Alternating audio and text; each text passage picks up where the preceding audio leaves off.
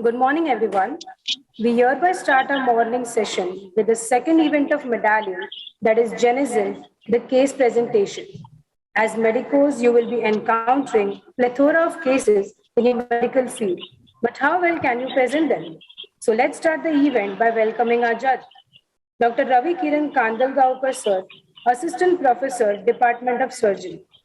All the participants are informed that when 8 minutes are over, I'll ring the bell and you need to wind up soon.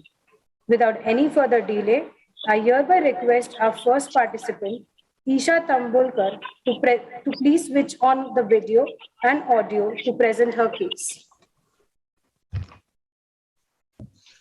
Good morning to everyone, to the judges, to the participants and all my fellow colleagues. I am Isha Tambolkar from BJ Government Medical College and Sassoon General Hospital, Pune, and I'm currently in the second year. The name of my case is an unorthodox presentation of multiple myeloma in the form of acute ischemic stroke, dyspnea, thrombosis in multiple arteries, and abdominal pain. So multiple myeloma is a comparatively rare malignancy. And a rare presentation of this rare malignancy is what makes this case interesting. It is also called as Caller's disease, named after Otto Kaller, and the median age of diagnosis is 65 years. It is more common in Africans and males than in Asians and females respectively. However, we are not aware of the exact causes of multiple myeloma. So what exactly is it?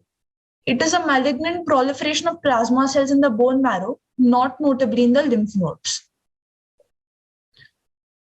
So it is, as I said, it is rare amongst Asians, and it is relatively common in the geriatric population, that is above 65 years of age.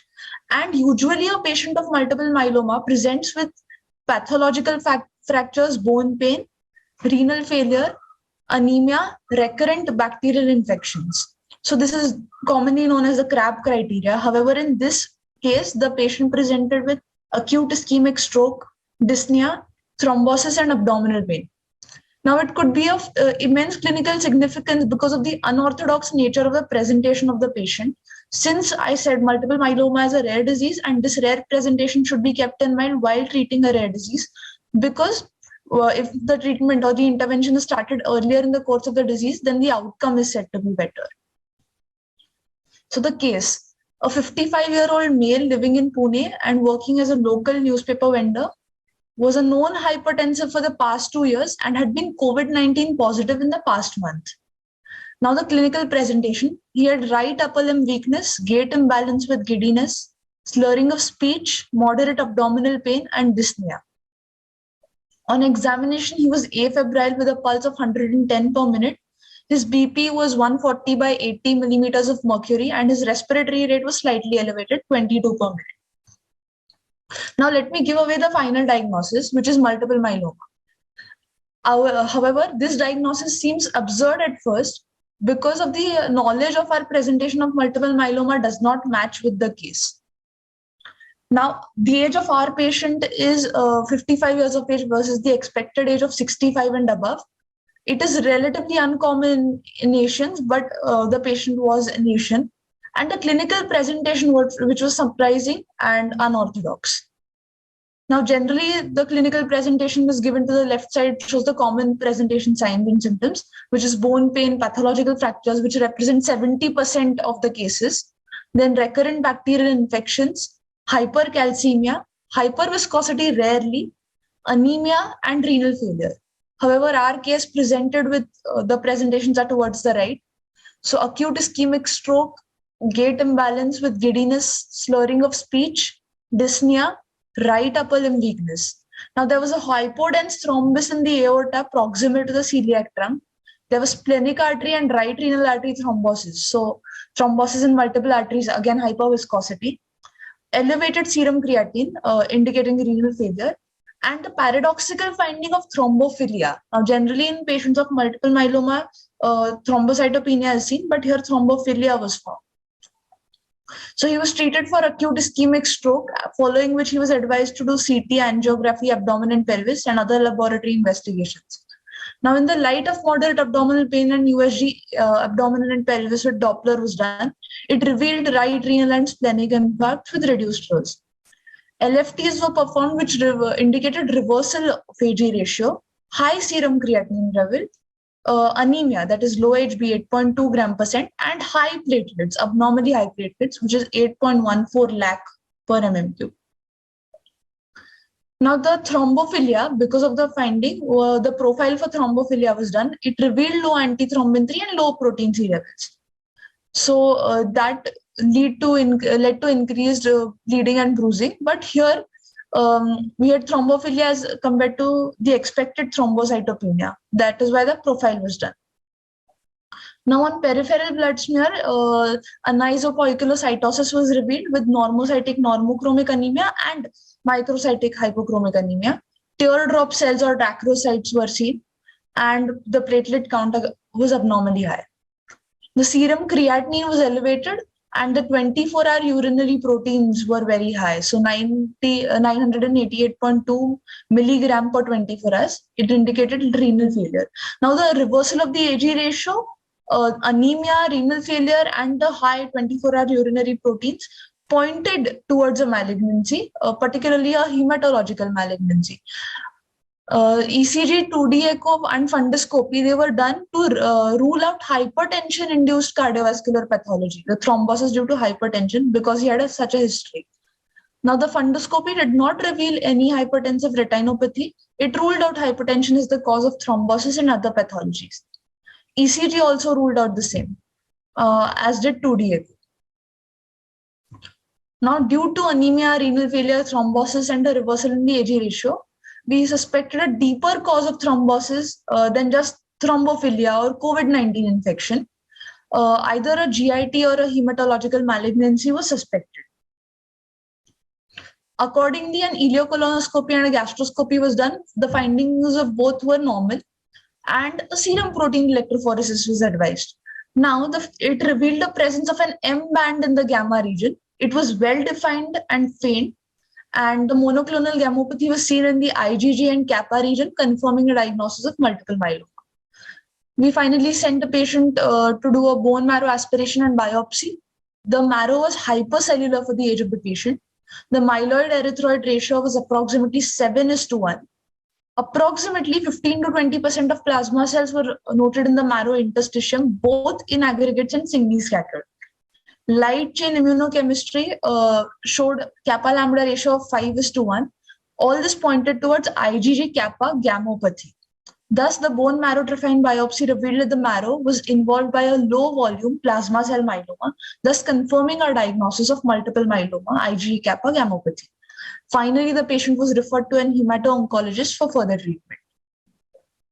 Now, this case presented with multiple myeloma, presenting with hyperviscosity and stroke, which in itself is a common finding. Now, generally, we see rarely we see stroke in patients of multiple myeloma who have been treated with dexamethasone and lenalidomide.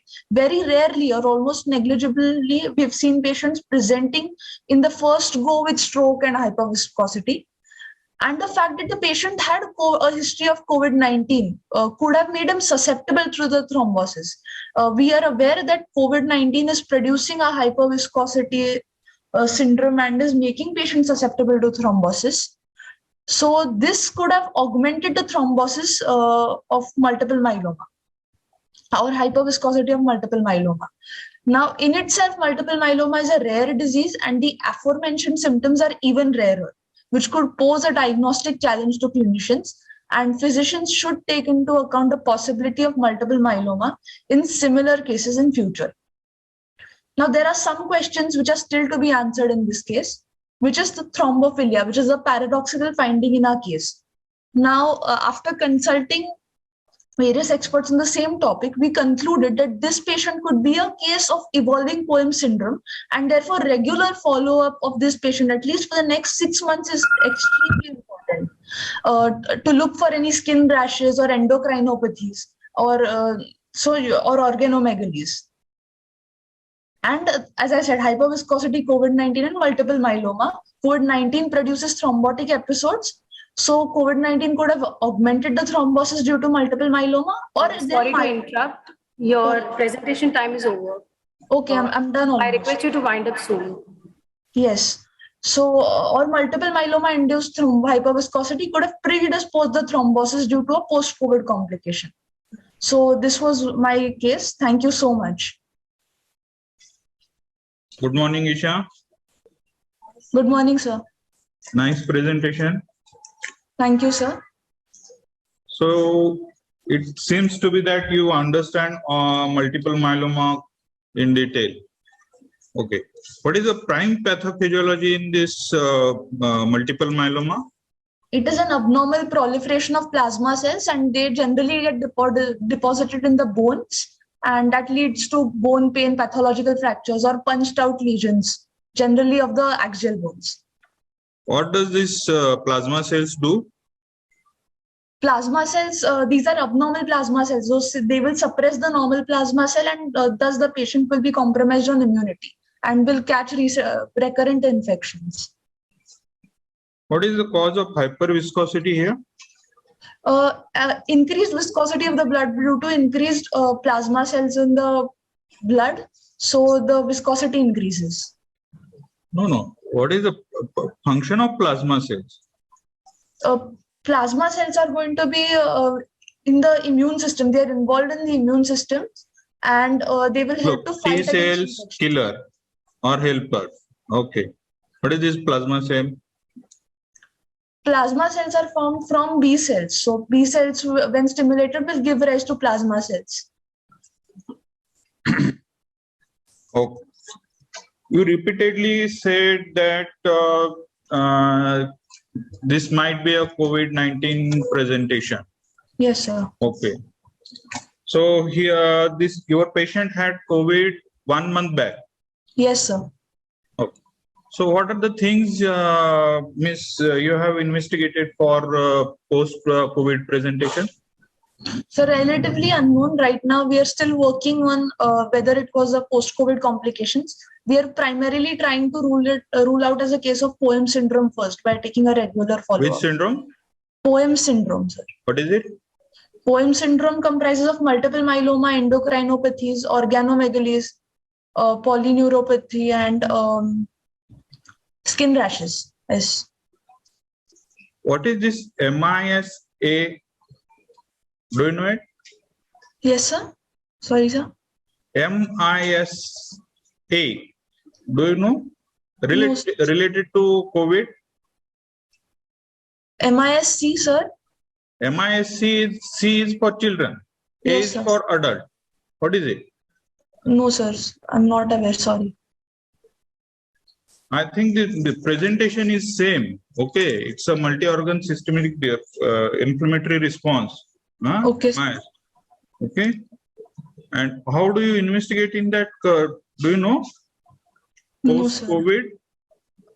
No, sir. Classical presentation that 1.5 months after the COVID, the patient presents with exaggerated thrombosis, shock syndrome, and everything. Okay. Yes, sir. How do you treat this multiple myeloma? This patient was started on zoledronic acid and Not your thalidomide. patient, other patients.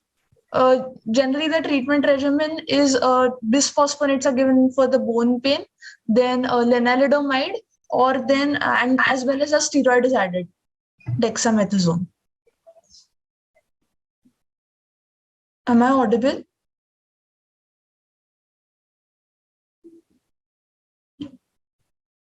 Hello, am I audible?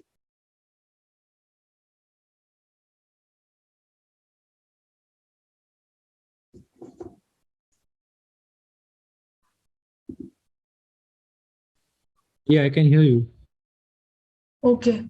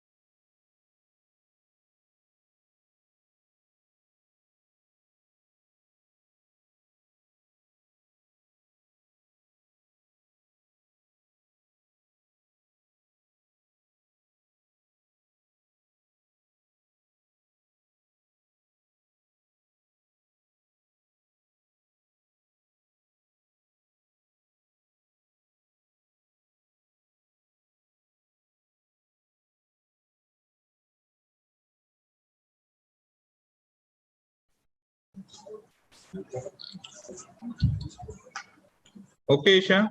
Good Yes, sir. presentation. Huh? Okay, thank you, sir. Thank Thank you, sir.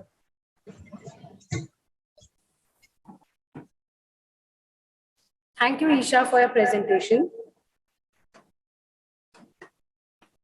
I hereby request our second participant, Gauri Badhe, to please switch on the video and audio to present her case.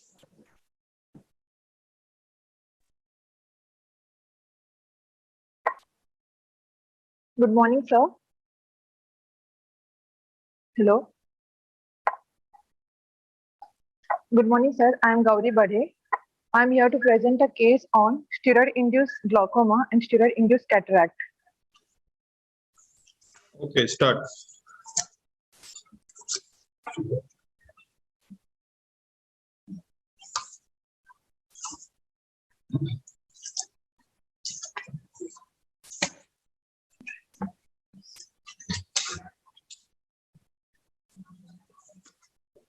ये सब paper नहीं है.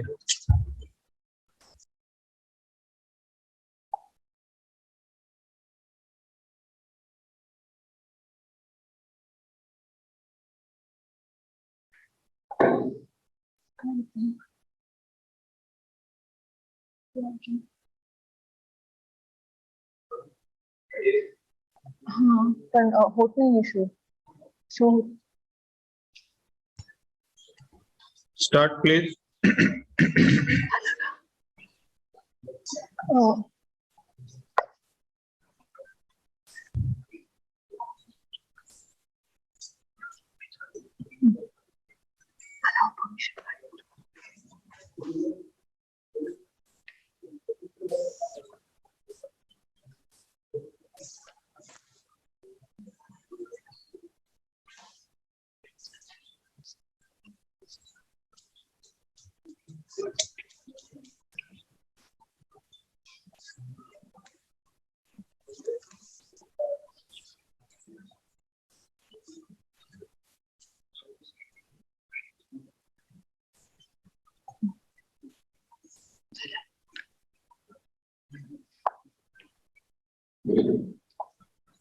steroid-induced glaucoma and steroid-induced cataract.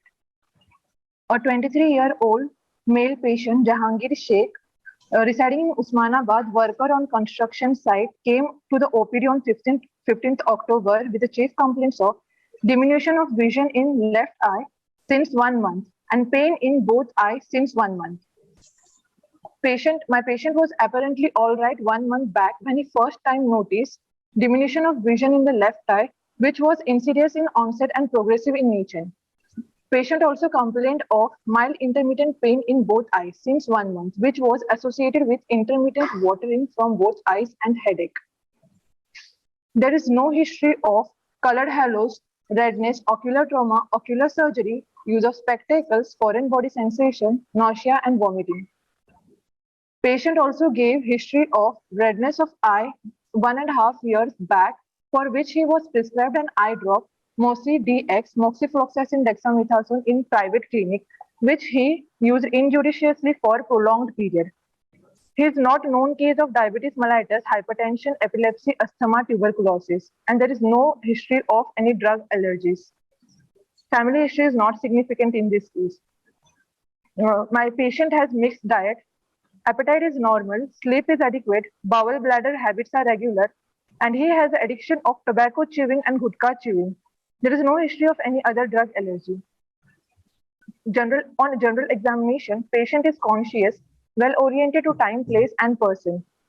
No pallor, icterus, cyanosis, or clubbing is seen. Lymph nodes are not palpable. Patient is averagely built. His pulse is 80 beats per minute, blood pressure 130 by 80 mm of Hg, respiratory rate 14 per minute, temperature 98.5 degree Fahrenheit. Systemic examination, cardiovascular system S1 and S2 sound heard and no murmur. Normal breathing sounds heard on both the side of lungs. A patient is conscious and well oriented to time, place, and person, and his reflexes are normal. Tenderness and organomegaly is absent on per abdominal examination. On local examination, head posture is normal, wrinkling present symmetrically on both the side of forehead. Ocular position is normal. Extraocular movements are normal. Ocular examination. Visual acuity of right eye is diminished to 6/18 and which is not improved with pinhole also. Near vision is J4. Visual acuity of left eye is 6/60, which is improved with pinhole to 6/24, and near vision is J4. Eyebrows, eyelids, eyelashes of both eyes are normal. Pulbar and palpebral conjunctiva are normal in both the eyes. Cornea is clear and transparent in both eyes. Anterior chamber is normal in both eyes. Color pattern of iris is normal in both eyes. Pupil is normal in size and reacting to light in right eye, whereas it is normal in size and relative afferent pupillary defect is present in left eye. Lens. Central posterior subcapsular type of lens opacity is present in both the eyes. Intraocular pressure is increased in left eye to 32 mm of Hg. Fundus proforma. On right eye, optic disc is normal. In left eye, optic disc cupping is seen 0.8. Nasal shifting of disc blood vessels is seen. Thinning of neuroretinal rim is seen. Investigations. On slit lamp examination, we see central opacity, posterior subcapsular opacity is seen. And on optic disc, on fundus, we see optic disc cupping 0.8 mm. And nasal shifting of vessels is seen in the blood vessels is seen. Neuroretinal rim thinning is also seen. On perimetry, in right eye, there is inferior incomplete arcuate scotoma at several points in the inferior nasal field. In left eye, there is marked visual field loss and with few islands of vision spared. From the above investigations and examination, I am of the opinion that patient is suffering from glaucoma and cataract, which may be due to prolonged use of eye drop which contains steroid dexamethasone.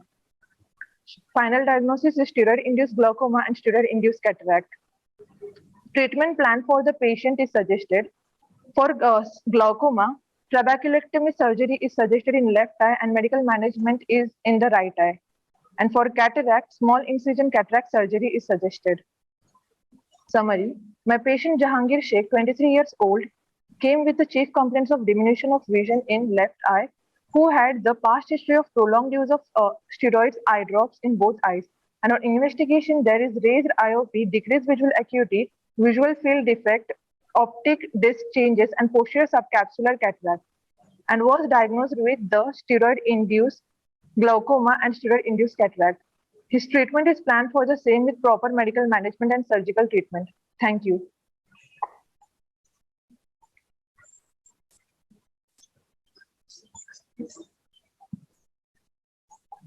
Very nice presentation. So do you understand this glaucoma? What is it? So glaucoma is a group of disorders which is characterized by chronic progressive optic neuropathy in which there are optic disc changes associated with visual field loss, and intraocular pressure may or may not be increased. How this intraocular pressure is maintained? Sir, intraocular pressure is trabecular outflow is present, uveoscleral outflow is present. It is secreted by the ciliary body in the posterior chamber, and episcleral vessels tension is also important in regulating this intraocular pressure. Oh, how do we measure it? We measure it. Tonometry is done for measuring intraocular pressure. We can do digital tonometry. We can do Shire's tonometer, applanation tonometer. Oh. Your patient is using steroid for 1.5 years. For what? For redness in the both eyes. After using that steroid, he doesn't have any relief of symptoms? Sir, actually he was worker on construction site, due to which there was constant irritation in his eyes. So whenever there was redness in his eyes, he used to take those drops. Okay. Okay. What are the causes of glaucoma in young age? Uh, intro, Other causes.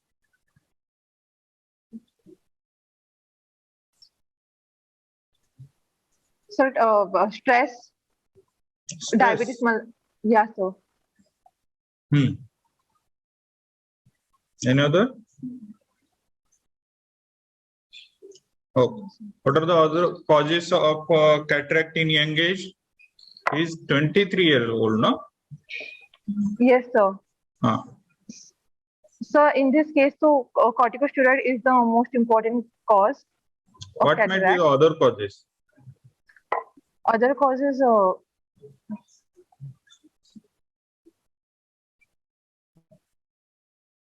diabetes can be one of the cause. Any other?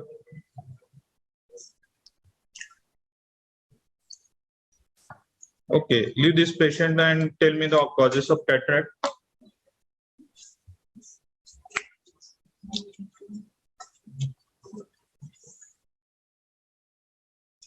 Okay, thank you, Gauri. Thank you.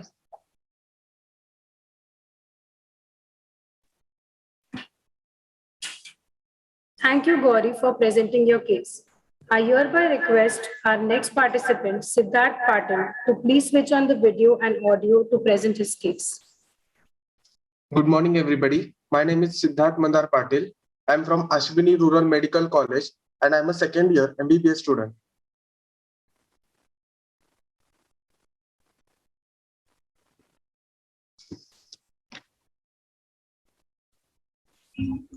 Start your presentation. Yes, sir.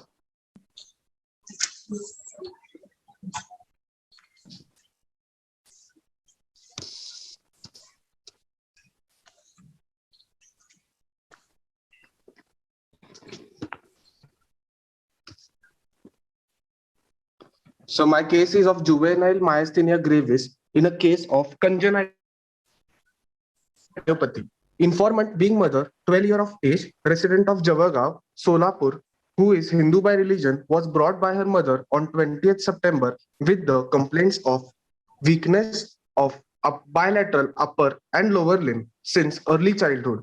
But this weakness has increased in past 2 years. History of present illness. She was apparently all right up to 2 years of age, after which her mother noticed that she had difficulty in standing up, climbing upstairs, hopping. This limb weakness was gradual in onset and slowly progressive in nature. The weakness had started more in the period of last 2 years. Now, the patient is able to walk, but she can't get up from the sitting position by her own, and also the sitting is difficult. Weakness is present in all 4 limbs with no diurnal change. 2 years ago, she was able to walk to school. Like it was about 1 kilometer that she could walk. She could do all her daily activities and chores. But now she cannot do her activities due to weakness. She gets fatigue. There is also history of drooping of upper eyelids since past 2 years. There is also history of difficulty in breathing more in past 2 years and difficulty in swallowing of food. She cannot perform her overhead activities like combing of hair. Negative history. No history of change in mood, behavior, and consciousness. No history of paresthesia, tingling sensation, and altered sensorium. No history of change in speech or voice. No history of tremors or fasciculations. No history of facial asymmetry, deviation of angle of mouth, and salivation. No history of ataxia. Antenatal history. As this case is right from the birth, so I would like to go first with the antenatal history. Mother is married at age 17 years. She was second child born after 3 years from non-consanguineous marriage. The first, second, and the third trimester was uneventful. The mother had taken the 2 tetanus vaccine doses. Total 3 antenatal visits were done and the weight gain was adequate. Moving on with birth history, which was delivered by normal full-term vaginal delivery at civil hospital. Baby cried after birth. Birth weight was 3.1 kg and had no difficulty in feeding. Milestones. All milestones were normal up to 2 years of age, but after which mother noticed that she found out difficulty in walking, which started late at approximately 3 years of age. There is no history of running or hopping, which was observed further. Immunization status was completely immunized. Family history. No such history of similar complaints in family. Also, hypertension, diabetes, and asthma is absent. Diet. She is pure veg by diet, having a deficient calorie diet of 879 calories, and also the diet is protein deficient of 24.7 gram. Her sleep is adequate and undisturbed, but bowel and bladder are unaltered. Her social status. Father was educated till 5th standard and mother is educated till 9th standard. Father is farmer by occupation and mother is housewife. Their family income is 15 to 20,000 per month. They live in a pakka house with 2 rooms and a separate kitchen. She belongs to lower middle class according to modified Kupaswamy classification. Now, I would like to move on with the examination. Patient is well oriented to time, place, person. Examined in lying down position in well illuminated room with proper consent in presence of female attendant. Her pulse rate being regular of 84 per minute of normal force tension rhythm with equity of volume on both sides. Peripheral forces were felt and no radiofemoral delay was observed. Her blood pressure was 100 systolic and 60 diastolic mm of mercury examined in lying down position on right brachial artery. Her respiratory rate was 24 cycles per minute. Her height was 149 centimeter. Her weight was 29 kg and BMI was 14.7, which was found out to be underweight. Pallor is present. No icterus, no cyanosis, no clubbing, no lymphadenopathy, and no edema. Head to toe examination. Head is normal in size and shape. Spine. Spine shows scoliosis and a lumbar lesion towards left side. There are no dysmorphic changes on faces. Eyes show drooping of upper eyelid, which is present on both sides equally. There is wasting in all 4 muscles, all 4 limbs. Then skin, there is no history of scarring or any abnormalities found on the skin. I would like to go with a video of examination that we carried out. First, we told her to close her eyes tightly to check for the power.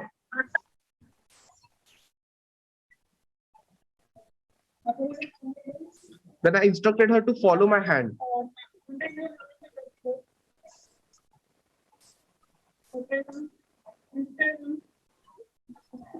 As we can see, she cannot see when the hand was above.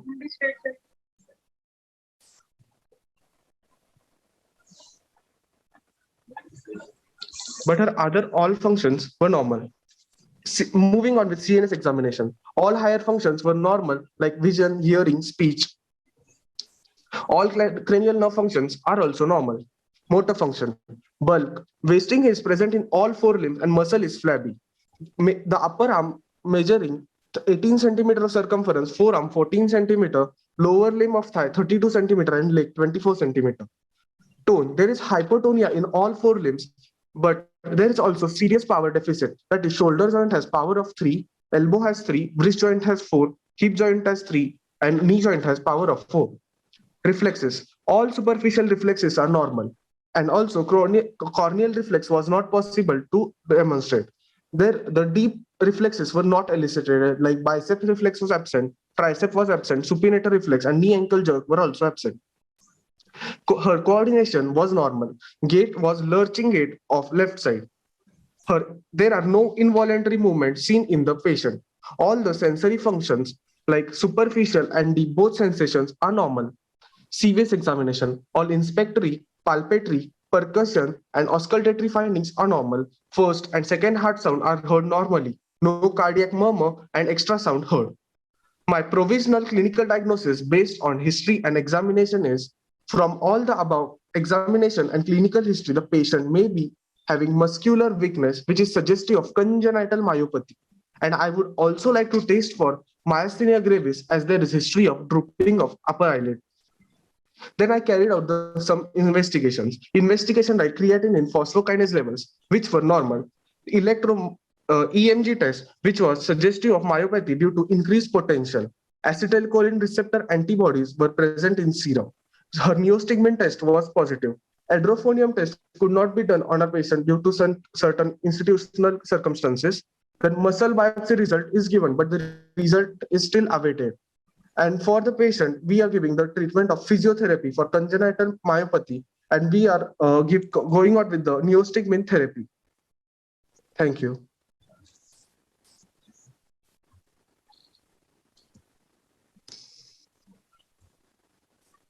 Okay, Siddharth. Nice presentation. Second year. Thank you, sir. Yes, sir. You're in second year. Okay. Okay. So do you understand this myasthenia gravis? What is it? So myasthenia gravis is an autoimmune disorder in which antibodies are formed against the acetylcholine receptors, which are present on post-synaptic membrane. Okay. What do you mean by autoimmune disease? Autoimmune disease means the antibodies are formed against our own antigen. Okay. Okay. Okay. So why are you keeping both the diagnosis, congenital myopathy and myasthenia gravis? Are they you are thinking two pathologies simultaneously or what? Yes, sir. Because what is the problem is till 2 years of age, she was having weakness, but after that, her which is due to congenital myopathy generally, that was weakness and her developmental delay. But now since 2 years, she has started difficulty in breathing, swallowing, and drooping of eyelids, and which maybe we think that it is due to superadded myasthenia gravis. But that is classical of autoimmune disease, na? Those are progressive. Yes, sir. But sir, so as it was there, so we tried to rule out myasthenia gravis, and while we were investigating, we found out autoantibodies against acetylcholine receptors. What are the other myopathies? So other myopathies of congenital origin can be central core disease, centronuclear myopathies can be there, then congenital fiber type disproportion myopathy, Nemeline myopathy, or multi-mini-core myopathies can be there. Any muscular dystrophies you don't know? Duchenne muscular dystrophy could have been the cause, but as she is the female, and that is an X-linked disorder, so it is highly unlikely. And even if it was there, there is no what we say calf hypertrophy seen in her, which is a classical sign of it. How we check power of muscle? So we check the power of muscle. It is divided in 5 grades. Basically, at 0 grade, there is no movement seen across the joint. Then in first grade, there is very mild movement that is not that appreciable or complete movement. In second, it is done by eliminating gravity. Then next, against moderate resistance. And in fourth grade, there is against moderate resistance and against gravity. And in fifth, there is against resistance. And how we check tone of the muscle? So for checking tone of the muscle, we measure the circumference of the bulk of muscles. What do you mean by tone? So tone is the passive state of contraction of the muscle present. Passive state of contraction means what? So means generally the muscle is not fully relaxed. It is contracted in the normal state. How we check abdominal reflex? So abdominal reflex is checked by taking the Neves hammer opposite side and just giving a stroke in the periumbilical region, and a contraction is felt. Contraction is felt? Yes, sir. Seen. Okay. What do you expect in muscle biopsy? So we expect a fiber type disproportion in muscle biopsy. Miss, is it indicating myasthenia gravis? No, sir. We are looking it for diagnosing congenital myopathy. Which type of myopathy is it associated with? And myasthenia gravis is already confirmed by a neostigmine test as well as by autoantibodies serum. Okay. Last question. Do you know any famous personality having myasthenia gravis? Yes, sir. Amitabh Bachchan has myasthenia gravis. Okay. Thank you. Thank you, sir. Thank you, Siddharth, for presenting your case. I request our next participant, Mustaqim Kazi, to please switch on the video and audio to present the case.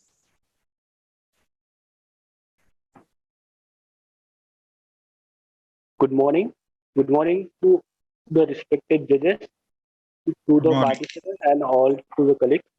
Today I am Mustaqim Kazi, studying third minor from Dr. V.M. James Solapur. I'll be presenting the case on the hiatal hernia.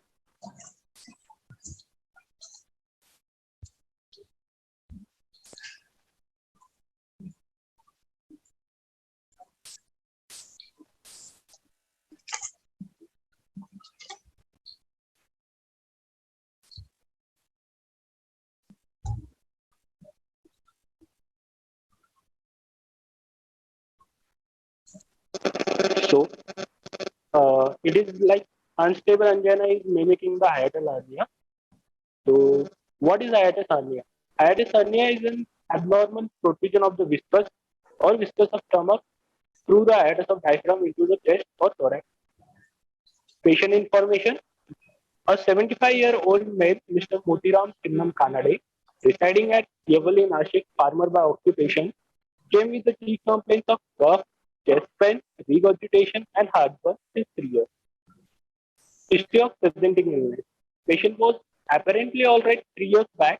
Then he started suffering from the episodes of cough, chest pain, regurgitation, and heartburn. Cough from last 3 years. Onset was insidious and which lasted for 3 to 4 hours, which was gradually progressive and relieved in the sitting position.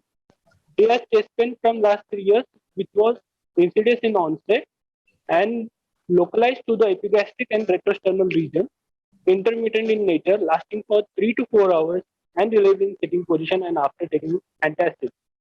He has regurgitation from last 3 years, which is insidious in onset, lasting for 3 to 4 hours. The regurgitation was bitter in taste, which is called as dysgeusia, and this was relieved on taking antacids and in the sitting position. He also complained for the heartburn since 3 years, which was retrosternally, which is insidious in onset, after meal and relieved in sitting position. He complained for breathlessness and uneasiness, which was exacerbated by the asthma. Breathlessness was relieved after taking the pump of asthma. He has loss of weight since 2 years. There were other complaints. There is no history of vomiting or diarrhea. So ruling out the infection of the gastrointestinal system. There is no history of hemoptysis. So ruling out the pathology of the lungs. There is no history of chest pain during sternal exercise or during rest. Ruling out the cardiology pathology. There is no history of dyspnea or orthopnea, no history of dysphagia to solids or liquids, ruling out esophageal pathology, and there is no history of hematemesis and melena. In the past history, he is known case for diabetes mellitus since 5 years, which is controlled, and glycolizide 40 mg BD is taken as a treatment part. He is accidentally diagnosed for the hypertension from last 1 month, which is controlled, and amlodipine 5 mg OD is given as a treatment part. He is asthmatic from last 5 years, which is controlled, and Provisional is given, which is levosolvitable for the treatment part. He was diagnosed for unstable angina for chest pain from last 2 years, and angiography was performed. Angiography suggested for insignificant stenosis, and treatment was given as aspirin 150 mg plus statin 20 mg. He has history of tuberculosis, for which he has taken anticox treatment, which he completed 10 years back. There is no history of COVID-19 disease. In personal history, he has disturbed sleep. His appetite was decreased, as before he was taking 2 chapatis, now he is taking half chapati. His bowel habits are altered, and he complains for constipation from last 1 year, which he attributes to the use of antacids. The bladder habits are normal. He is a chronic tobacco chewer, which he chews 6 to 7 times a day and finishes off 1 packet for 3 days of duration. There is no any cancer-related deaths in the family. This history is significant for ruling out the esophageal cancer. Now, coming for the general examination part, patient was examined in full light illumination and proper consent. He was conscious, cooperative, and oriented in time, place, and person.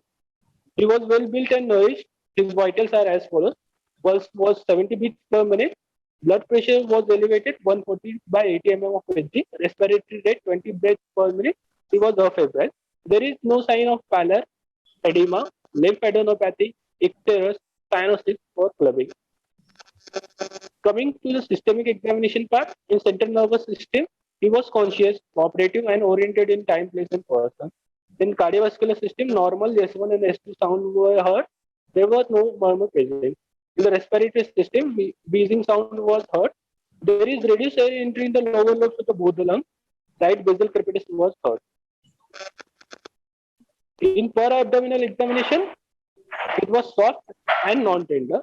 In the oral examination part, sore throat was present. In per-rectal examination was normal. Summary: a 75-year-old male, Mr. Motiram Kanade, residing at Evlen, Nashik, farmer by occupation, came with the chief complaints: cough, chest pain, regurgitation, and heartburn in 3 years, which were associated with the meals and relief on sitting position and taking antacids. He also complained for constipation and flatulence since last 1 year. He has breathlessness and uneasiness, which was relieved on taking medication of the asthma. He is a known case for diabetes mellitus, hypertension, asthma, and unstable angina, which are controlled and treatment part is taken for the same. He is a chronic tobacco chewer and has decreased appetite. On examination part, his blood pressure was raised to 140 by 80 mm of Hg, and other vitals are normal. Sore throat was present. Respiratory examination revealed reduced air entry in lower lobe of both the lungs, and right basal crepitus was heard. Other examinations were normal. So, on the basis of history and examination, the differential diagnosis I found out was like acalcia cardia, esophageal cancer, peptic ulcer, acute coronary syndrome, gastroesophageal reflux disease. Now, the investigation part was done. Angiography was performed last 2 years, as I said in the past history. Angiography suggested for mild stenosis in the left anterior descending artery, which confirmed for the unstable angina with ischemic heart disease. But left coronary artery and right coronary artery are normal. 2D echo was done. There was no regional wall of motion abnormality. Left ventricle and right ventricle function are good. Electrocardiogram report, ECG reports were normal. So, going to the next, upper gastrointestinal endoscopy was performed, and endoscopy has found hiatus hernia type 3 with sliding component. Here is a video I'd like to share. So, we can see here endoscopy is performed, and the part of the esophagus is protruded into the thorax region, and there is a reflux.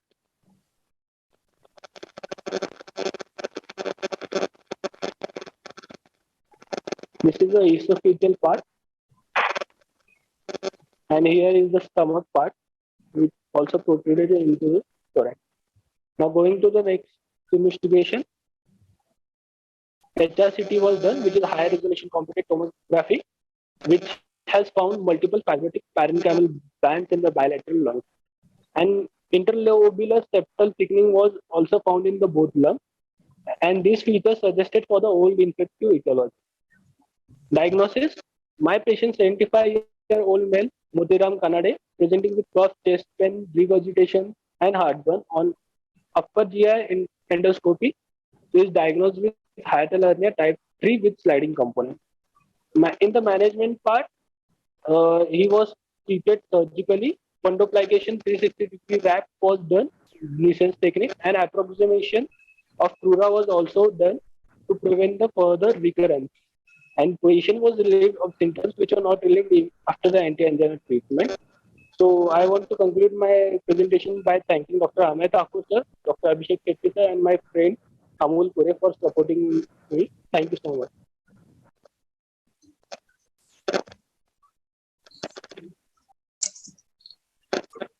Okay. Mustaqim Kazi. Yes. Yes, sir. Okay, nice presentation. There is little query. Okay. Yes. Does your patient have unstable angina? Yes, sir. This is diagnosed. Yes, sir. In angiography report, there was mild stenosis was present, but it is clinically it is not so No. promising. Unstable angina diagnosed or not diagnosed? Diagnosed. Diagnosed. Then why are you saying that hiatal hernia mimicking unstable angina? Sir, actually, what presentation he has given from the history and examination, it suggested mainly for hiatus hernia rather than unstable angina. Unstable angina is present, but the features are more suggesting of hiatus hernia. So you can say both are present simultaneously. Yes, sir. So why should one mimic the other? He definitely have unstable angina diagnosed with this angiography, okay, and on treatment have all the risk factors, okay. Yes, sir. How many patients means what is the incidence of hiatus hernia? So, it is generally seen in the geriatric patient, old age patient, 15 to 20%. 15 to 20%. Mhm. Okay. What is the main pathology behind this hiatus hernia? There is it is age-related etiology. There is widening of the hiatus due to the age-related factors, and there is increase in intra-abdominal pressure and other comorbid diseases. But why it mimics angina? Uh, Why there is a pain? there is a pain due to the protrusion of the stomach and the esophagus in the thorax, and there is reflux, which Reflux. irritates. No, reflux is the main pathology. Gastritis that gives rise to pain. But your endoscopy does not reveal any gastritic changes, or it was there. Yes. Okay. What are the types of hiatus hernia?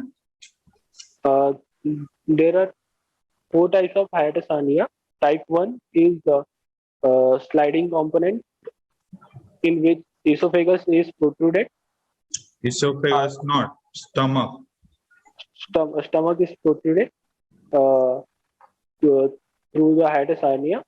And in type 2, with stomach, the part of fundus is also protruded. And in type 3, there is mixed type. Both stomach, cardiac part, starting point, gastroesophageal junction, and fundus part is protruded. And in type 4, it is protrusion of other abdominal viscera. What is this sliding hernia and what is another type? What is sliding hernia? Sliding hernia is a type 1 hiatus hernia in which stomach part is protruded from the gastroesophageal junction. Any other type?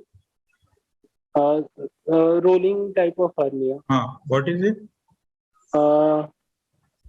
In this,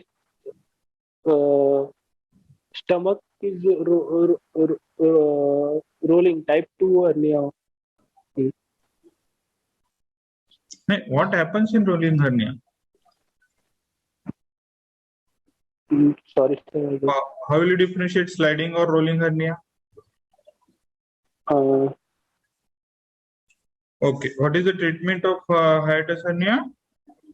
Fundoplication. For most of the time, it is treated medically if there is no indication of the surgery by giving the antacids and H2 blockers. If there is surgery indicated, then fundoplication will be done.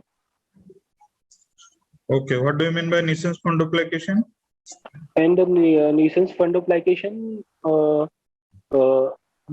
stomach fundus part is separated from the greater omentum, and from the esophageal tunnel is made posteriorly, and fundus part is brought anteriorly, and they both are approximated and sutured, not so tightly that esophagus will contract.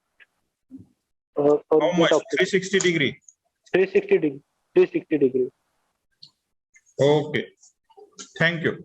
Thank you. Okay. Thank you. Thank you for your presentation. I request our next participant, Pradyuman Mane, to switch on the video and audio to present his case.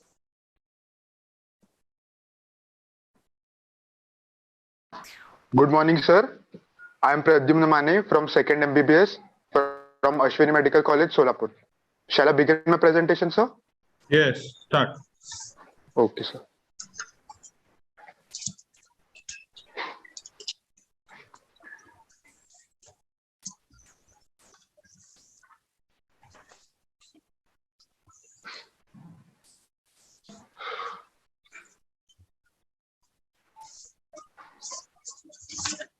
So, my today's case presentation is of a second gravida with complications of SLE, rheumatic heart disease, and APLA syndrome.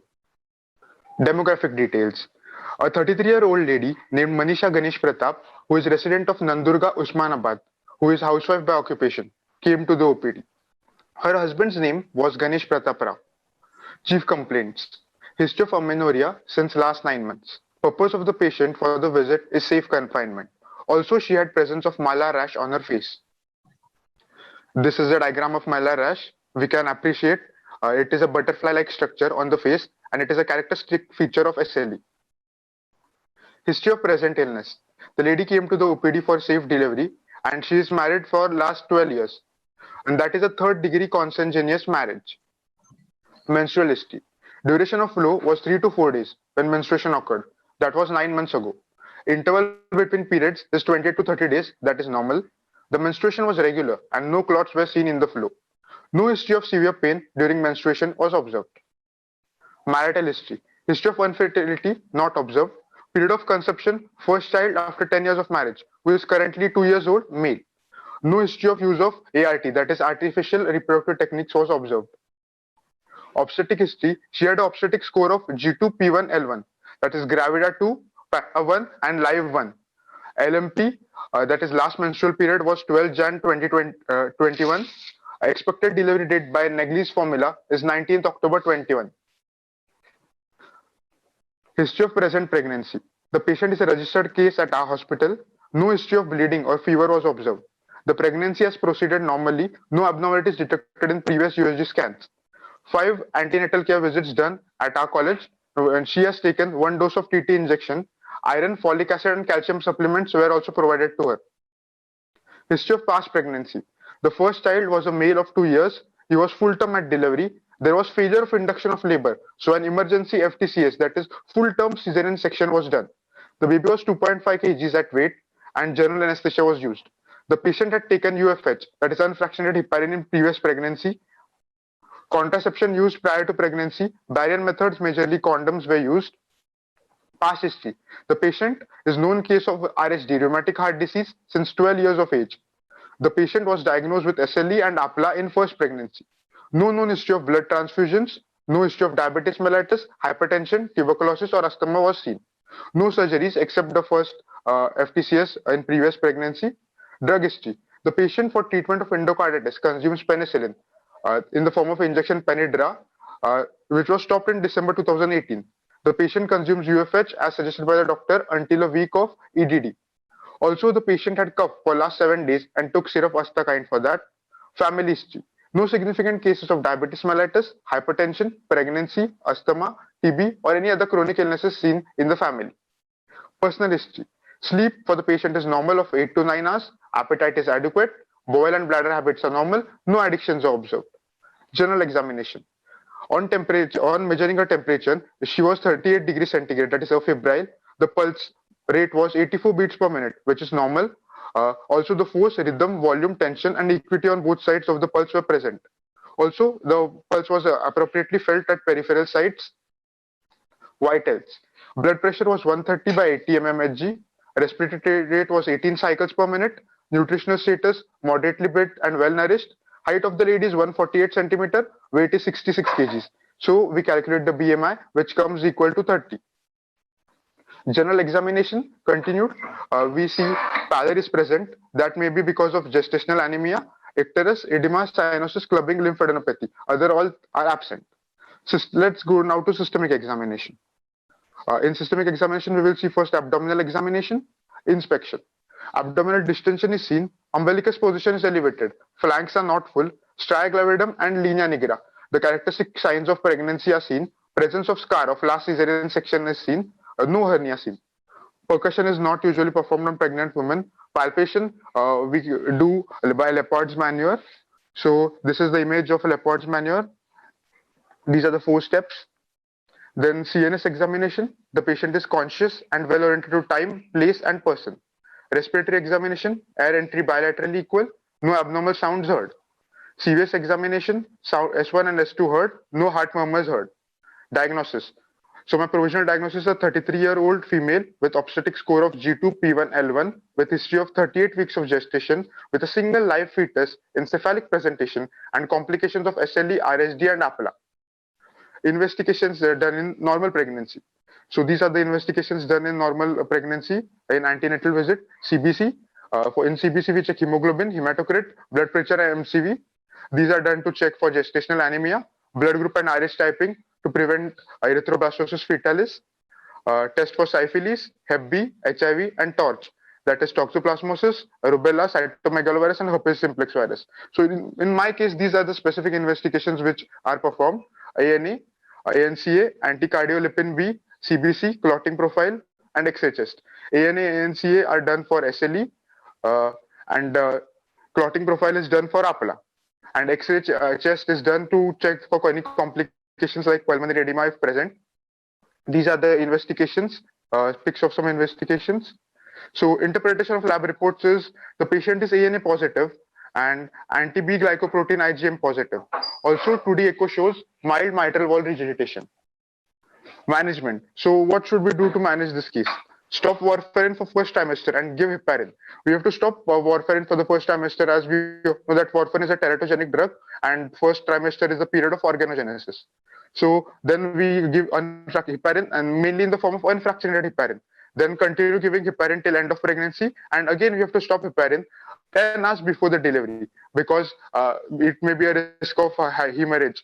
Then for treatment of SLE during pregnancy, low dose aspirin is given. If no response occurs, then we can try another NSAIDs. Then also if no response occurs, then we can give corticosteroids like prednisolone. Now for safe delivery, we will give general anesthesia. As the patient is class 1 obese, we saw that the BMI of the patient is 30, so she comes under the category class 1 obese. Then within 12 hours, we go for elective C-section. Now this is an elective C-section because she already has first cesarean section and there are also complications like SLE, RSD and APLA. So after 10 hours of the safe delivery, we will start warfarin again and it is continued for lifetime. Also, this is the counseling which I will suggest to my patient is she should try not to conceive further because she has already so much complications and she is a heart patient. So I will give hormonal IUD mainly in the form of DMPA. Oral contraceptives are contraindicated here because they are thrombogenic. Also, surgical methods like vasectomy or tubectomy may be considered as an option, but the most best option will be DMPA. Thank you.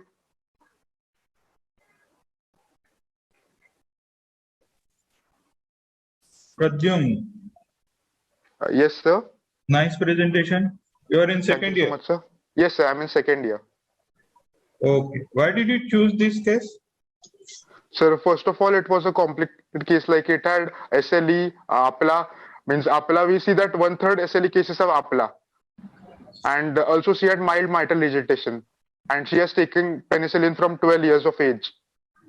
What is this Abla syndrome? So APLA is antiphospholipid antibodies are formed in the human body. These attack against the proteins. And there are two types. Proteins. Proteins in the How body. do they There are two. present? Presentation mainly clotting and bleeding disorders are major manifestations. And there are two types, 1 degree and 2 degree. 1 degree is only APLA and 2 degrees associated with other comorbidities like SLE. Okay. You are saying your patient is having heart disease. What is it? Yeah.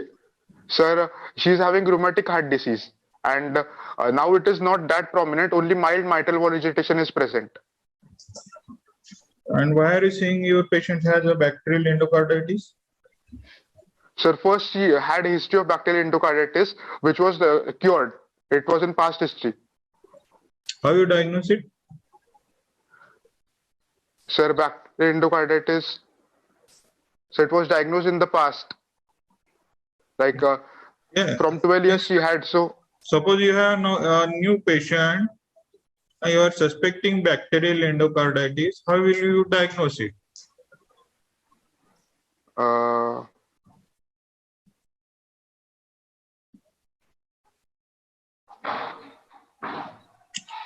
Okay. How will you diagnose SLE? Sir, SLE, now we check for autoantibodies. Mainly that is anti-Smith antibodies, ANA, anti-nuclear antibodies. In that, ANA is the most sensitive, but most specific is anti-Smith. What is this long form of SLE? Systemic lupus erythematosus. Okay. You have shown a photograph in your presentation. Was it of your patient or other? In your, no, sir. It was from the net. It was just for demonstration purpose. How a malar rash looks. So, does your patient have malar rash or not? Yes, sir. My patient has malar rash. Okay. Okay. What are the indications for elective cesarean section? Sir, for elective cesarean section, the patient should be having complications, or if she had first cesarean section, like in this case, she had first. Elective cesarean section. You have planned the cesarean section, okay, not emergency. Yes, sir, in this case, like earlier, she had complications, so we can't go for normal VBAC delivery. So we have to go do elective cesarean section. That is okay. We have to plan, but give me any other indications. Okay, sir. So, like if placenta previa or any other abnormalities in pregnancy are present. Okay. Also, if a breech is there, breech position, baby lies in breech position.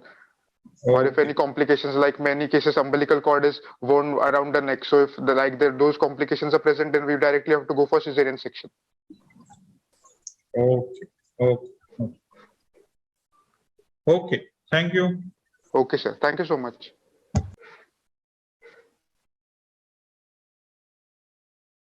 Thank you for your presentation. I request our next participant, Rohit Taparia, to switch on the video and audio to present his case.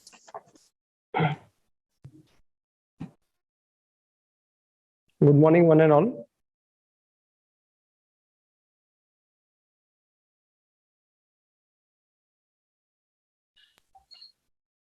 Good morning. Start. Yes, sir.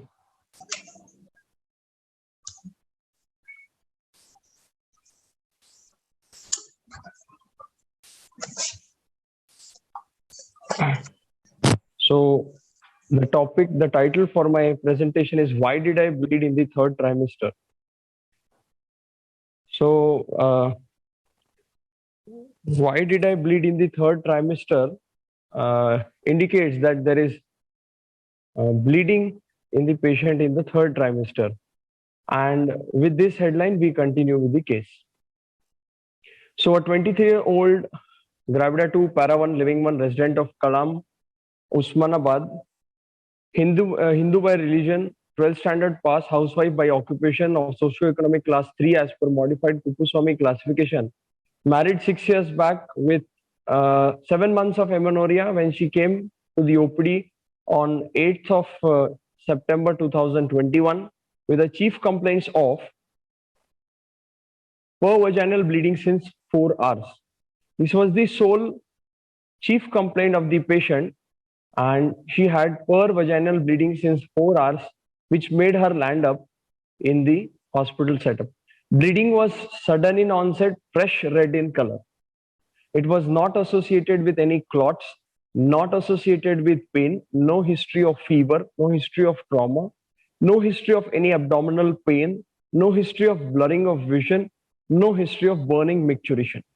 These will rule out the differentials that we could think of when a patient presents with per-vaginal bleeding with sudden onset. Now, history of present pregnancy. First trimester, the type of conception was spontaneous. Pregnancy was confirmed by urine pregnancy test in the private hospital at her own place after 1.5 months of amenorrhea. She took the first dose of tetanus toxoid injection. USG was done in the 3rd month. Folic acid supplementation was started. In the first trimester, she visited twice for antenatal checkup. History of nausea and vomiting and increased frequency of micturition was seen in first trimester, and pregnancy was registered in a private hospital there. In second trimester, she had 3 visits of ANC. Weight gain in the second trimester was 5 kg.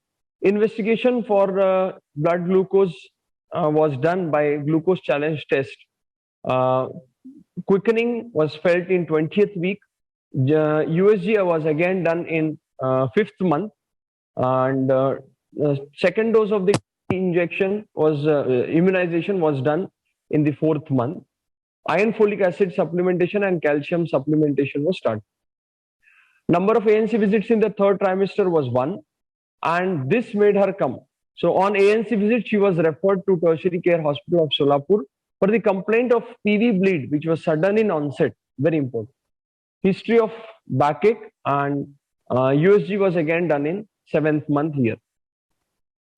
Menstrual history, age of menarche is 13 years, regularly menstruating for 3 to 4 days, 30-day cycle with adequate flow.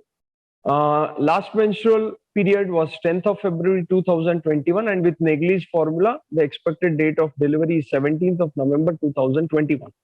Gestational age as of now is 36 weeks, 2 days. Obstetric history, she was married 6 years back. She is gravida 2, para 1, abortion 0, living 1. It's a non-consanguineous marriage. Gravida 1 was full term, normal vaginal delivery was done. 5 years of old living male child she is having now. Baby's weight was, this is a typing mistake, it was 3.1 kg. There was no any history of complication during the pregnancy. No history of similar complaints in the past. No history of TB, asthma or HIV, diabetes mellitus or hypertension or COVID-19 in the past. This is very important that she had a history of implantation of copper T 5 years back, and is a crucial past history which will lead to the probable diagnosis we are going to. There is no significant family history. Her sleep is normal, diet is mixed, appetite is normal, bowel bladder movements are normal, no history of any alcohol intake, smoking or any other addiction. Her general examination, patient, she is conscious, alert and well oriented to time, place and person. Patient is afebrile, averagely built. History, the height of 160 centimeters and weight 62 kg. Pulse is 80 per minute, regular rate and rhythm and normal volume. Blood pressure is 110 by 80 mmHg in the right upper arm in supine position when measured. Respiratory rate 18 cycles per minute, and the type of respiration is thoracoabdominal. Pellar was seen, but there is no cyanosis, clubbing, lymphadenopathy or edema seen. Systemic examination, her cardiovascular system S1, S2 was heard, no murmurs, respiratory rate, air entry equal on both sides with no abnormal sounds, and she's conscious, well oriented to time, place and person. Reflexes present, and per abdominal examination, inspection, shape was ovoid, contour was smooth, there was fullness of flank, umbilicus everted, fetal movements visible, scar absent, no any scar on the abdominal surface. Linea nigra was seen, stria gravida was seen, gravidum was seen, and dilated veins not seen. On palpation, symphysiofundal height 32 centimeters. Grips were not performed, some with reason. Auscultation, fetal heart sounds heard, 140 beats per minute. Provisional examination was not done. Now, probable diagnosis. So, 23-year-old gravida with gravida 2 with 36 weeks and 2 days of pregnancy came with the chief complaints of pervaginal bleeding, not in labor, under investigation of placenta previa. Now, here investigations that were performed in our setup, they were USG was done and placenta previa was confirmed. The position of the placenta previa on USG was confirmed, and now she is not in labor, so she is under continuous monitoring because she is a high risk patient. Special thanks to the professor and head of Department of Gynecology and Obstetrics and the resident Dr. Pushpa Gond, who helped out. Thank you.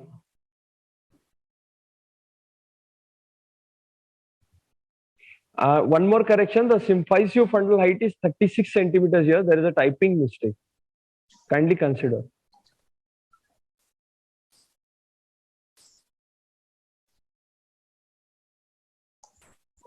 Okay, Rohit. Yes, sir. Nice presentation. And why do you want to correct it? You don't get time to correct it? Sir, actually, I started the previous presentation, sir. We edited it, but it got edited 3 or 4 you don't have the time. Oh. No, sorry, sir. What is placenta previa? Sir, normally the placenta gets implanted on the fundal side, but then when it is getting aligned, not on the fundus, but on the sides of on the body of the uterus, or on the just above the internal os of the cervix, then we call it as placenta previa. We have 4 types of it. What are the types? So type 1 is when it is on the body of the uterus. Type 2 is low lying. Type 3 is partially covering the cervical os, and type 4 is totally covering the cervical os within less than 2 centimeters of the internal cervical os. So this patient is with central low lying placenta previa. Oh. You insisted that history of copper is very crucial. Why? Sir, after her first baby, she implanted the copper T, and as we know that copper T makes the uterine inner surface, the endothelium and the uterine surface not suitable for implantation of the placenta because of the mechanism of action of the copper T ions released. And because the surface was not suitable for implantation, then placenta found some other place that happened, and that is why it's a presentation of placenta previa. So you want to say that all the copper patients with copper T have placenta previa? Sir, not all patients might have it, but in this case, with this history, it is crucial, because this indicates that 5 years of copper T use has made the surface not suitable for implantation. Okay. Any other placental abnormality do you know? Sir, the differential diagnosis for pervaginal bleeding in 3rd trimester, the main 2 important are placenta previa and abruptio placenta. So when we asked the negative history that there was no passage of clots and no abdominal pain, this was to rule out abruptio placenta.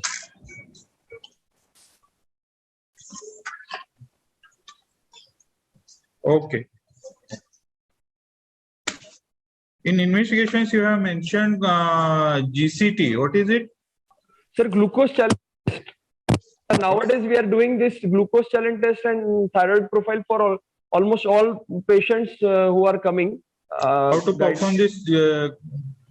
Sir, we ask the patient to drink 300 ml water in which 75 grams of sugar is added over 20 to 30 minutes or 15 to 30 minutes as per the convenience of patient. And then we check 2 early, 1 early, 2 early, 3 early. So if more than 2 findings are above the range, that is 126 milligram per deciliter of blood glucose level, then we label the patient as GDM. If she's not having any, we label it at what? Sir, we label it at what? Gestational diabetes after 20 weeks. Sir. Are you sure that this test was done? Yes, sir. We and notified. You are doing in all patients? No, sir. In this patient, because she was high risk. But at her local place, this test was done, sir, not at our place, because she is of Kalam, so she had shown there. Okay. Okay. In your examination, you didn't do gripping. Yes, sir. Why? Sir, because she is having low placenta, I mean low lying placenta previa. So even if we had to do the grips, she could have landed up in complications, sir, sudden bleeding, etc. Because of so you already have the diagnosis, and yes, then you didn't do the gripping. Yes, sir. Yes, sir. That is a part of examination, no? Sir, that's a part of examination, but we need to do it under more supervision and more meticulous, in a more meticulous way and in a proper setup, so that even if there is bleeding or all, we can manage it, sir. Because she's a low-lying central placenta previa, we did not take any risk of such kind, sir. So you did first ultrasonography and then you went for abdominal examination. Yes, sir. Yes, sir. Sir, actually the patient was... Yes. Sir, when we took the case of this patient, so we did not perform the grips. So we referred to the ultrasonography report that was done by our residents and department. That ideally, is not correct, no? Sir, ideally we should do the examination first, general examination and systemic examination. Then we should go for investigation. But that was already done, sir. So when we went for taking the case, because this patient is even now she is not delivered. Since 1.5 months she is under monitor. We are not inducing. We are. What are the PV findings? Provisional examination findings.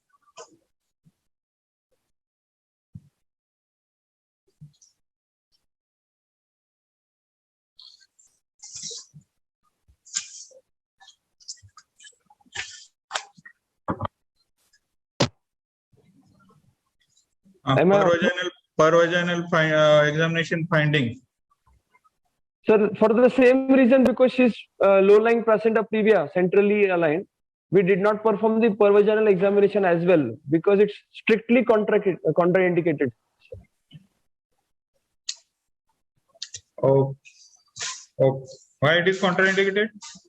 So there can be sudden gush of blood because the placenta is lying there. So sudden gush of blood, patient can land up immediately in hypovolemia, sir. 500 to 1000 ml blood loss can be there if the placenta is getting ruptured because of the PV examination. So for no reason why to predispose patient for undue threat. How to control this bleeding? Sir, is it during active management you are asking, sir? Yes. Sir, active management, sir, first we will try to locally find out the point of bleeding and try to hold with the artery forceps or likewise. But if it is bleeding too much, then we will go for artery embolization. We can go for uterine artery embolization. In your case? Sir, since we have not delivered till now, sir. The patient is bleeding provisionally, continuously. What should be done?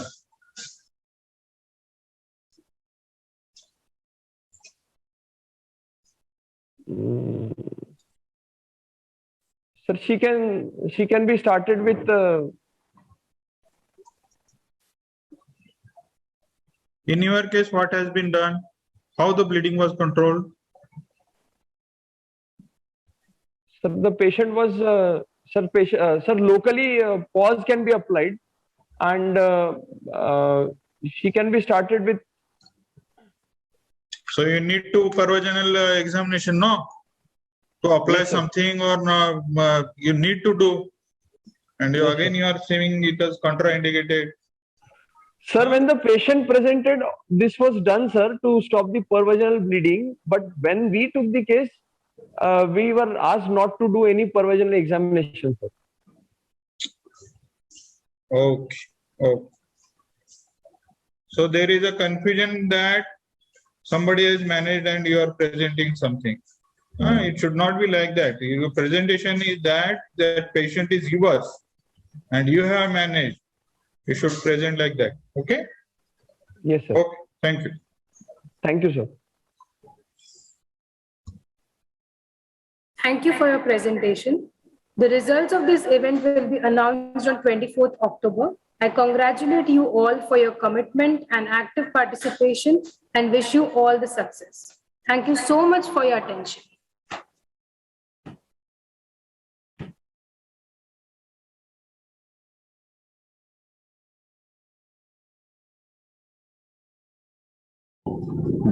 Good afternoon, friends. I was unlucky that I was not with you in this couple of days, but I heard the conference is going well, and you are done a really excellent job and a very hard work that the conference is making successful. So the message what I want to give you, that you learn a lot of things from this conference, meaning you can present papers, you will have the stage fear, you will reduce the stage fear, and you do some concrete thing, and this will definitely make you much more perfect in coming days. You have seen a lot of experts and stalwarts from different branches, and I hope one of them will be a mentor for you, and you will really climb to your success in coming days. I just this is the favorite topic, laparoscopic surgery. How I started, I got trained myself in through All India Institute of Medical Sciences with Dr. Nandi, and we do a lot of GI surgeries. But as the time passes, you have to catch hold of the new technologies to get for your success.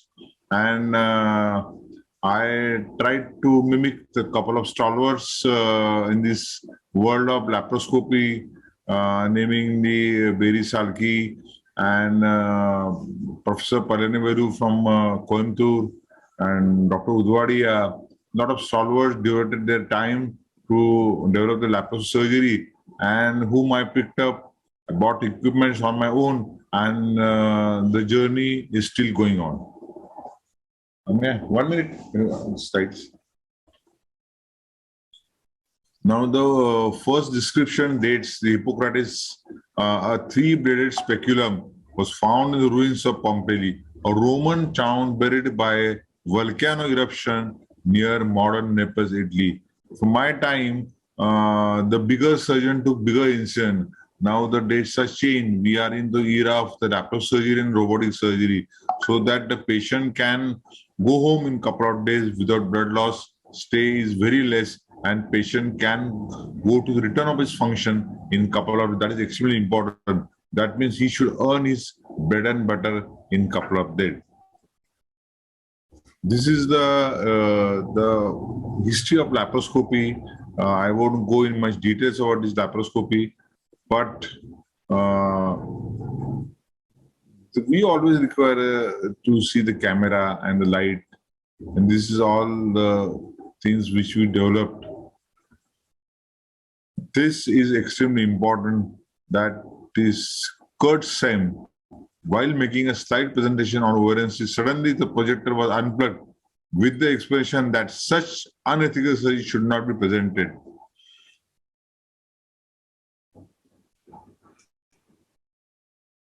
Now, Dr. Mohe performed the first laparoscopic successful cholestomy in human being. However, this was not well publicized until years later. The German Surgical Society rejected Mohe in 1986 after he performed the first laparoscopic cholecystectomy. Now we have the word is called as keyhole surgery. We started begin with the open gallbladder surgery, that is open cholecystectomy, by Professor Harold Ellis, one of the finest surgeon in hepatobiliary surgery. Then the word a keyhole surgery came, and now we are in the era of robotic surgery. So every day and night, you are getting new ways to develop the surgery. Can you take out this?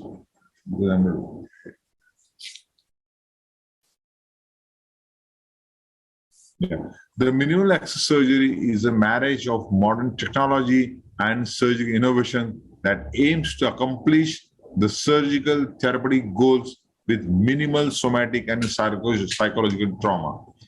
The extent of minimal access surgery is laparoscopy, thoracoscopy, endoluminal endoscopy, perivascular endoscopy, arthroscopy, intra-articular joint surgery, and combined approach. Now, what operations can we do laparoscopically? Now, we have a diagnostic. When is a diagnostic dilemma, like a chronic pain abdomen, or you have an acute abdomen, and the CT ultrasound clinical finding, you can put in a 5mm telescope and see, you might diagnose mesenteric vascular occlusion, some sort of gangrene. So this diagnostic is extremely important.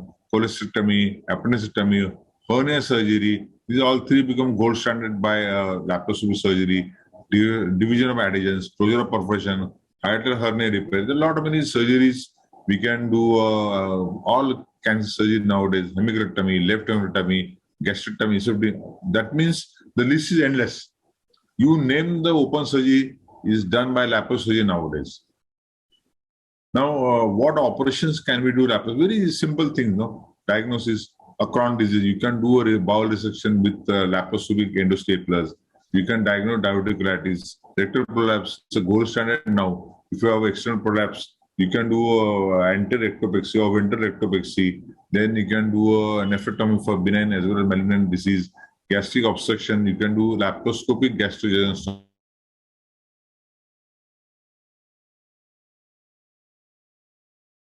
Now, the principal difference, extremely as an undergrad, you must know what is laparoscopic surgery and the open surgery. Post-operative pain. Now, if you do a big incision, patient will lie down for 3-4 days and unable to move. And the smaller incisions, the less pain. Now, if you do a open surgery, do a handling of intestines more, results in little or no disturbance in normal function and adhesions. So the more you amount, because you're going to touch with your hands, with the gloves, and then there are some powder with the gloves. Now we are getting powder-free gloves. That one of the things we can add to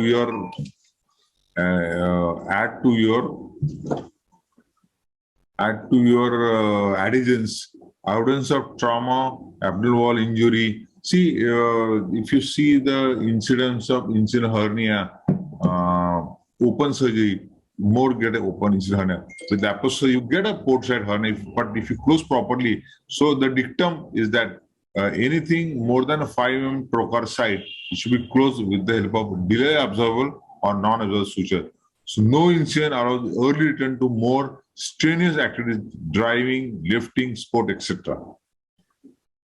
Now, the principal difference between the laparoscopy and open surgery, initial capital costs to establish laparoscopic surgery in the order of 10 to 20 lakhs, depending upon what type of camera you are having.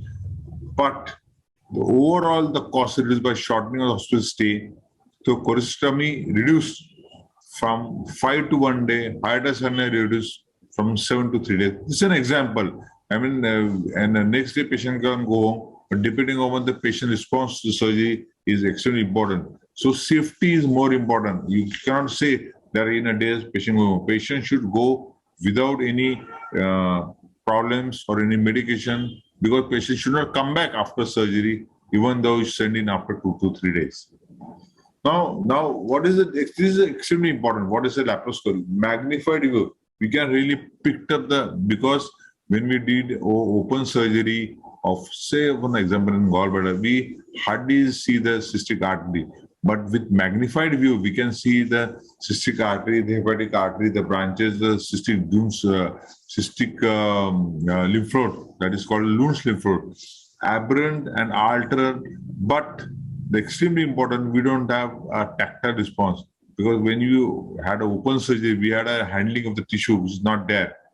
Then nowadays we have an option of 3D, but in 2-dimensional, we don't have a third eye.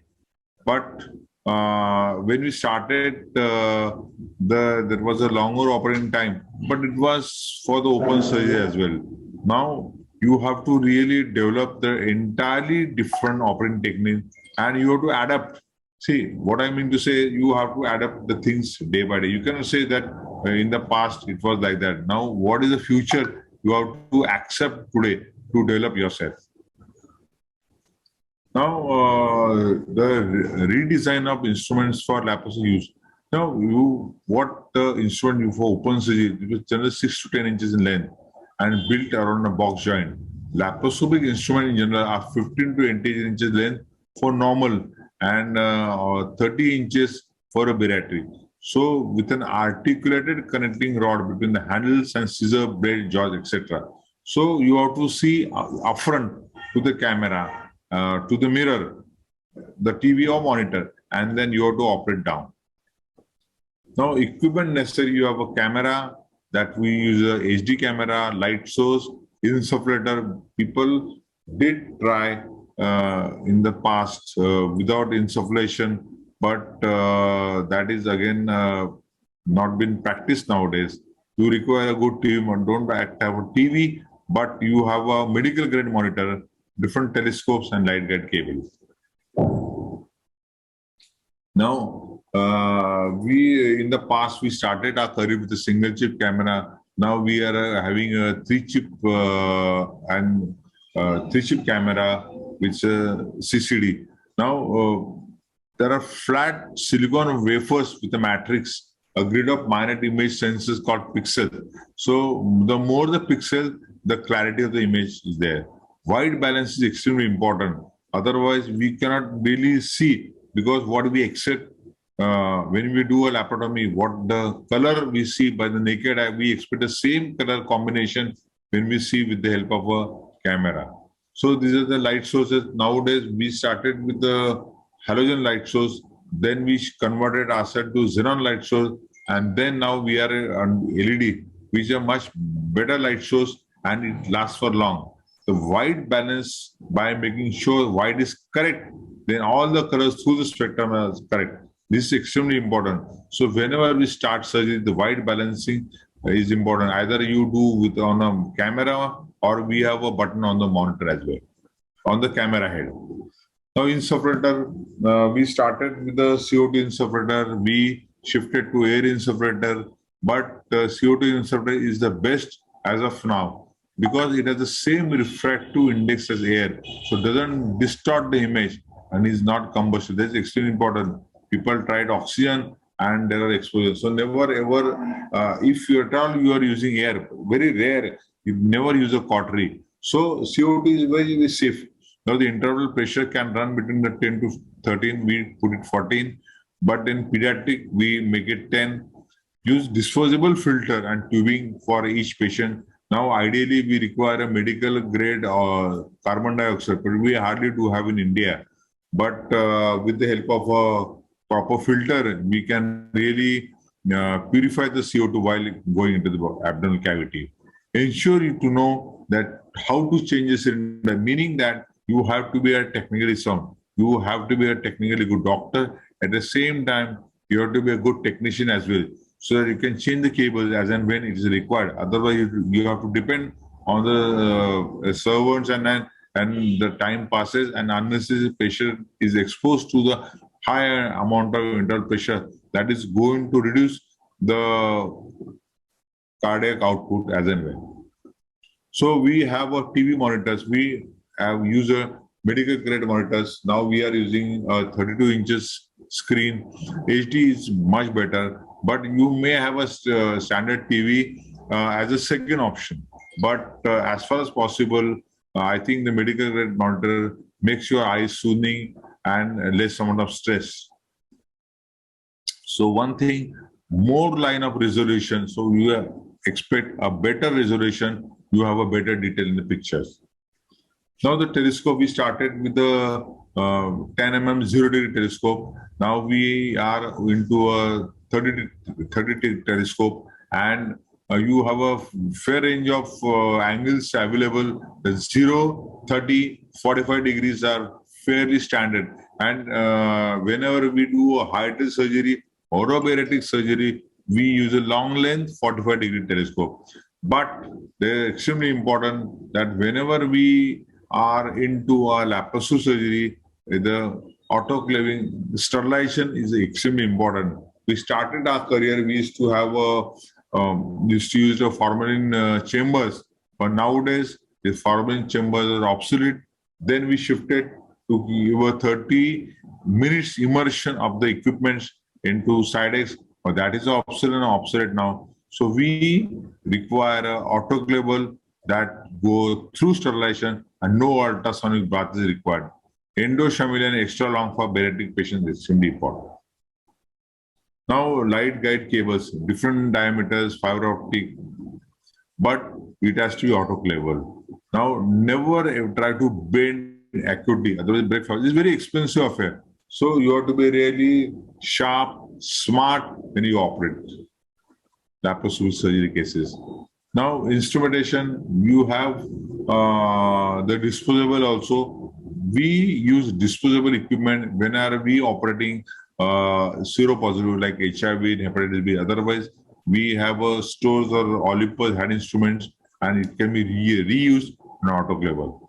Now, need an ultrasonic washer to effectively clean them, because when you operate, the procedure goes for 2 to 3 hours, and the blood sticks to the joints, and even just you autoclave like that, the muck remains there in the joints and the instrument gets faulty. So whenever after the surgery is over, you have to really clean with a pressure cleaner, ultrasonic cleaner, and then dry it and put it to a autoclave for the next case.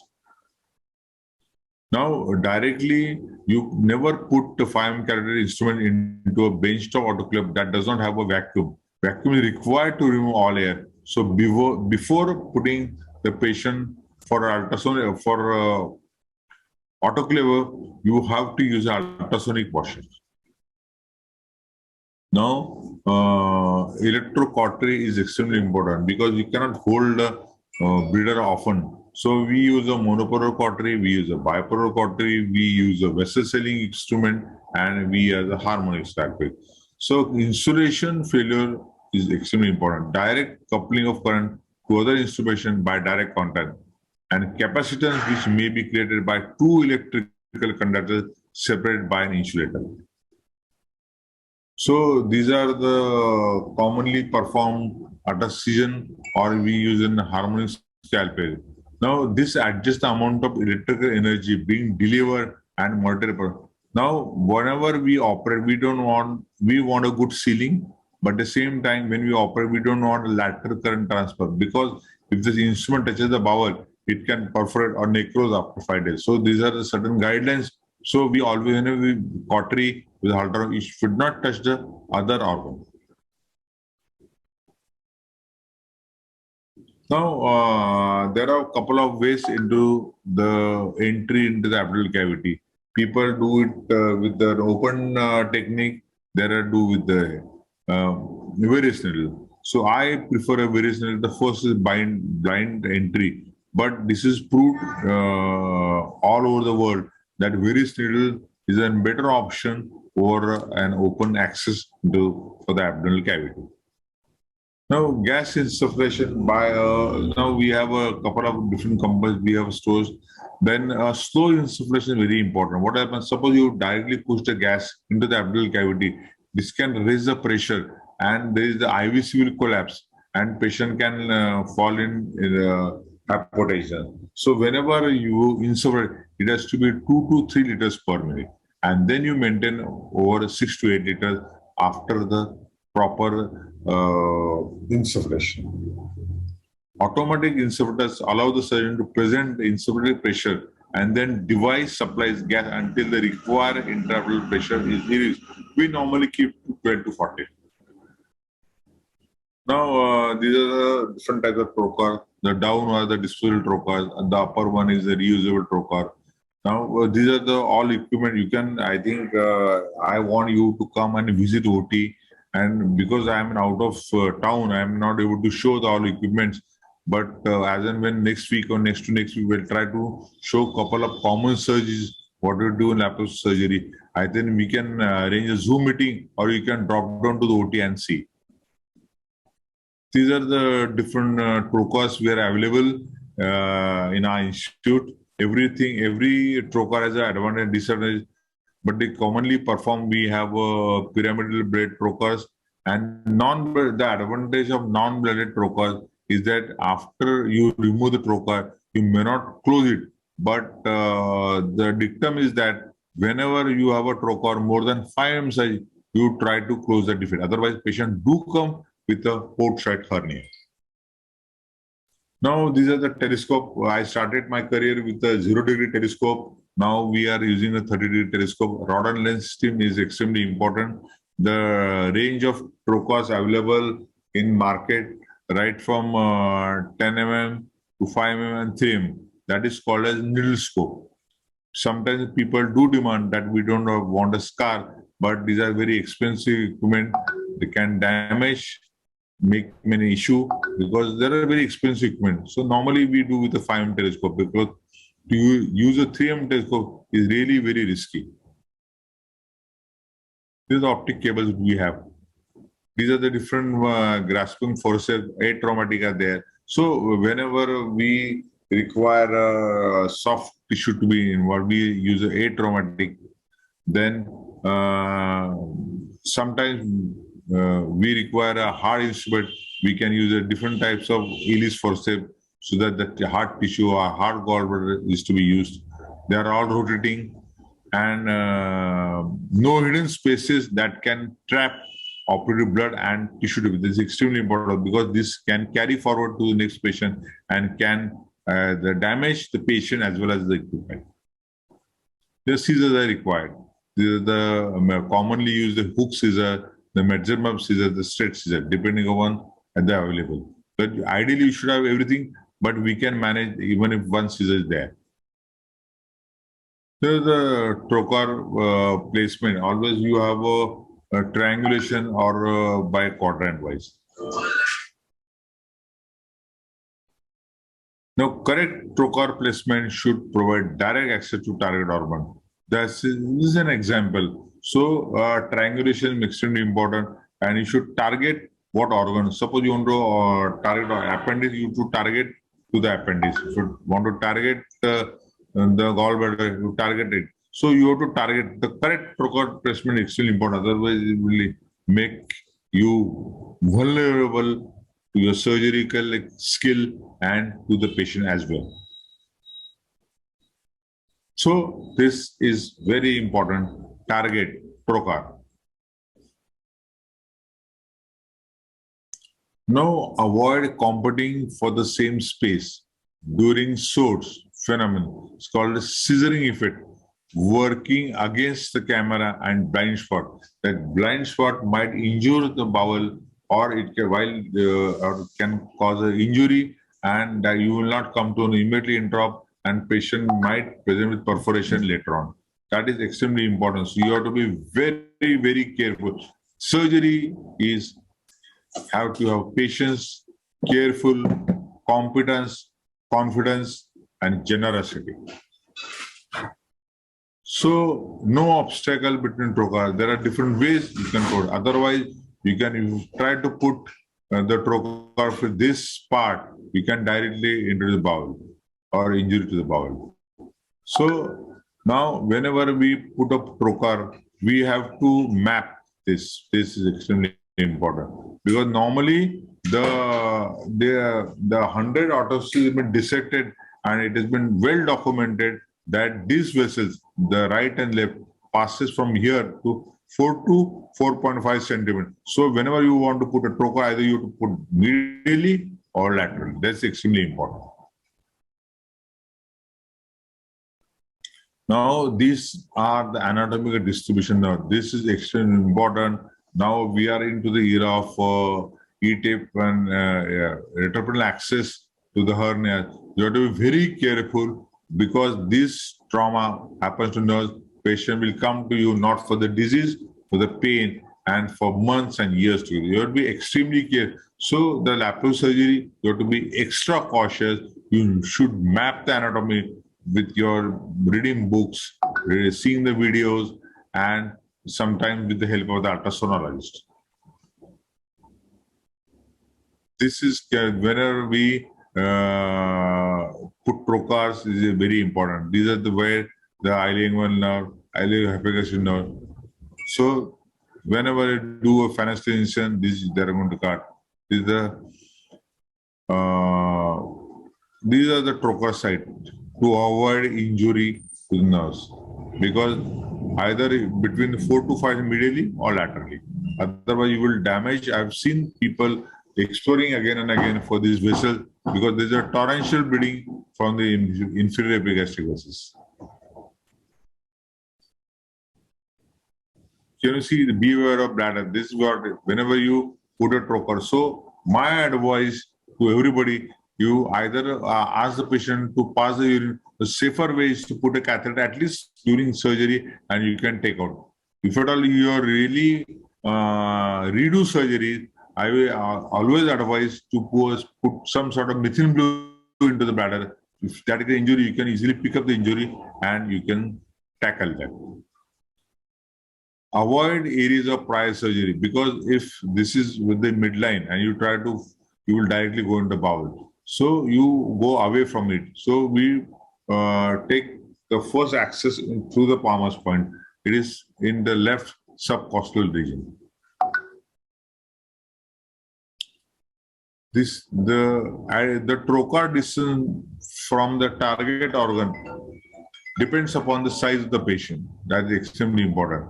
Additional trocars can be added along the semicircular line, because you don't see that I want to go in 3 ports or 4 ports. Sometimes you might require a couple of ports more, because that is safety of the patient first and the safety of a surgeon as well. Because if you do a struggle with 3 ports, the surgery might last from 1 hour to 4 hours, which is not acceptable. So additional individual ports can be done, but it should be in the same axis and to target the organ. Gold standard laparoscopic procedure today, everything is possible. But by and large, laparoscopic cholecystectomy, laparoscopic RYG for obesity, laparoscopic adenotomy, laparoscopy. These are the couple of procedures which are the gold standard in the different textbooks. Now, these are the ports of laparoscopic cholecystectomy. Open surgery, is a hell of a difference. You're just opening the abdominal cavity and patient is, that part becomes functionless, a big scar, big pain, may land up in incisional hernia. So all these can be avoided with the help of a laparoscopic surgery. Laparoscopy in bariatric surgery. In our India, people started with open bariatric surgery. It used to be a hell of issues, because to open the abdomen with a 120, 130 kg was really a nightmare for the surgeon as well as the patient. Now, with the help of laparoscopy, the obesity can be easily tackled, and it's a user-friendly to the patient as well as for the surgeon. Now we started with the help of a band, and but then a lot of complications happened with the help of band slippage, band erosion, fistula, recurrent weight gain. Now nobody does the lap band. It's an obsolete procedure and historical interest. Now the laparoscopic RYGB is which is proved bariatric surgery in a gold standard even in the world literature, but it should be categorically used when the patient is a diabetic and morbidly obese. So multi-center prospective risk adjusted data show that laparoscopic gastric bypass is safer then open gastric bypass with respect to 30-day completion rate. So LR-YGB has become the standard of care as of now. These are the LAGB, RYGB, GS, and BPD, depending upon the patient requirement, the BMI. Now, the laparoscopic, we have done a lot of cases in my career, and the first case of laparoscopic was reported by Gagnon. He is one of the phenomenal surgeon, comes from USA, and now is shifted to Canada. So the laparoscopy, because the people have treated the patient hypertension lifelong with the drugs, but with the help of new modern gadgets, people do picked up the tumors over the kidney and said that is one of the reason of a surgically correctable hypertension. You may get a full question on a surgically correctable. One of the common causes of surgically corrected hypertension adrenal, then is a renal artery stenosis. So less blood, less operative time, less hospital stay, and less postoperative pain. Now, indication adenectomy, when you do a unilateral bilateral, we have the highest series of bilateral adenectomy in the state. So hyperfunctioning tumors, non-functioning tumors, malignant tumors, and symptomatic enlarging adrenal myelopathy. We have a good case of myelopathy as well. This is a laparoscopic splenectomy. Now we have more of ITPs, which are a steroid resistance or recurrence after the steroid. Then hereditary spherocytosis, splenic cyst is common thing. Hypersplenism, non-Hodgkin lymphoma, Hodgkin lymphoma. These are the, and lastly we have a splenic tumor. So these are, and previously we used to remove spleen when we did a distal pancreatectomy, but nowadays we are into the era of we preserve spleen while doing the distal pancreatectomy.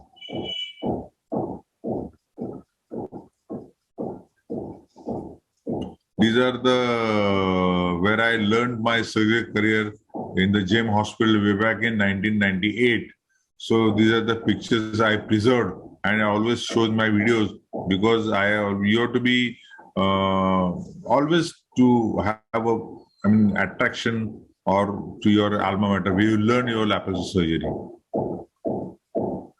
Now, laparoscopic procedures with equivalence: laparoscopic hernia repair, laparoscopic appendectomy, laparoscopic fundal. But now it has been proved with good hands, with good experience, the laparoscopic hernia repair, laparoscopic appendectomy have edge on open procedures. Now, laparoscopic inguinal hernia repair. Now, because hernia is a disease, when years together, the treatment pattern is same. We started our career, there was no mesh. People used to use skin, that is called the Myers repair. And we used to use the skin of say about 3 centimeter by 5 centimeter. Now we are into the era where we use mesh 15 by 12 to cover the whole of the myopathical eminence. So things have changed. Now the commonly done procedures for inguinal hernia is TAPP, that is called as trans-abdominal preparietal repair. So we started a hernia surgery in TAPP procedure. Then we shifted ourselves to TEP, and now we are into the era of ETEP. This is the mesh, it is covering whole of the myopathical eminence. Can you see this, the anatomy? I always welcome you come to the OT and see all these procedures being performed in our institute. So this is really the thing we are, I want you to be always a gold standard, because you have to compete in the world. You cannot say that I stay in this a smaller place. You have to expose yourself to always to the global era, so you can always compete to the people all over the world. Now, what are the indications of laparoscopic inguinal hernia repair? So one is you can visualize for me, all hernias can be done laparoscopy unless the patient is unfit for the GA. But these are standard issues. The recurrent hernia, they say, avoid scar tissue, visual occult hernia, bilateral hernia, obese athlete patients with a contractile injury to vast difference. But for me, if the patient, I get an anesthesia, it's any hernia can be tackled laparoscopically. Are there any contraindications? Yes. Number one, patient not fit for GA because neoperitoneum are risk to the cardiac pulmonary. I'm not very keen. People are doing any laparoscopy hernia repair under, say, spinal. But this relative contraindication you can really do with the help of E-tape procedures, and this contraindication can be lessened. Do we have an answer for groin pain after hernia surgery? So, yes. Number one is that you have, if at all, you have to tack the hernia, you have to remain this is IUPL tag. So, this is extremely important. Now, if you want to tack the mesh, you have to put tackers here. If you go here, this part, you will definitely damage the nerve. So either you don't tack it, that's number one. Number two, if you don't want to tack it here. And mesh can lie over here. But now there is a tissue, never expose the nerves. If you try to see the nerves, it can cause called as a meshoma because the mesh directly sits on the bare nerves. So do not try to see the nerves. Keep that fascia above the nerves. You can see through the covering, but never try to expose them. This part is extremely important. Now, laparoscopic ventral hernia, can you see? Never try to put the trocar to here. Always go away from here, this part. So, why we are into laparoscopic repair operation? Number one is wound complications are less. Because if you have a complication, complication, the incisional hernia is detrimental to a patient's life because you have to take out the mesh, again close the defect, again do repair after 6 months. So number one. Number two, you can really put the mesh because to reduce this recurrence rate, you have to have suppose it's a defect, you have to go 5 centimeters. So 5 centimeters of the overlapping of the mesh around the defect should be there. There's less pain. Coverage. Suppose if you are open, you will see this defect. But there I have this Swiss cheese defect. So you can always close this defect and you can go away 5 centimeters here. So coverage of the Swiss cheese abdomen is extremely important. This is the defect. You see, this is the full defect. So after closing, you have to go 5 centimeters here.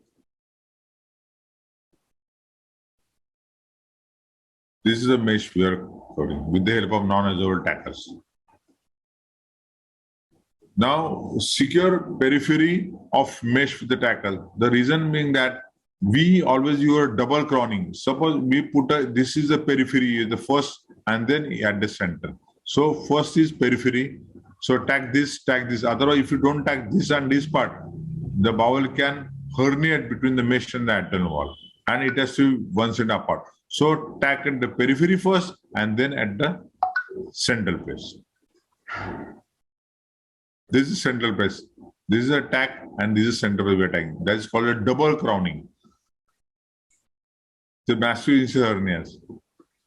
Sometimes it is not possible to do laparoscopy. We do an open surgery, and then you might have to do called as TAR. That is called transverse abdominal release, so that you can create a functioning abdominal wall in the midline.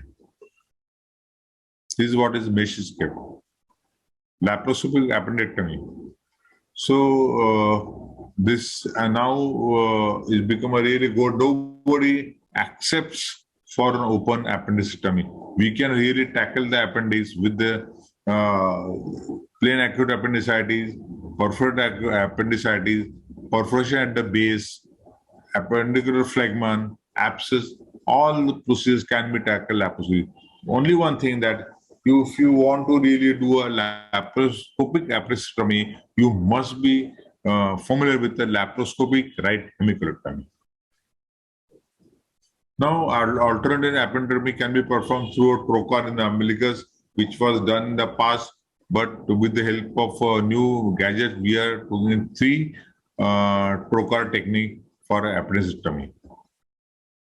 Now, laparoscopic is a evidence. We are in the era of evidence-based medicine and surgery. It's clear advantage in children, less wound infection, ILS, more overtime internal abscess. Controls at a cost, that is important. But to be honest, never use cost in the practice, because the life of a poor person or life of a rich person, same. Try to give the best, meaning that suppose I give an example in Solapur. The treatment what given in the government college and treatment given in a private should be same. In fact, the treatment given in a medical college should be much better than the private. Laparoscopic procedures with clear advantages. Now, Hailer's cardiomyopathy, we started a career. It mimics pyloromyotomy. Is performed. The name of pyloromyotomy is a Ramstead operation done from the CH.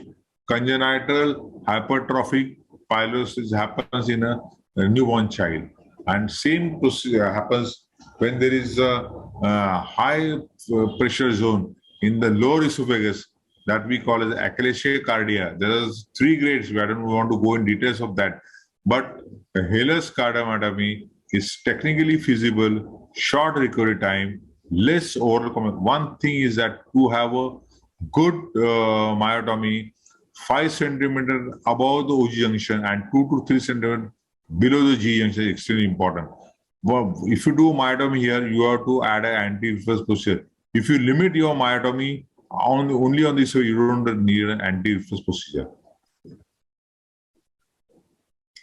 This anti-reflux procedure, 1945. Now there are many operations we are doing it. Nisans and doors and hills, different approaches: laparoscopy, laparotomy, laparoscopy, thoracotomy, thoracoscopy. This is a classical wrap you see. The wrap has to be on the esophagus. That's it. This is called full wrap done by the Nissan's fundoplication.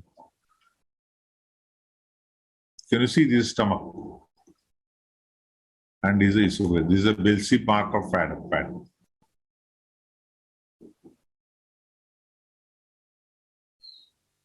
This is the left crust, aorta, liver, esophageal retractor, the right crust. Cns cavity.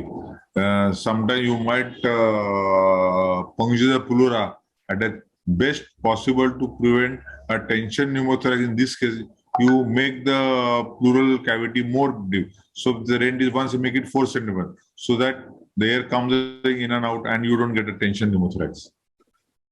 This we are into the mesh hydroplasty. Suppose the indication of mesh hydroplasty is that we use a mesh which is dual mesh.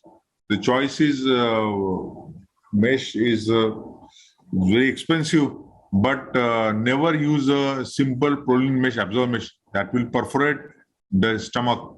The indication of mesh repair, number 1 is the defect between the right and left crust is 5 centimeter.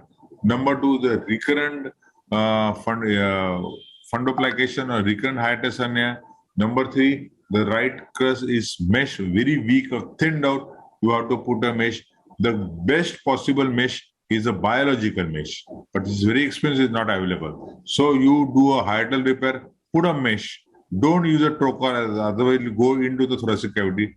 Suture with the help of either a Prolene or a PDS, and then you do a fundoplication. We have done a lot of cases on the recurrent hiatus hernia, and should be one of the largest series in India for a mesh hyatoplasty. And we have seen all the complications. Never use the metal tacks. Now this is a choice, biological mesh, and no mesh at all.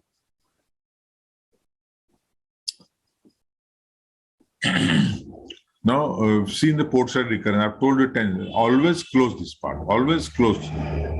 This is the bladder Foley's. So, whenever you are doing a pelvic surgery, please put Foley's, no harm. These are the different ports we use it. Now, hepatic flexure colon, we do right hemicolectomy, we do left hemicolectomy, we do total colectomy, we do ileoanal pouch, all side up, and they do a rectal prolapse surgery. All the procedures are done laparoscopically.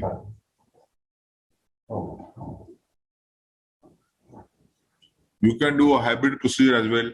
You dissect and mobilize laparoscopically. You can take the small bowel through a small incision and do anastomosis. That is called a hybrid procedure.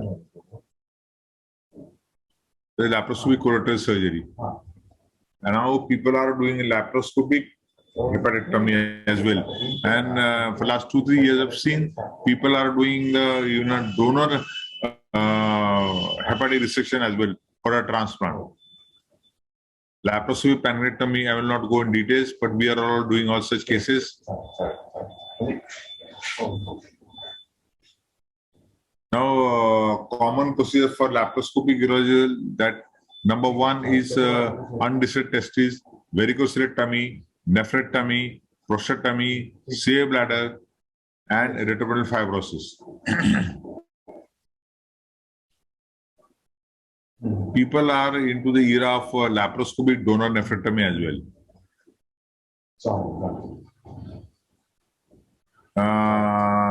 We did some minimally invasive neck surgery in the past because of my area of interest is of now bariatric and hepatobiliary.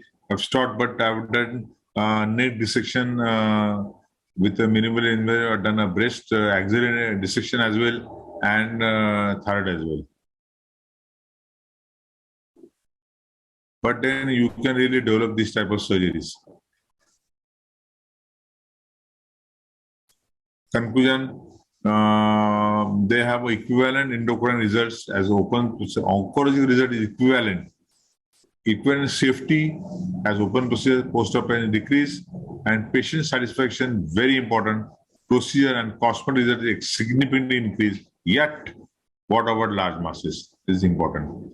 But benign, you can ultrasound guided, you can aspirate disease, and you can. There are people who do a minimally invasive thyroid surgery as well. Emerging technology, robotic, seals, nodes. Now, seals and nodes are really centered to the special people who are really mastered in seals and nodes. But otherwise, robotic procedure will be not a near future, is already started. History of robotics.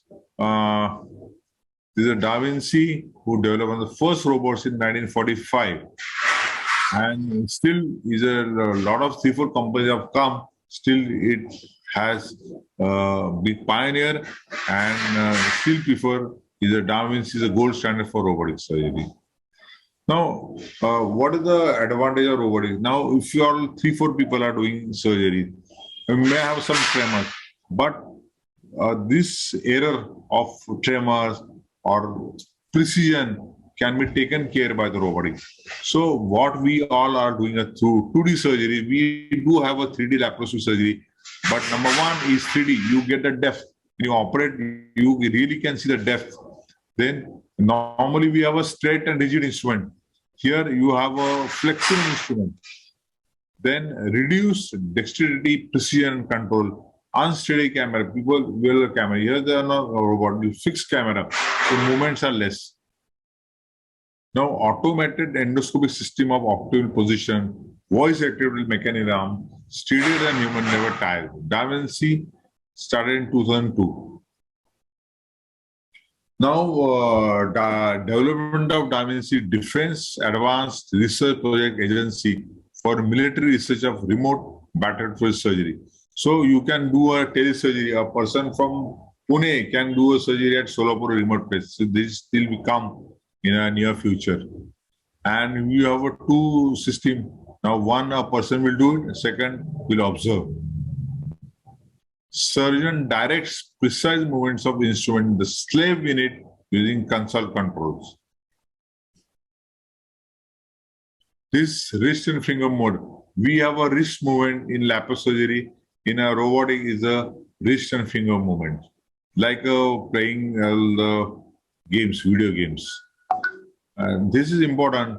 This allows surgeon to operate with increased dexterity and precision, no tremor. So that 5 people operate, the result will be same. Expensive and steep surgeon curve. But people like you, the younger people, will become a better surgeon in coming era. Past this in this present.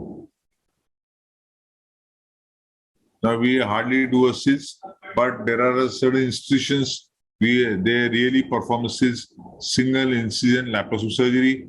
But the problem is that you require a special equipment. Number one, a big single site surgery. So chances of incision hernia are more and a long learning curve. This is what is SILS. You can put one Trokar, one telescope and 2 instruments. But this is more than 2 to 2.53 centimeter close. This become weak and the chance of hernia are high. Before that, SILS, we did a hybrid surgery as well. That was a hand port. So one hand was in the abdominal cavity. Second, we used to use a harmonic clip or a clip adapter like that. But that is not obsolete now because of the good training. These people are doing SILS now. Oops. These are the equipment. These are the straight instruments. Can you see these curved instruments?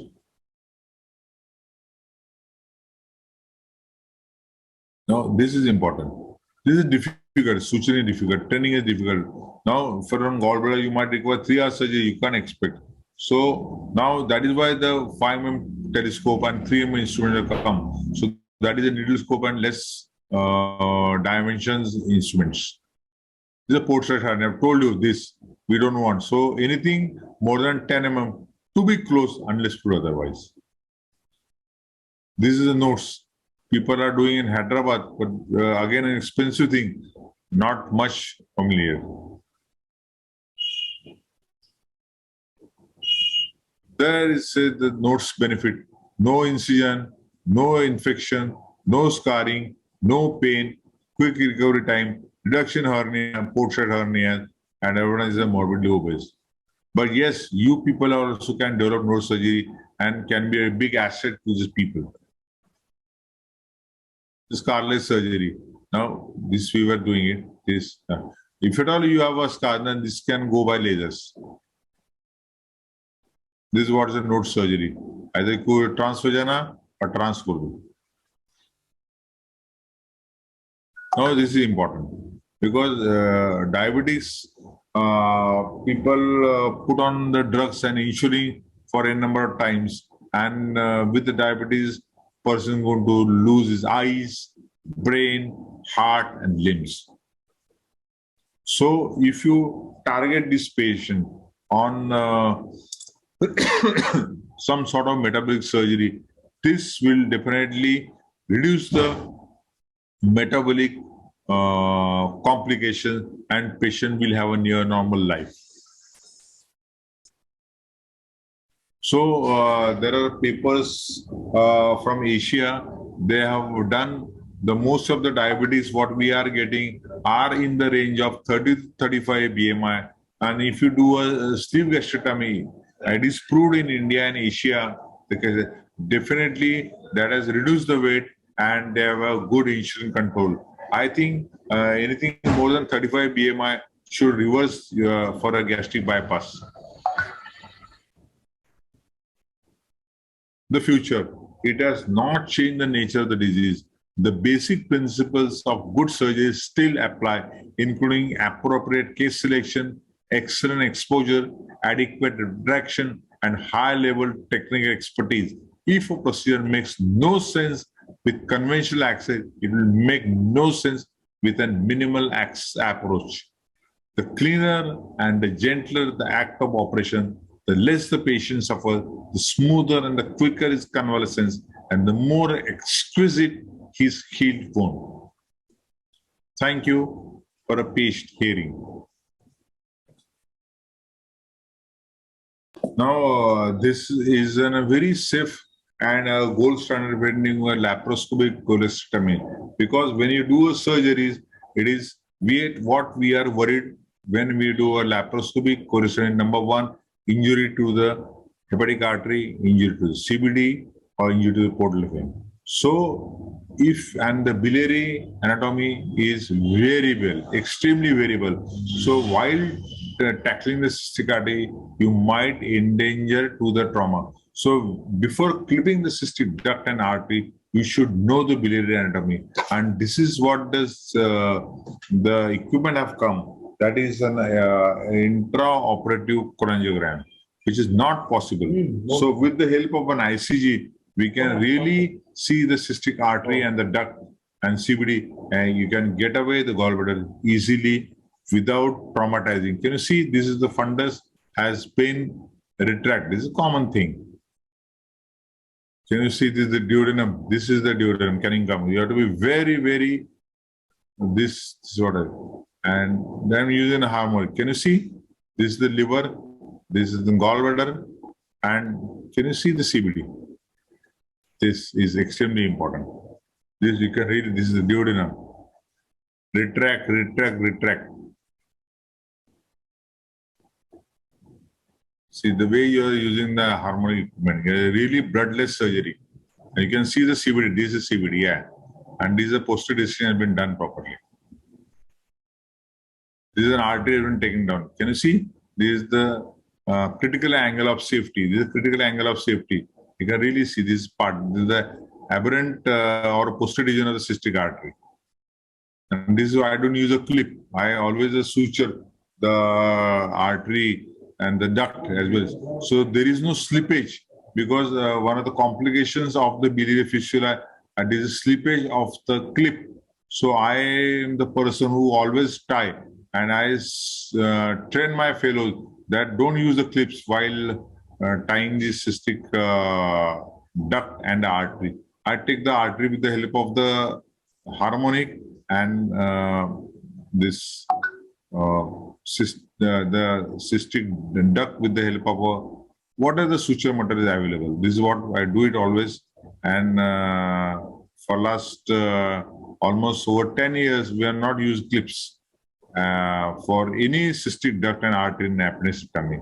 So you become a better surgeon, and you are more competent, and the chance of slippage are almost negligible. And that's what has been gold standard for treating this cystic duct. And you can really cut the cystic duct very flush, because if you keep the duct more, you have some sort of a retained stone in the cystic duct, or stumpitis, or some cystic duct syndrome. So to avoid all these things, it's better you keep the cystic duct stump almost 2 to 3 mm and ligate the cystic duct with the help of a Vicryl or a PDS. You're very safe, and you have to be, and you become more proficient, because while sometimes your gallbladder can get avulsed from the CBD, there you have to open the patient. So it's very safe to use a suture, and there is nothing in a foreign body. You put a clip, it may act as a foreign body, and patient will always think in life that some spring or some foreign body is there in the abdominal cavity. So this suture method is much more safe, and you can get away with the good results. So this is what the 2 ties, and then I'm going to cut this with the help of either with a scissor or with harmonic scalpel. I more prefer the harmonic scalpel. And see, you have to be very careful while, and then very bloodless surgeries. And these all things are available with us. So you, as a surgery training program, you will be well versed with this modern technique, safety technique, and things which are available in the market, which are there with this hospital. And then the last procedure, you take out the gallbladder with the help of harmonic, is almost a bloodless surgery. And the patient, I am a person who keeps a drain for 24 hours. If there is a bile spillage during surgery or some bile leak, because most of the patients are hypertensive, diabetes, may on an aspirin. So there might be oozing from the liver bed, and always a drain is safe. Always you are a safe surgeon. And I don't think there's an issue of an ego of keeping a drain. And patient safety is extremely important. Take out drain the way you are seeing the gallbladder, and a patient can go in the next day or a day more with 3 doses of antibiotics. We always give a preoperative antibiotics half an hour before the surgery, because half an hour is required to penetrate the surgical site. And we use cephalosporin, which is biliary excretion drugs. Thank you very much. And again, thank you for the organization giving opportunity to deliver my talk on laparoscopy. I expect and hope that a couple of persons will dedicate their life to develop laparoscopy, and there will be a God to the people who will get a better surgery, better results, and they will go happily, merrily laughing into their families. Thank you very much.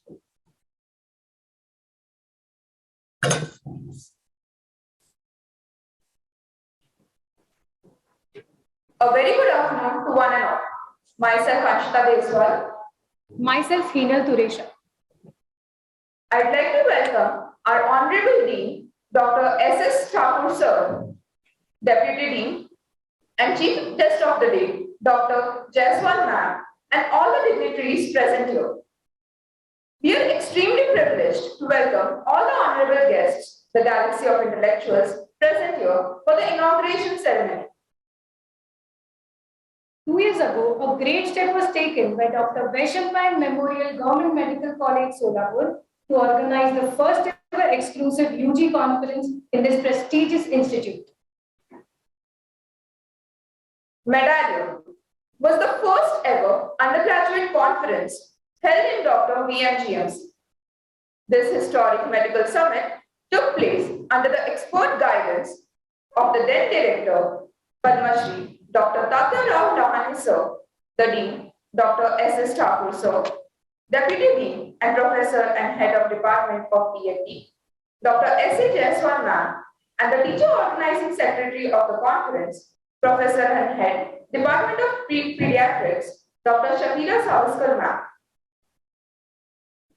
This 3-day conference at Balaji Sarovar, an exuberant ambient venue, included a number of workshops like CPCR and suturing, guest lectures delivered by eminent personalities, Padma Shri, Padma Bhushan, Padma Vibhushan, late Dr. V. Shanta Ma'am from Chennai, Padma Shri, Dr. Samir Nandi Sir from Delhi. Dr. Sahil Sangvi Sir from Sanjeti Hospital, Pune, on the behalf of Padma Shri, Padma Bhushan, Padma Vibhushan, Dr. Kantilal Hastimal Sanjeti Sir, and appreciation by Padma Shri, Padma Bhushan, Dr. Tehemtan Urvadia Sir, father of laparoscopic surgery in India. There were many events like research paper presentation, case presentation by the students, medico-social film competition, added with a special innovative event, Inquisition, the medical treasure hunt.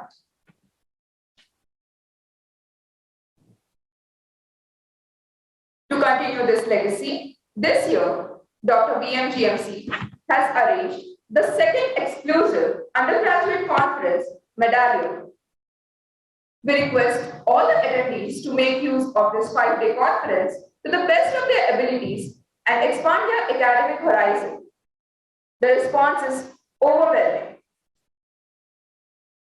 We'd now like to welcome our Honorable Chief Guest, Dr. Shubhlakshmi Jaiswal Ma'am. Also, Dean Sir, Dr. Sanjay Thakur Dean Sir, which is present with us online. I request the dignitaries, Honorable Dr. Shubhlakshmi Jaiswal Ma'am, Honorable Dr. Ritvik Chekar Sir, Honorable Dr. Pushpa Agarwal Ma'am, Honorable Dr. Shafiq Mundewadi Sir, Honorable Dr. Agraja Chitnis Ma'am, to please approach the dais.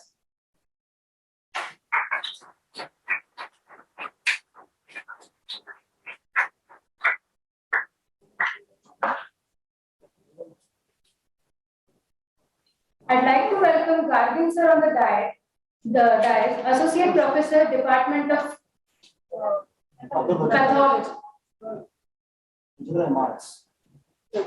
Treasurer MRs.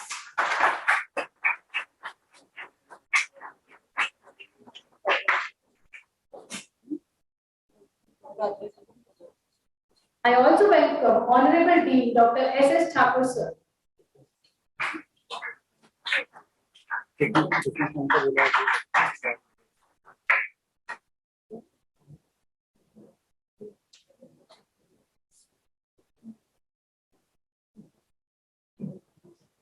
I request Teacher Organizing Secretary, Honorable Dr. Jaikar Sir, to welcome our Chief Guest for the day, Honorable Dean, Deputy Dean, Dr. Shubhlakshmi Jaiswal Ma'am.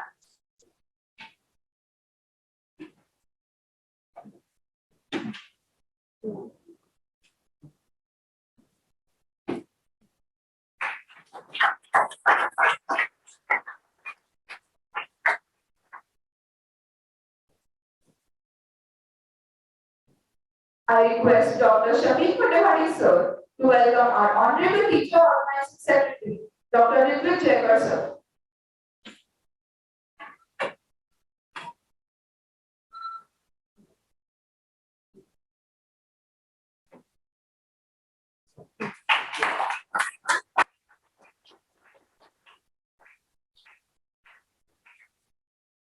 I request Krishna Kabra, Treasurer Head Medalium 2021, to welcome Honorable Dr. Pushpa Agarwal Ma'am, Head of Scientific Committee.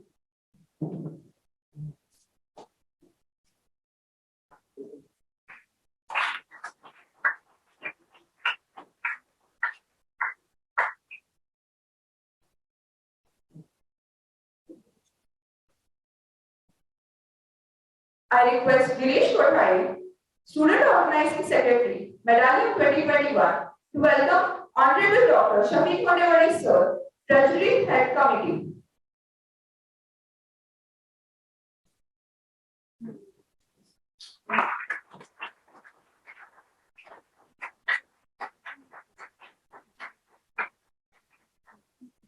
I request Shubham Kulari, Student Technical Committee Head, Medalium 2021, to welcome Honorable Dr. Agraja Chitnis Ma'am, Chief Medical Officer, ART Center, Solapur.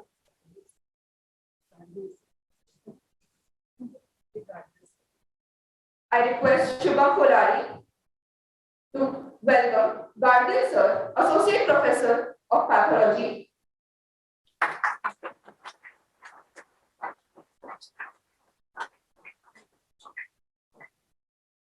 I request Meet Agrawal to welcome Honorable Dr. Agraja Chitnis Ma'am, Chief Medical Officer, ART Center, Solapur.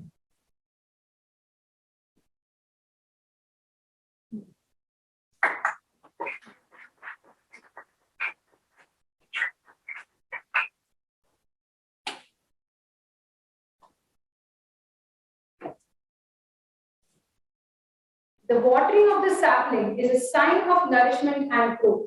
We all have gathered here today for this very purpose, to nourish ourselves academically and to grow not only as a good doctor but also as a better human being. To put light upon this thought, we humbly request all the dignitaries to come forward and inaugurate this ceremony by watering the holy Tulsi sapling.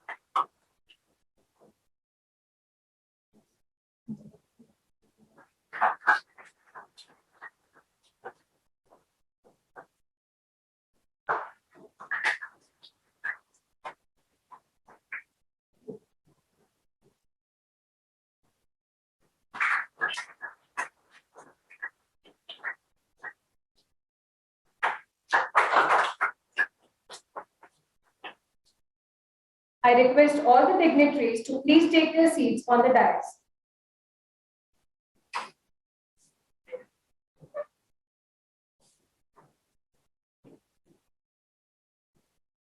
I request Dr. Agraja Chitnis ma'am to kindly speak a few words.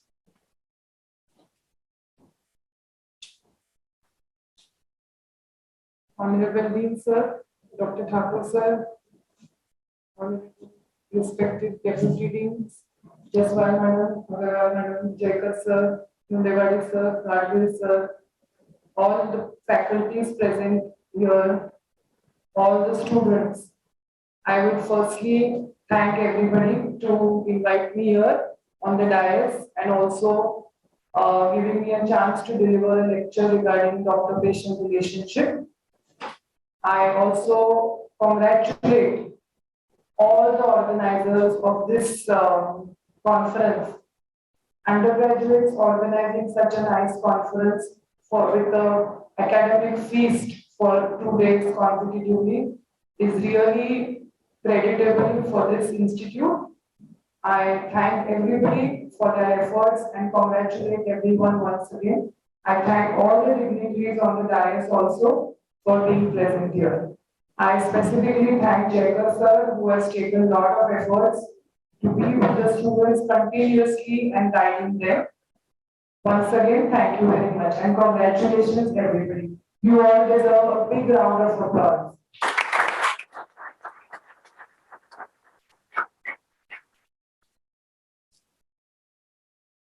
Thank you so much.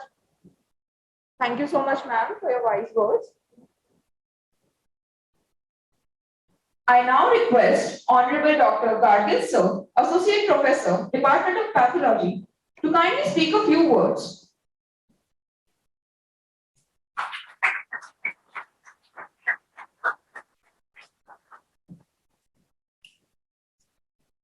Respected Dr. Thakur Sir, our Dean, Dr. Jaiswal Madam, Deputy Dean, Dr. Agarwal Madam, Deputy Dean, ever enthusiastic Dr. Mundewadi and Dr. Jaikar. They always support you for various scientific purposes. I am very happy that you have conducted this conference. It started 1 or 2 years ago, and it was started by a few students who were enthusiastic in scientific activities. I think that this will enlighten you, this will stimulate you to do the scientific research, and all the best. Once again, congratulations for this.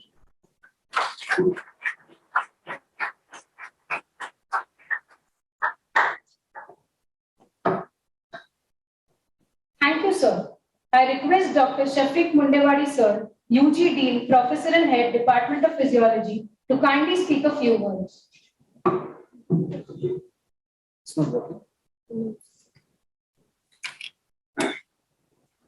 Good afternoon, everybody. Respected Dean Dr. Thakur sir, Deputy Dean Dr. Jaiswal ma'am, Agarwal ma'am, Teacher Permanent Secretary Dr. Jaikar sir, my respected dear colleague Dr. Gargil sir, who is always with me for any activities, our COVID warrior, Dr. Chitnis ma'am. Dear students, first of all, I congratulate you for conducting such a beautiful, nice conference. Please give a big hand for all the organizer.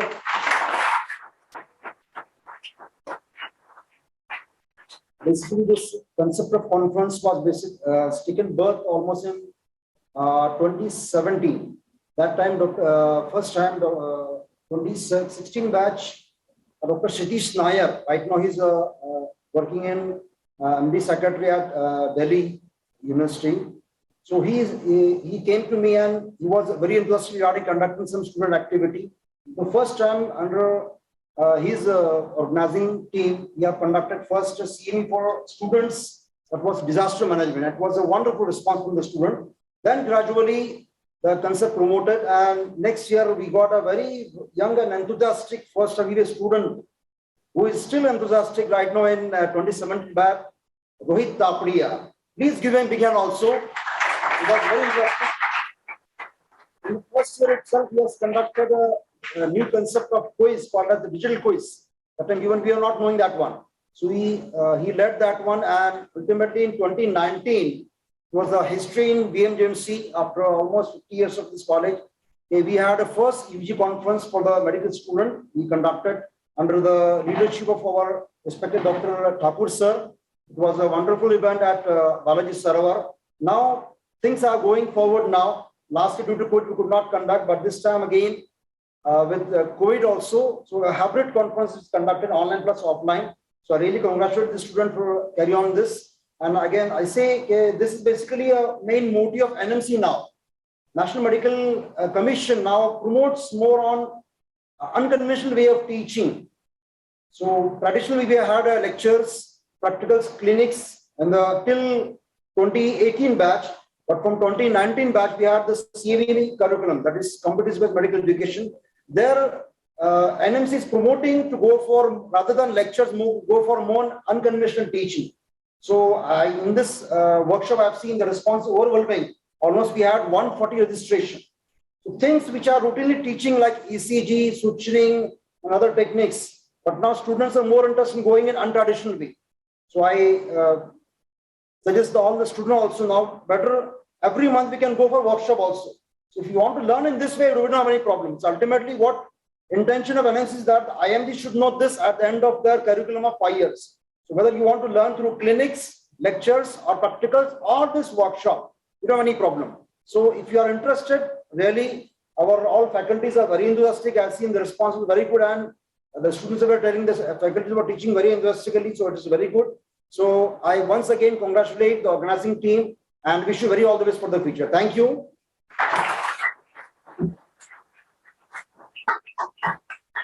Thank you so much, sir, for your enlightening words. I now request Honorable Dr. Pushpa Agrawal ma'am, Deputy Dean, Professor and Head, Department of Anesthesia, to kindly come and speak a few words.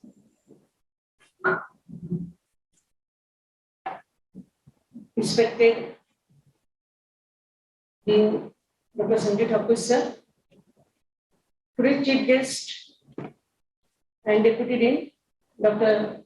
Jaiswal madam, Deputy Dean and Organizing Secretary of this conference, Dr. Jaiswal sir, and overwhelming, enthusiastic undergraduate Deputy Dean, always supporting to UG, Dr. Modivadi sir, hardworking, always in a 24 hours available in hospital, our Associate Professor Dr. Gargi sir, and real COVID warrior, what you can say, that Agra Chitnis madam, and all enthusiastic students, associate professors of different departments. It's nice to be with you in this conference. It's very well organized in a very short duration in a difficult era where COVID is there, and with the both offline and online, that is very difficult task. And this conference can be done by this only you people, like young generation, those are very technologically very far, that is, I can say, ahead than all the professors and dean. I really congratulate all of you. That is very nicely well organized conference. I have seen all of you very humble, particularly in a time. Sometimes time is not in your hand because sometimes faculties are there and we have to be with that. But really you have done very nicely, and I think that is what are the workshop you have choose. Very excellent. And I think I actually was expecting that someone from you should speak.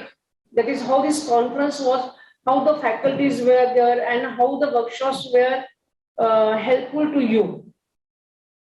Because I think all the associate professor from the different department give their 100% in these conferences so that our UG should learn from that. Now, one more thing is that I want to say to UG Dean that skill lab is very important for you and these workshops are required. And because of the COVID, we cannot continue with that. Now we are having a mannequin in the different departments. And with that mannequin, we can again organize these workshops for the UG students. So we can cover these topics and that will be helpful to each and every person.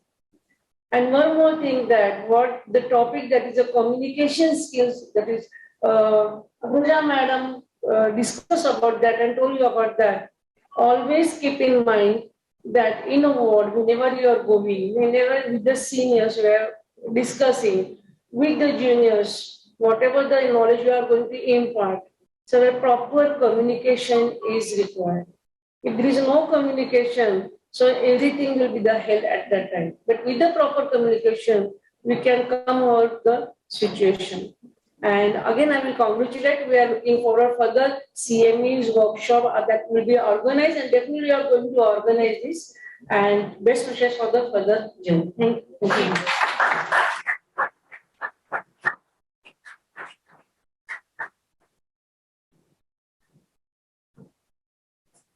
Thank you, ma'am. I request Dr. Ritvik Jaikar, sir, Deputy Dean, Professor and Head, Department of Surgery, and our Organizing Secretary to kindly speak a few words. Thank you. We are here for the innovation ceremony. At outset, I would like to thank our Honorable Dean, Dr. Sanjeev Thakur, who is off the dais, unfortunately, and all the dignitaries on the dais, respected Jaiswal Madam, who is acting right now, and my colleague and even my teacher, Dr. Agarwal Madam, Dr. Jaiswal Madam, and Dr. Gargil sir. They have been my teachers, I would like to tell you. Then my colleague, my classmate, Dr. Shakti, and my good friend and colleague, Dr. Anuja. Thank you so much for your attendance. When sir told me to look after for this UGCon as a teacher or organizing secretary, I was a bit afraid of, because there is a lot of work going on, been working on the deputy dean post as well as actually the Department of Surgery, again given the charge of actually of orthopedics since 10 days. But this all could happen only because of your hard work. Just I have guided you throughout the last 10 days. I have tried my level best to give the best possible to you. But the credit, everything goes to all of you. It's you who have arranged this. We are just to give you the path, to show you the path, to cooperate you and to guide you. And I'm very sure this will set a very good example for other medical colleges as well. Because this is the second time we are arranging such a nice conference arranged by the undergraduates and with so much of good academic feast you could see since last 2 to 3 days we experienced. And I would urge the organizing committee to prepare an album which consists of all the contents of the program all the academic orations, lectures, presentations, and good photographs. Wherever possible, we'll have videos of that, and we'll submit that album to our respected director, sir, of medical education and research, so that it could set a good example how a medical college which should arrange such nice academic activities and will set a good tradition for other medical colleges as well. Thank you very much, all of you, for your kind cooperation, and respected Dean sir for giving me the opportunity to work as a secretary from teachers side. Thank you so much. Wish you all the best. The one more day is remaining, and wish you all the best. Thank you. Thank you.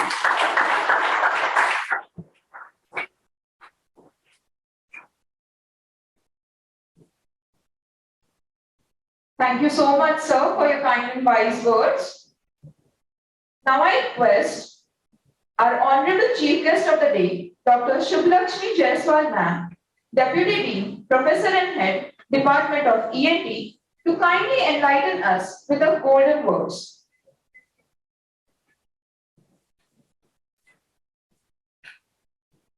Honorable Dean, Dr. Thakur sir, my colleagues on the dais and off the dais, and young budding doctors. First of all, I wish to congratulate you on arranging such a wonderful workshop and conference. I think you are the chosen ones. You are first amongst equals. You are very lucky. And why you are lucky? Because you are in this noble profession, that is medical profession. And also because you are at Dr. VM GMC, who is headed by a dynamic personality like Thakur sir, who is always inspiring, encouraging us to do research work. And he is doing it not only with words, by setting an example. He has n number of papers to his name. So I think you are very, very lucky to be working in this Dr. VM GMC, who is headed by our Honorable Dean, Dr. Thakur sir. Secondly, you are in a profession which is changing every second, every minute. So such conferences, workshops are very, very essential, because knowledge should be updated. Otherwise, if you don't do that, one day you will wake up and you'll find that whatever things you have learned, that is obsolete, no longer applicable. So you should give the best to your patients. You should keep yourself updated with the latest knowledge. Maybe that equipment, that instrument may not be available in this institute at present, but what is happening in all over the world, you should know the latest techniques, technologies. Only then you can serve your patients very well. And you are in a government college, so you'll have a lot of experience. You'll see very rare cases, difficult cases, as shown by Thakur sir just now, laparoscopic surgeries. So I think, and you have called various other surgeons and experts in their own fields, and you have arranged a beautiful workshop that I think all of you will be greatly benefited. My best wishes to you, and thank you very much.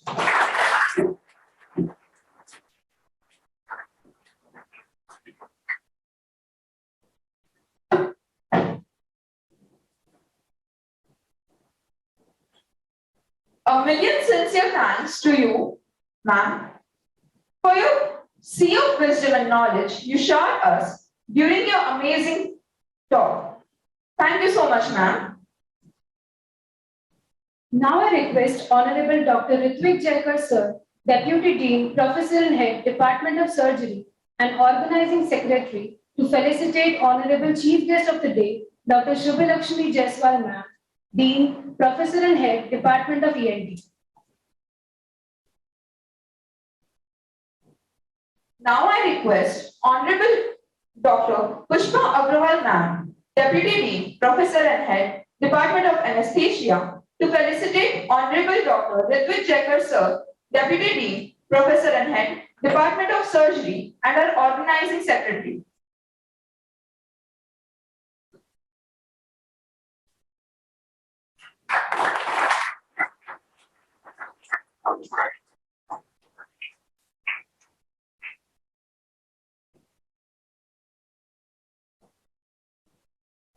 I request Honorable Dr. Shafiq Mundewadi sir, UG Dean, Professor and Head, Department of Physiology, to felicitate Honorable Dr. Pushpa Agrawal Ma'am, Deputy Dean, Professor and Head, Department of Anesthesia.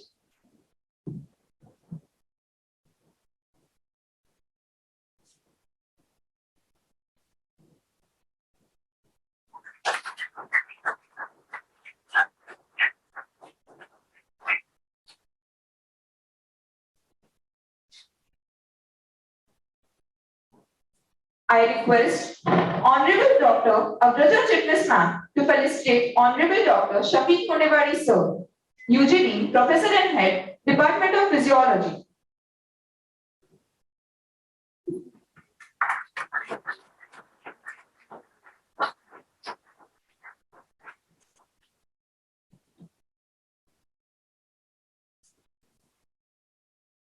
I request Honorable Dr. Pushpa Agrawal Ma'am, Deputy Dean, Professor and Head, Department of Anesthesia, to felicitate Honorable Dr. Gadgil Sir, Associate Professor, Department of Pathology.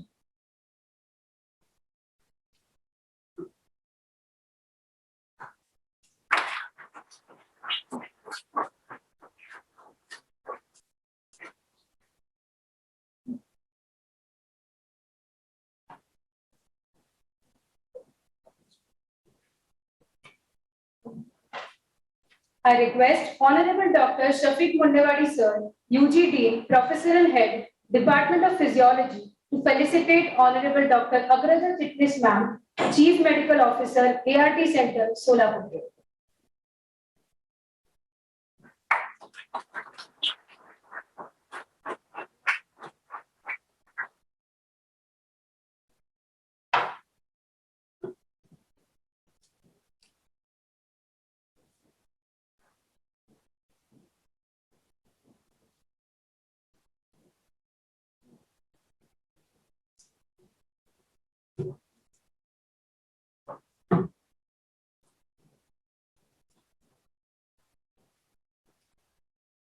Yesterday, we were enlightened with the lectures by our eminent college faculties, giving us insight in the core medical management of COVID-19. We would like to take this opportunity to present them with a token of our gratitude. I now request our chief guest for the day, Dr. Jaiswal Ma'am, to please come forward and felicitate Dr. Vandana Thoravde Ma'am, Associate Professor, Department of ENT.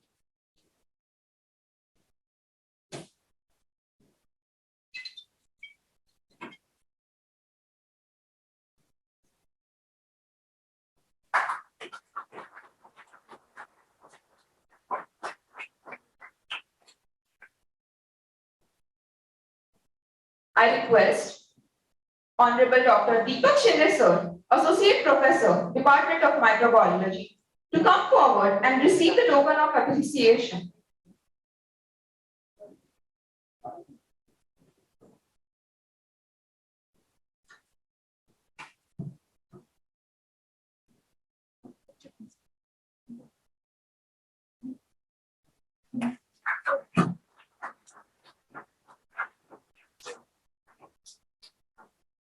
Thank you so much, ma'am.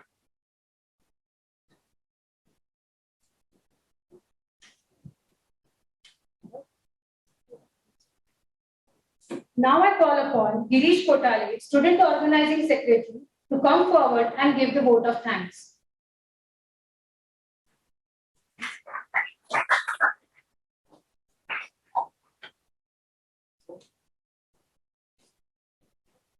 Good afternoon all.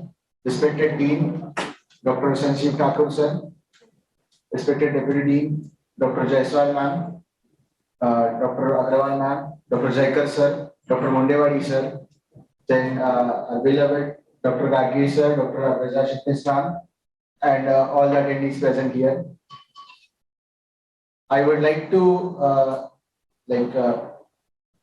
I thank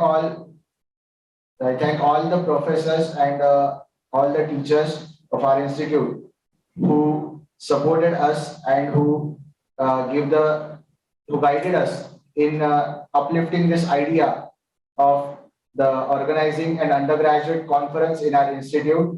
And I'm really grateful for all of them to be with us, for being with us. And I thank all the dignitaries for sharing their precious time with us today. And I thank all the faculties who delivered the talks yesterday and enlightened us with their golden words. And I'm really thankful for all of them. Thank you.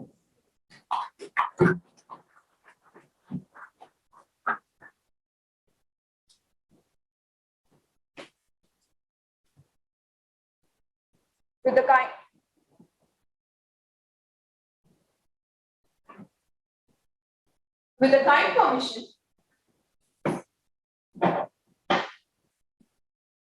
the last function, but nevertheless, on behalf of all the faculties and being the organizing teacher secretary, I would request our respected Dean Madam Jaiswal Madam to felicitate Girish Taparia for arranging such a nice organization, taking a lot of efforts.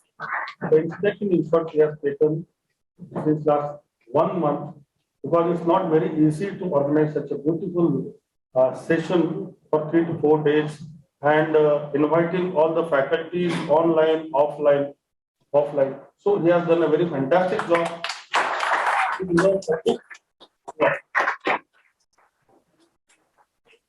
And even I would urge all the organizing members also to join with him for the felicitation. It's my humble request to all of you.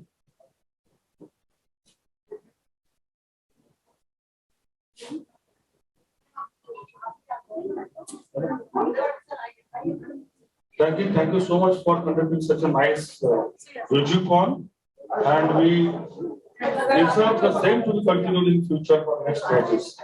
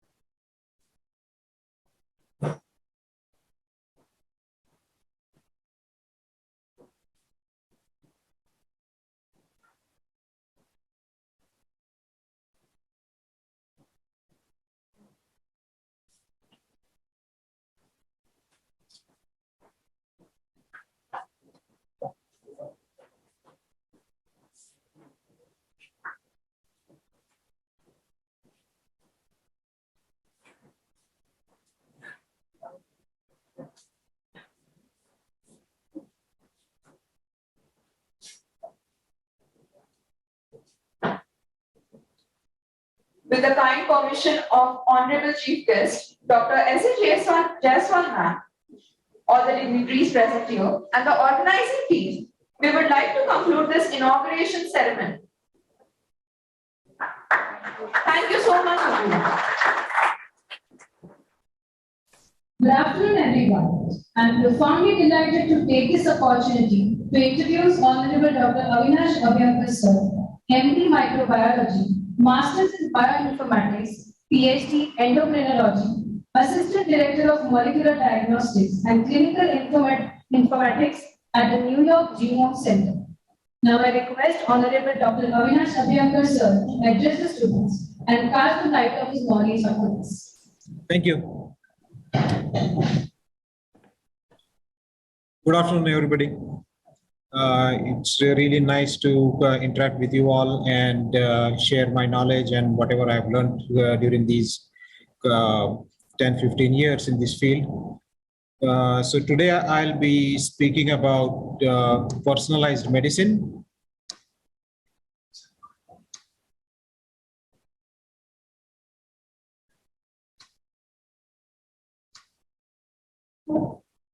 Is it fine? Okay. So I'll start by saying this. Your DNA is a book of stories about you, your forebears, and much more. And the reason why I say that is because each one of us, we have a DNA that comes from several generations, like up to 15 generations if you look at the nuclear DNA or the autosomes. And with every generation, the number of ancestors we have, it doubles because we have 2 copies of each of the autosomes, and 1 copy comes from your father, 1 copy comes from your mother. And if we now look at, say, for example, your mother, she got 1 copy from her father and 1 copy from her mother. And this thing goes on and on. And using the current technologies, you could trace back the ancestry all the way up to 15 to 20 generations when you just analyze the autosomes. But if you analyze the Y chromosome in males or the mitochondrial DNA, you could trace back all the way probably up to like 1,000 years in history. And because like we have so much of segregation during the formation of the zygote, each person is very unique and they have a unique genetic makeup. And this unique genetic makeup makes us like totally like unique from a lot of different perspectives. So phenotypic traits, response to different chemicals, which includes drugs, are influenced by genetic makeup of that individual. So since all of us are like so unique, one size fits all approach towards patient management doesn't always work. And we know that. I mean, this is not something new. We already know that if you give the same drug to different people, some of them will respond better, some of them won't, and so on. So with the advanced technology that we have currently, we should be able to tailor therapies individually for each person. For example, finding a cancer cure matching the individual's genetic code should be as easy as finding donor blood using blood type. So when I say finding a cure, cancer cure matching the individual's genetic code, what I mean is that whenever a cancer patient develops the tumor, it's a completely heterogeneous, it's genetically heterogeneous population of cells. And the tumor is always like progressed because of like a single driver mutation. And because it's called a driver mutation because that particular mutation is actually causing progression of the disease and or metastasis and so on. So each of the cancer patient will probably have a different unique driver mutation, and it is possible to cater the therapy based on those unique markers for each of those patients. So if you give just the conventional therapy for a particular type of cancer, it might work to some extent. But if you also add to it these special like individualized therapies, then the difference is remarkable. And we have been doing that for the last few years at the New York Genome Center where I work, and it shows remarkable results. Also, like figuring out the right drug and dose should be as easy as recording the body temperature, and we have the technology to do that now. So using all these technologies, like I said, different people, they respond differently to different drugs. So we should be able to identify the different mutations that modify these different chemicals. So there comes the concept of personalized medicine. So this is all about understanding the molecular mechanisms underlying a trait or a disease, and then applying the concepts to individual care. So you first try to identify some mutation, and then try to understand the molecular mechanisms behind it. And once you understand the molecular mechanisms behind it, you can specifically identify individuals with particular biomarkers and then give them individualized therapy, because now you know much more about that disease. Molecular signatures that I just mentioned underlying these traits or diseases, they vary by populations, subpopulations, and individuals themselves. So it is really important not just to have the genetic profiles for just some individuals, we also need to have genetic profiles of populations and subpopulations. In simple terms, it is possible to get away from one-size-fits-all approach to the diagnostic, therapies, and prevention and turn it into individualized approach. And to do all of this, genomics has been playing a really big role in the emergence of this field of personalized medicine. And before we go into like the details of like how we actually use genomics, we can like refresh our knowledge about the genomics as well. And before we go there, I'm just showing here a few of the papers that I have co-authored during the last few years, which deal with this particular personalized medicine concept. And here, as you can see, all these different papers that I'm showing here, they are looking into different aspects of different diseases. So some of the papers here are actually like trying to identify, say, for example, this particular paper. So this particular paper is trying to identify the actual molecular defect underlying a particular phenotype. Then if you look at this paper here, what we are doing here is we are not just identifying the mutation, but we are also doing some molecular biology experiments, molecular biochemistry experiments, and we are trying to figure out what's the actual effect of that particular mutation and how does that mutation actually change the phenotype. Okay, and here you can see this is a project where we study like a population. So we are not looking at one person at a time. We are looking at like multiple individuals at a time, so we can get like a genetic profiles of like a whole population at the same time. And there are a lot many papers that I have authored during these years, and you can search my name on Google Scholar and you'll find all these papers related to personalized medicine. So just to refresh our knowledge about the human genome, all of us have seen these like karyograms, and we all know like what chromosome is, but I still wanted to just like go through it once so all of us are on the same page. So the human genome consists of nuclear genome and also the mitochondrial genome, and I'll get to the mitochondrial genome in the next slide. The nuclear genome is approximately 3.2 billion base pairs or 3.2 billion nucleotides. And these 3.2 billion nucleotides, they are divided into 24 linear molecules. And each chromosome is actually a linear molecule, which is like coiled and supercoiled, and it's compacted in such a way that when you look at the karyogram, they look like really small, like these bars here. But in reality, it's the actual double-stranded DNA, which is like a single molecule. So if you stretch the DNA from a single chromosome, you can like really stretch the whole thing if you unwind it. So basically we have 22 autosomes, and since we are diploid, we have 2 copies of each of these autosomes. So we have 44 there. And then we have 2 sex chromosomes, XX in the females and XY in the males. So out of these 3.2 billion nucleotides, we have only 2% of the genome. So 2% of this 3.2 codes for protein coding genes. And the current number of like identified and characterized number of protein coding genes is between 20,000 to 25,000 genes. So rest of that 98% genome is non-coding. And when I say non-coding, it means it doesn't code for any protein, but it does code for something else. It codes for like, say for example, non-coding RNAs.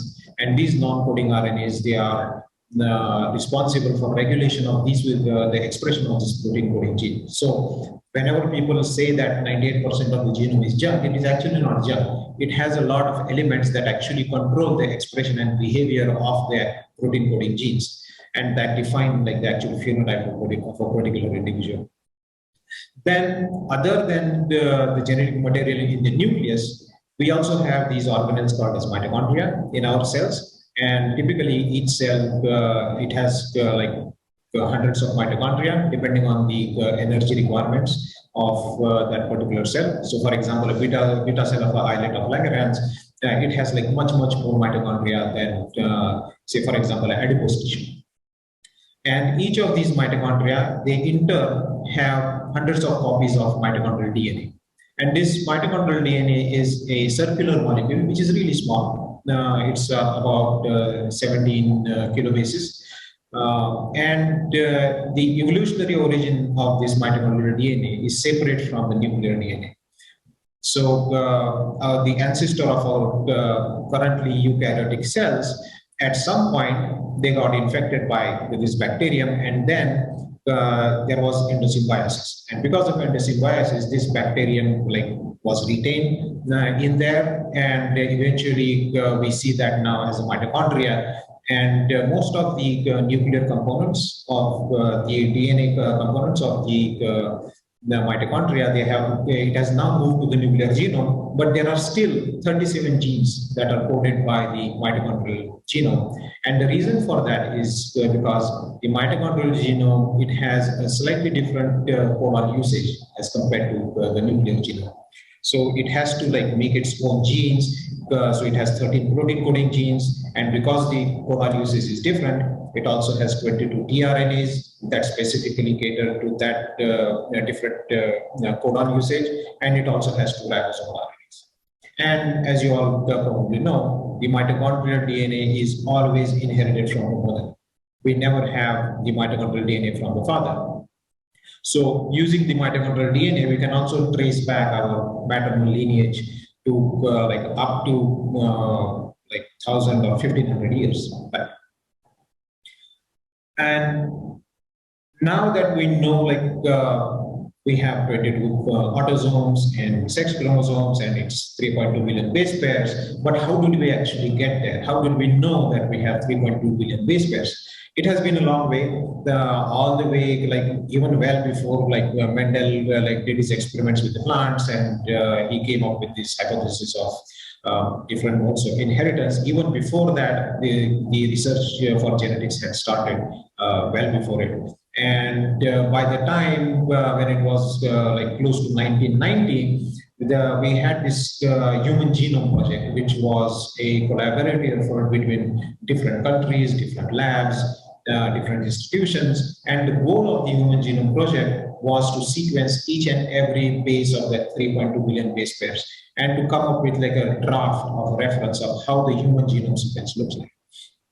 And it took about 10 years and almost 1,500-1,600 scientists working for almost a decade to come up with this first draft of the human genome. And in 2003, we had the initial draft of the human genome. And at that time, the sequencing technology was really expensive. The Human Genome Project, it cost almost $1 to sequence one base. So looking at those 3 billion base pairs, the total cost of the human the genome project, it was almost $3 billion, and which is almost not practical at all.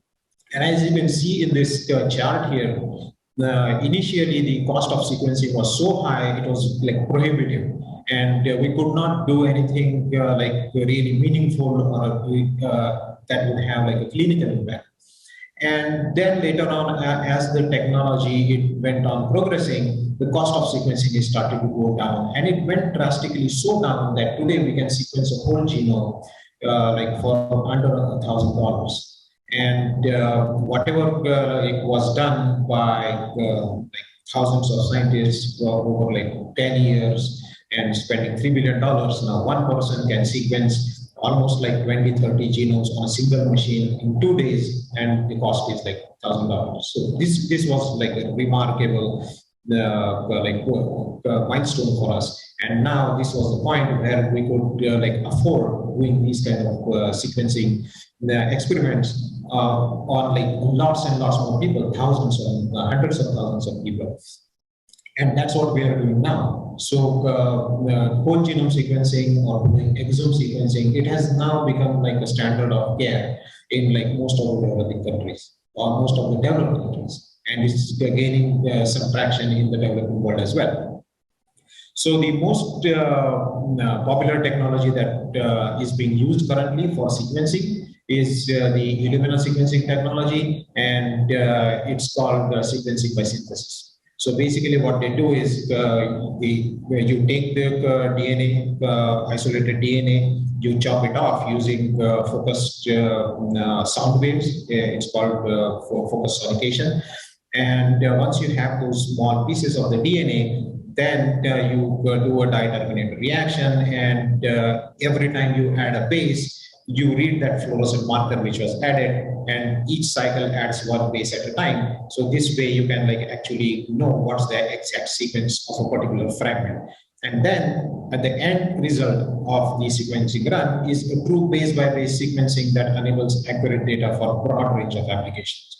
So on the top here, what you see is a flow cell of these next generation sequencing machines. So this flow cell, it looks like a typical microscope slide. It's slightly bigger than a microscope slide, and it has different lanes. As you can see here, they are demarcated by these black lines, and each lane has a different library in it, and each library can have multiple samples, multiple individual samples, which are molecularly barcoded.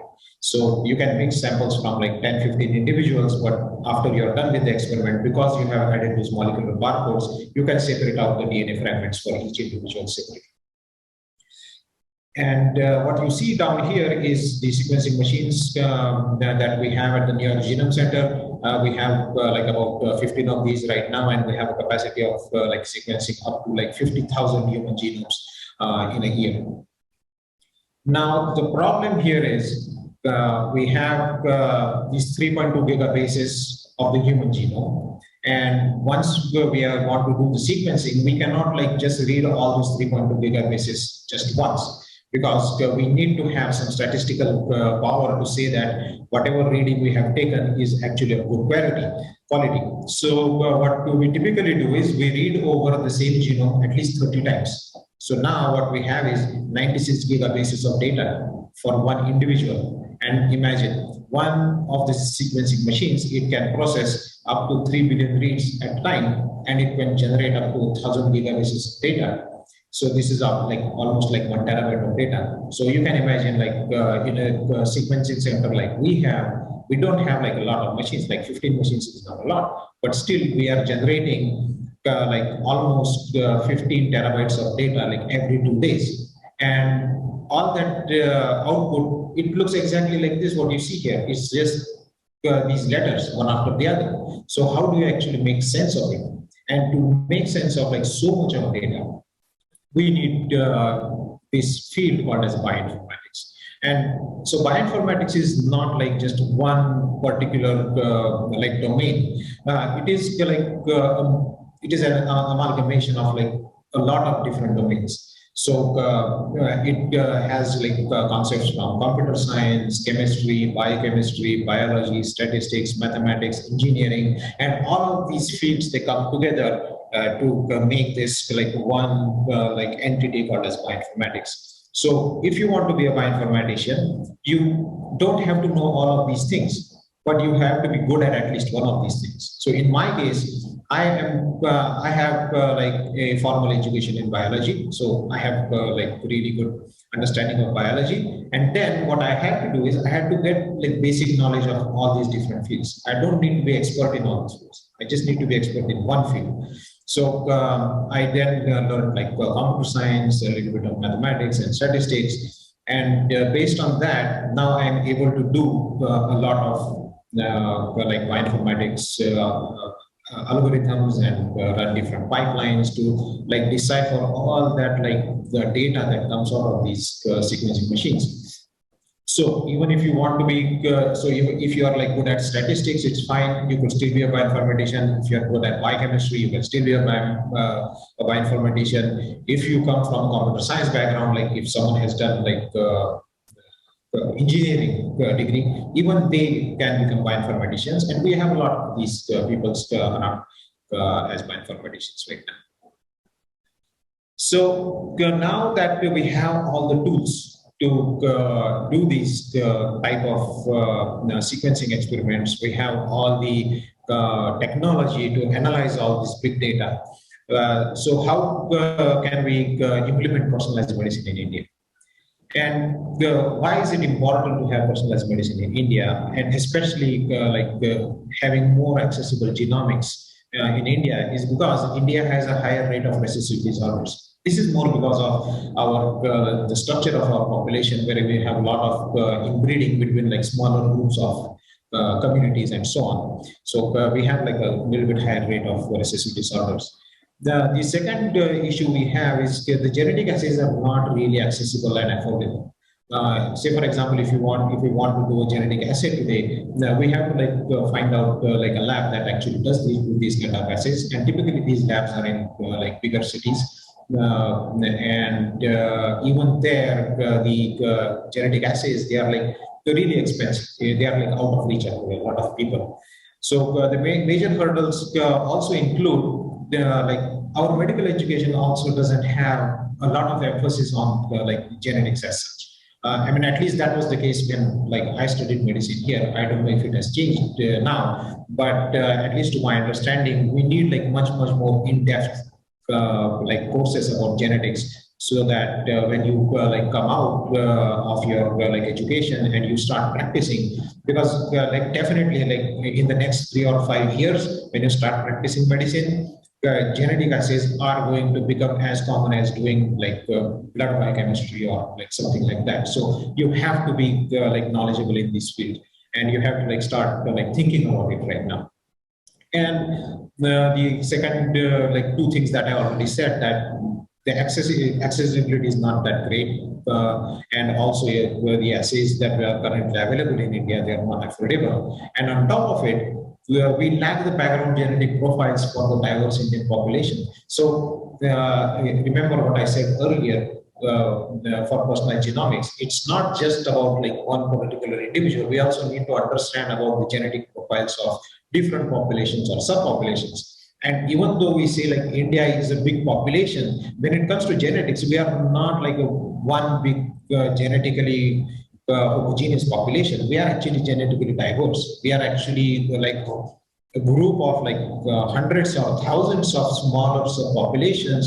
Each of them, they have like inbred and they have their own like unique genetic characteristics. So we need to put in a lot of effort in these type of like genetic assays and so on. So it's actually really good that I had an opportunity to talk to you while you are still like studying medicine, and you're still like on the way to start practicing. So you should start thinking about all these things right away.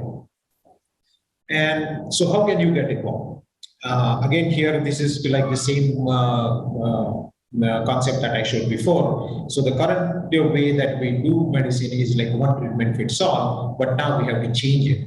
We have to like start doing more and more personalized diagnostics. And you don't have to be a bioinformatician to like get involved. You can be a clinician. So you have to like be able to identify correctly that, okay, if you see a phenotype or if you see like a patient, you have to have that background knowledge to say that, okay, this is a genetic disorder and I need to get some genetic assay done.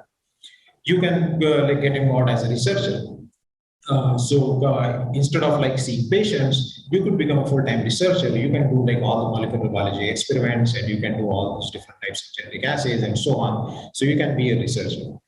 You can also be a physician scientist. So this is something that is like getting more and more popularity now, especially in the United States, where the clinicians, they don't they want to be full-time clinicians, or they don't want to be full-time researchers, but they want to have a mix of both. So what they do is, like, depending on their own interests, they might decide that, okay, 50% of my time I'm going to like see patients, and 50% of my time I'm going to get involved in research. So this is also a good way of doing it. You could also like opt for becoming a molecular biologist, or you can also become a cognitive biologist. And the key part here is that keep your knowledge current. Even if you say you end up as a clinician, you should also try to like understand what's going on in these other fields, because you're like whatever you can imagine is usually limited to what you know. So the more you know, the more you can imagine, and the more like better things you can do. So this is how you can get involved. And I'm also going to tell like how I'm helping the bringing personalized medicine to India, and how I'm doing my part in bringing this thing to India. To help like with whatever knowledge I gained, I started a company called as Genavali right here in Solapur. And the whole idea behind this company is to make these genetic assays affordable, to make these genetic assays accessible, to make the genetic assays comprehensive, and then the results should also be like really informative and give us like as much information as you can. So I'll like walk you through like the actual results of like what to expect from a genetic assay. There you will see like what do you expect in terms of ancestry or genetic predisposition or genetic matching, pharmacogenomics, nucleogenomics, and something called as variants of uncertain significance. So I just like show you like how, so whenever you order an assay, when you start practicing, like what to exactly expect as a result, because you probably know like what to expect from like blood biochemistry or like some other like typical lab examinations. You already know, but I want to give you like a glimpse of like what to expect from genetic results. So basically here, as I said, I want to make these genetic assays really affordable and accessible. And all of these, the assays that I'm trying to do here, they are based on like saliva sample. So you don't need to go to like any laboratory or anything. All you need to do is just like order the test online. The saliva collection device is shipped to your home address, and you follow the instructions and send it back. And once you send it back, we will take it from there, and we'll extract the DNA from the saliva, and we will like do the sequencing of your DNA. And once you have your results, you can start exploring the results. And what I'm showing here are my own results here. As you can see, we have like different tabs here, like categorizing like different types of results.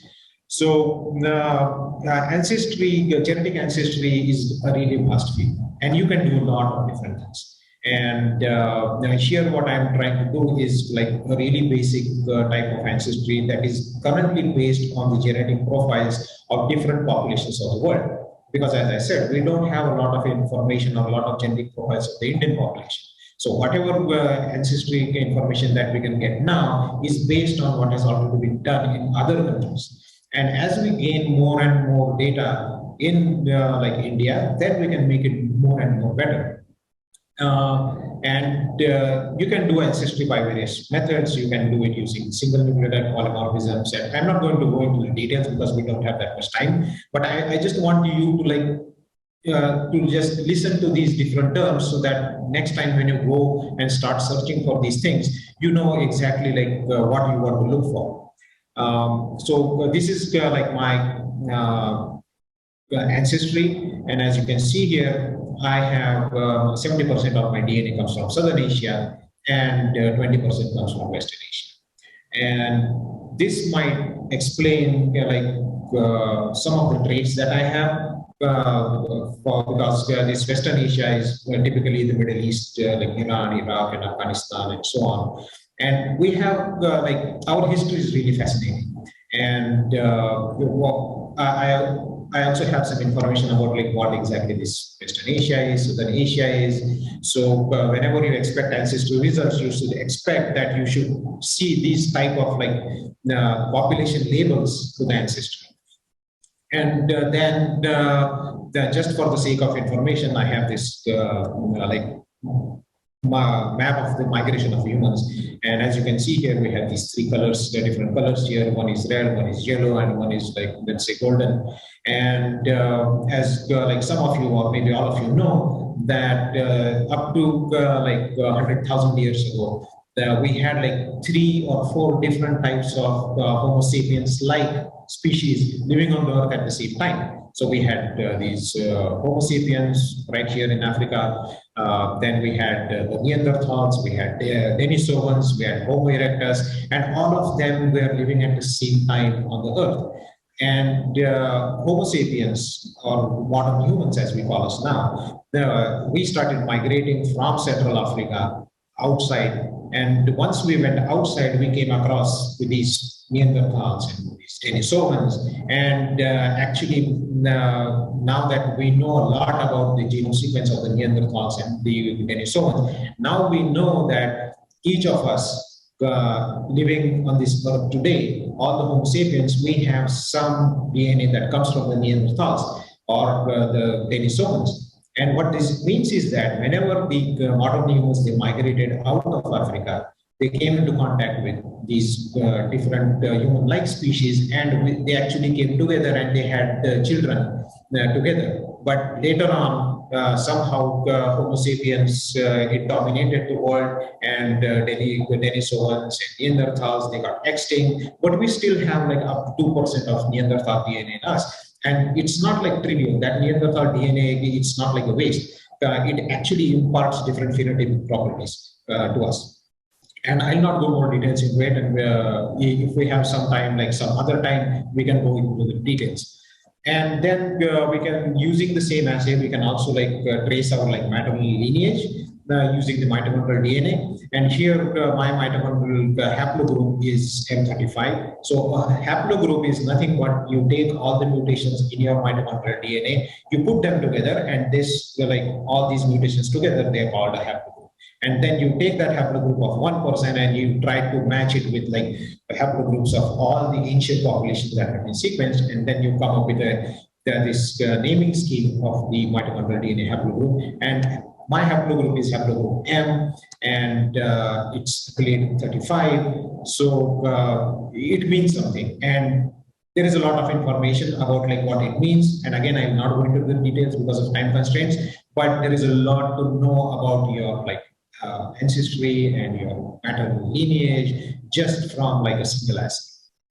Again, similar to what we had, like a migration map of humans, we also have a migration map of the mitochondrial DNA. And as you can see, the early humans that came out of Africa, they had this haplogroup L, and then as they came out, they accumulated more and more mutations. So now the haplogroup was no more L. So then the people who actually identified these haplogroups initially, they just started to give their numbers like A, B, C, D, and so on in the order in which they were identified.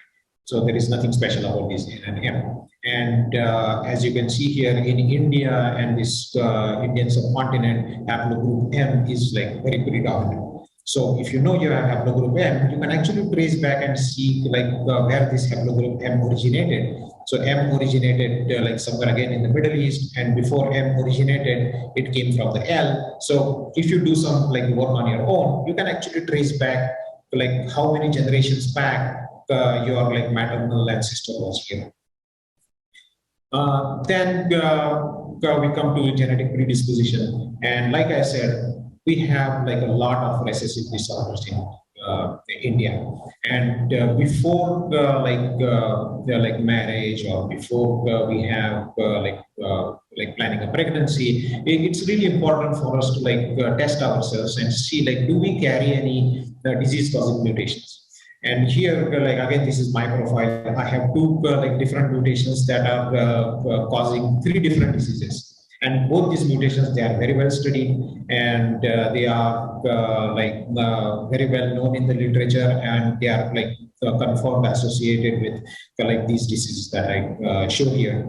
And let's take an example of this Wilson's disease. So I carry this known pathogenic mutation for Wilson's disease, and most of you probably know what Wilson's disease is by now.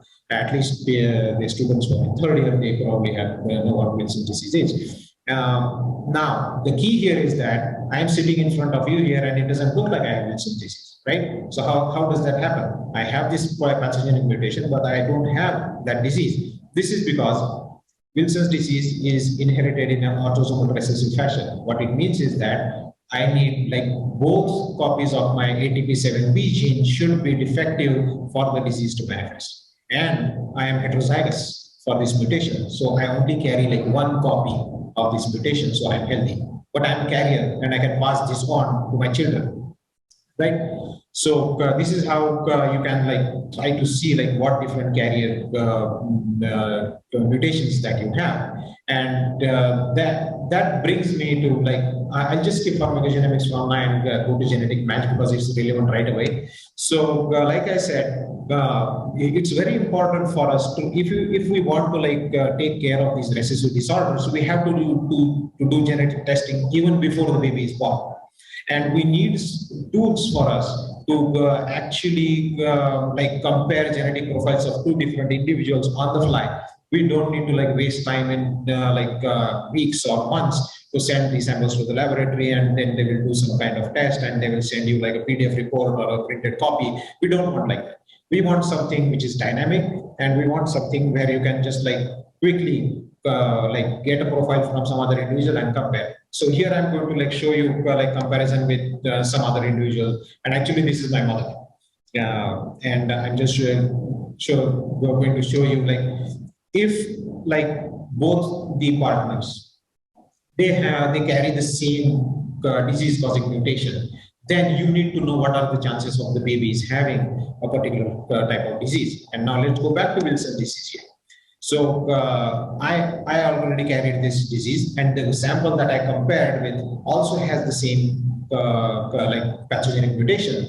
So based on this and based on the different modes of inheritance of what we know, and based on what we know about the segregation, we can like definitely compute like what's the % chance of the baby having a particular disease. So if both the parents are carriers, are heterozygous carriers for a recessive disorder, then there is a 25% chance of having a child with Wilson's disease.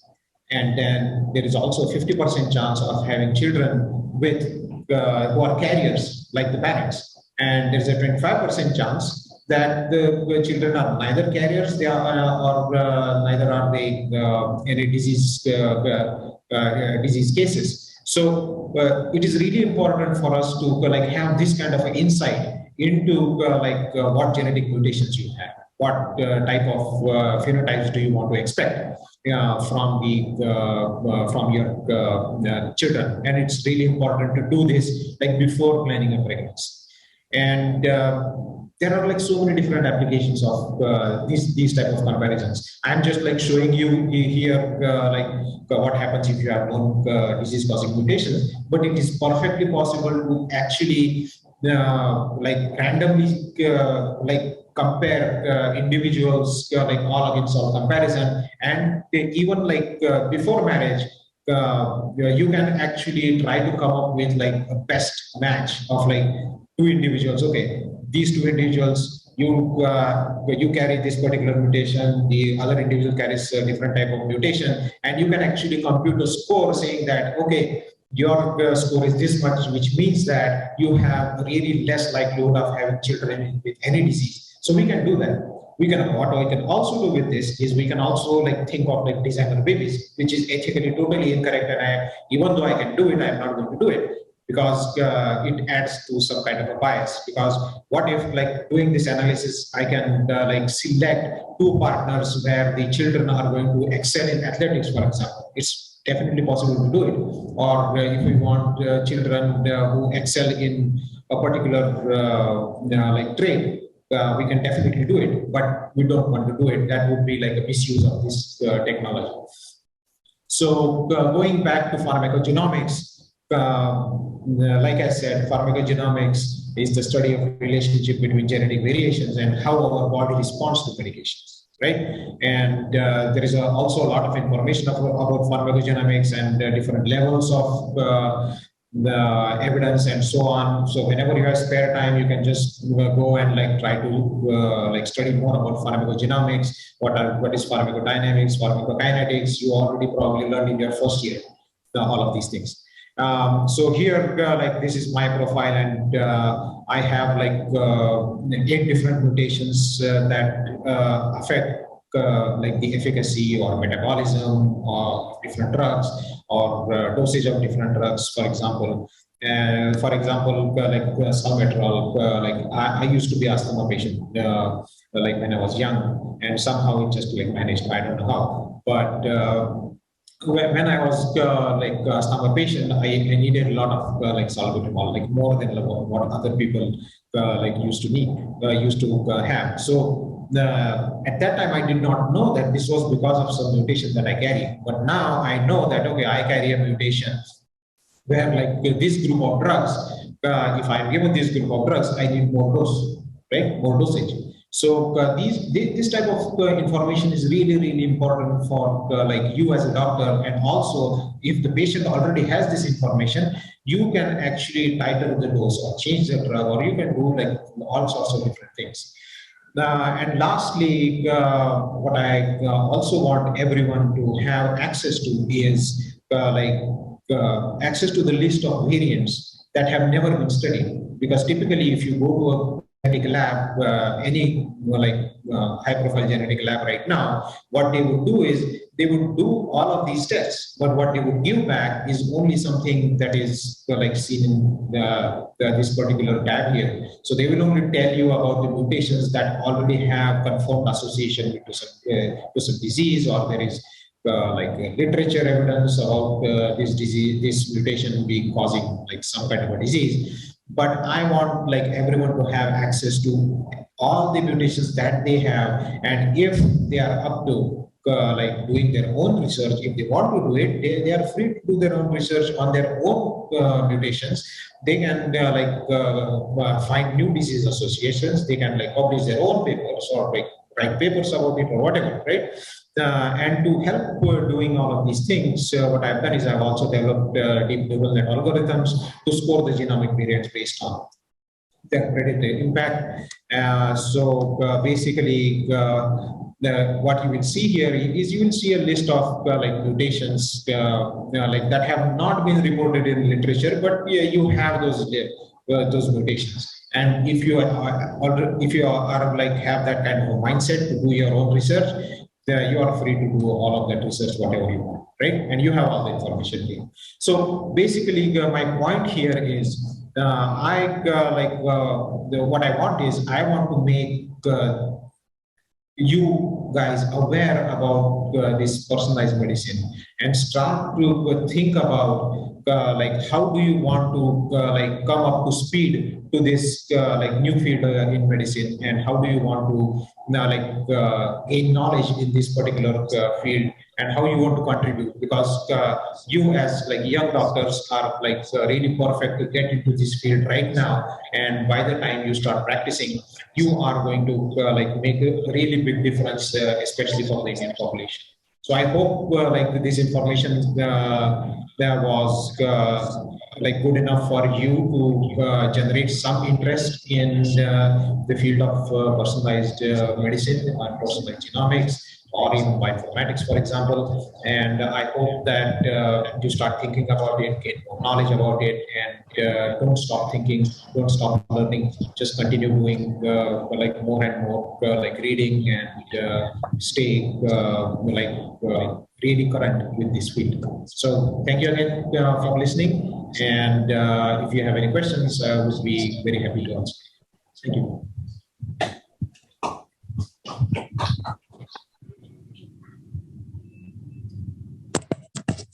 Okay.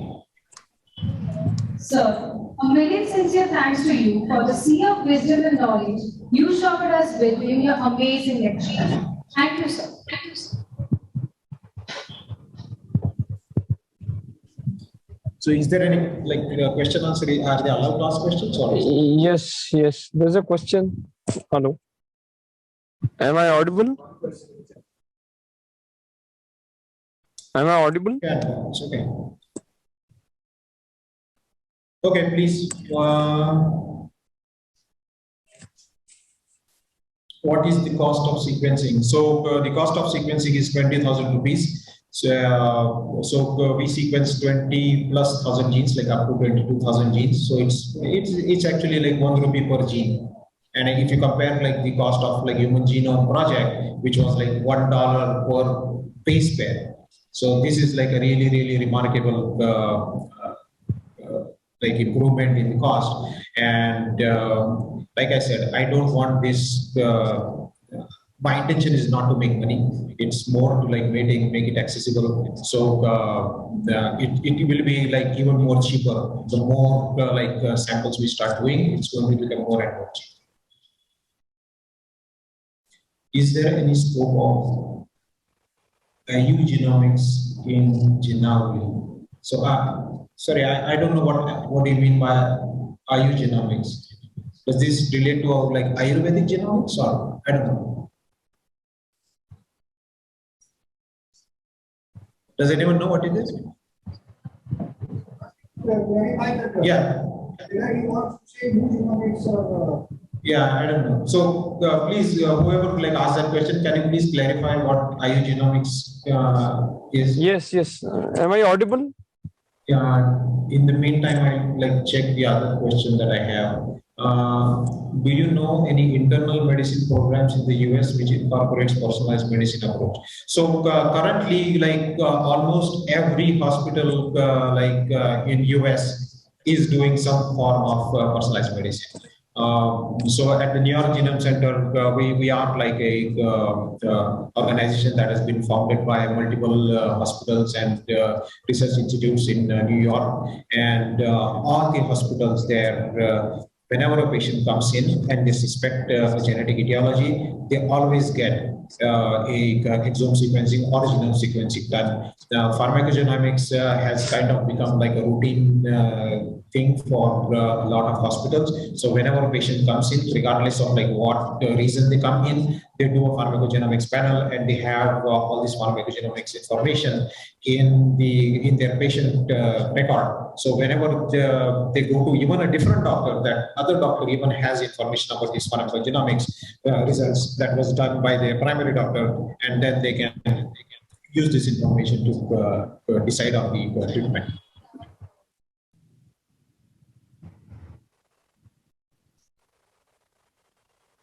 So I still did not get like what is meant by eugenomics. Hello, am I audible? Am I audible?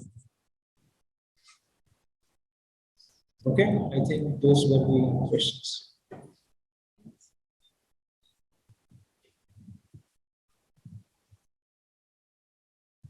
Am I audible? Yes, you are audible. Yes, my question to sir is, as in our branch, we are trying to link up and come up with the updates of the genomics in our routine clinical practice. So is the other pathy doing? So they have some, I have an article with... Attendees are requested to type their questions in the chat box. We already typed the question. Sir was asking some specifications for that.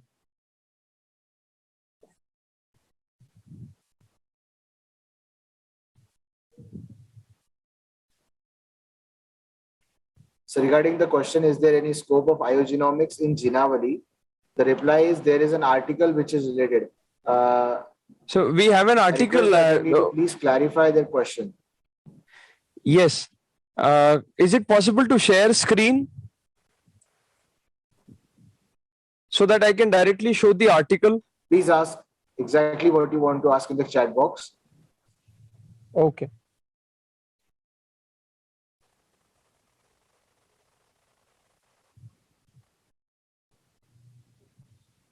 Yeah, so it looks like it's related to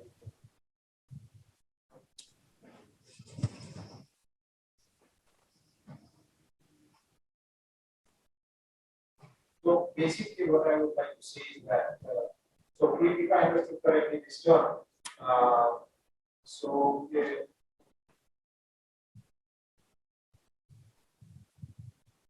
we got a reply on that question. They wanted to ask traditional medicine to modern pharmacogenomics, Ayurveda, Prakriti type and CYP 2C19 gene polymorphism associated with the metabolic variability. Yogita Ghodke, I guess they shared the details about the publication, the article which they mentioned. yeah. So these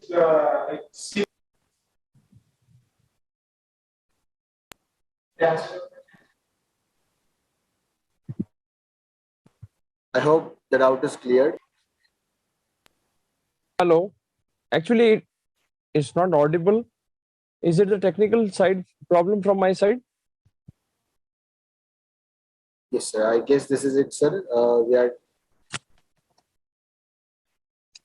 Yes, sir.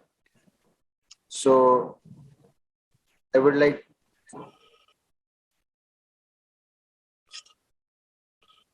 I would like to thank Dr. Avinash Abhyankar, sir, for being with us today here and guiding all the students, medical aspirants, regarding personalized medicine. And I hope the students enjoyed the session. And I am really thankful for sir to be here with us. And thank you, sir. With sir's kind permission, we would like to conclude today's session. Thank you. Thank you, sir. Thank you so much. The first round, sir, I'm handing over the quiz to you. Okay, welcome all of you. It's a wonderful evening and to see students right from the north of the country to the south. So we are feeling connected greatly and I'm sure all of you are going to enjoy this. And honestly, if you talk to me as a professor of medicine more than the quiz master, going through the quiz, I'm really, really excited to see how hard the children have worked to answer these questions. So without wasting any time, we will go ahead. All the best to all of you. The fact that you're here in the finale, 4 of you, you're already winners, all of you. But we will see who's the best winner. Okay? So Akanksha, we can project the first quiz. Team 1, kindly select one thing. One team. Team Shelter.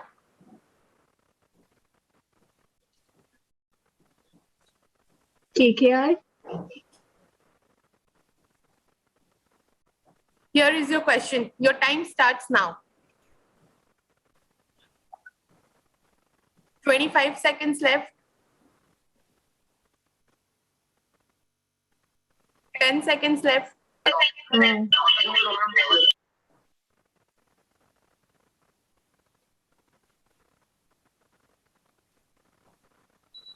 Time up, guys. Sorry. Time's up, guys. You need an answer.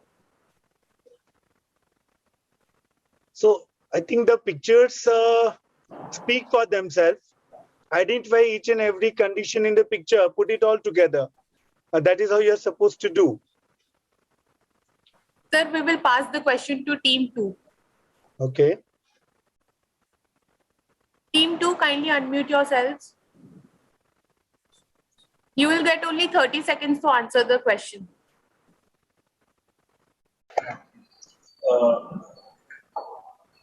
First, we have to tell about the diagnosis, or like, can we go in parts and describe the images first? Anything. You're supposed to identify the images also. That is also going to be marked. Yeah. Sir, this is pedigree is for X-linked recessive disease. Then in image B, there is eczematous lesion on the skin. This third image is of it's of a character from Marvel, Hope. Evangeline Lilly plays that character, and A shows freckling on the skin, and or kya? Time's up, guys. We'll pass it to team C. Team 3. Yeah, can we answer? Yeah.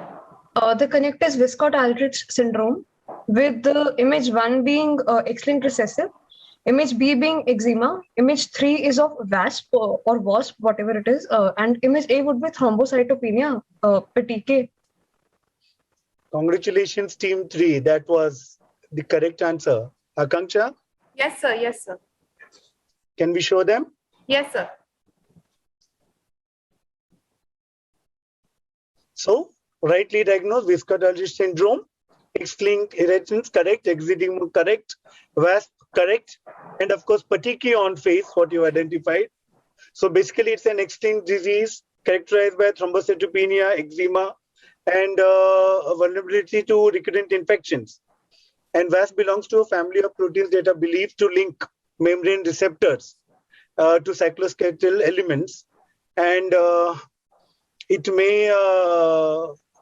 can't see part of the slides because the videos, Akanksha, but well, the answer is correct. Viscott-Eldridge syndrome. Yes, sir. We'll We'll move go on to to the next one. Yes, sir. We'll move on to team 2. Team 2, kindly choose. Delhi. Delhi Capitals. 50 seconds left.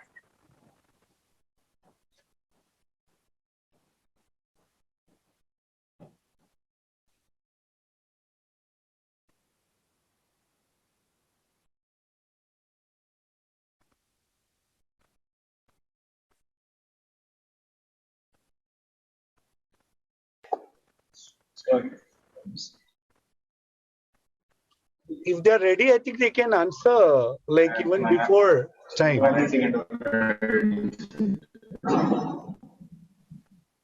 endocarditis. Till 10 seconds are left. Do you want to attempt once again?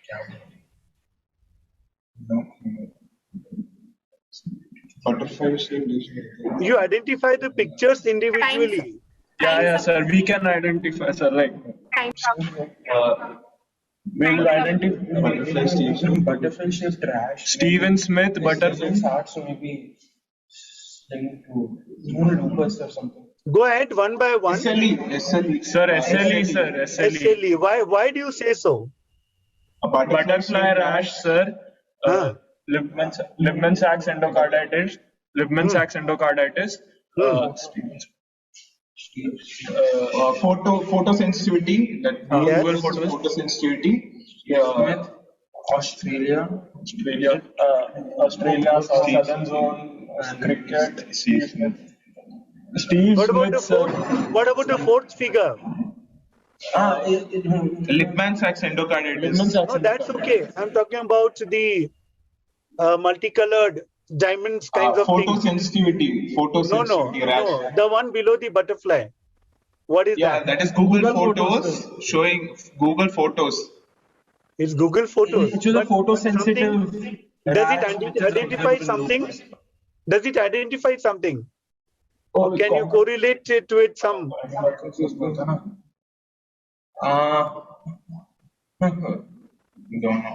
All right, Akanksha, we'll show them the answer.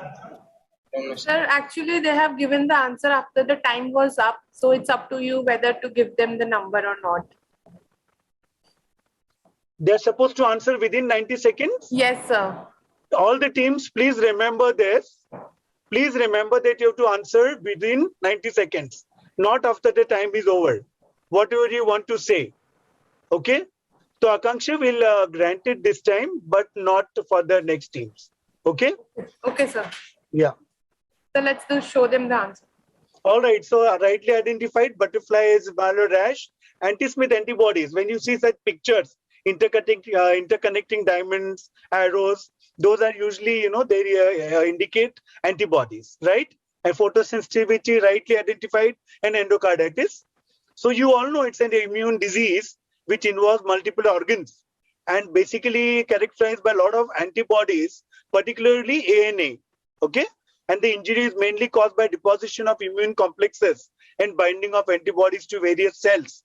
And this is a multi-system disease and which is highly variable in its presentation. And the diagnosis relies on clinical, serological, and of course the patient. It's a patient usually is a young woman with not necessarily all the features, but the most common ones are rash, fever, painful joints, there could be some deformities, and of course may have lung and skin involvement, right? So yes, the answer SLE is correct. We can go to the next one now. Please please answer in time. Okay? Yeah. Excuse me. Sorry to intervene, but just wanted to confirm if we are getting marks for this round or not. Yes, you're getting. You're getting, but not for the next teams. Okay? We'll be strict about time. Okay. Okay? So Right. plus 45, right? Plus 40. Plus 40. Anti-Smith antibody. And you didn't identify that. Yeah, correct.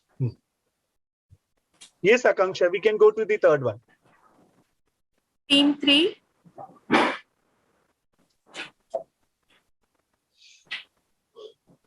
Team 3, kindly choose.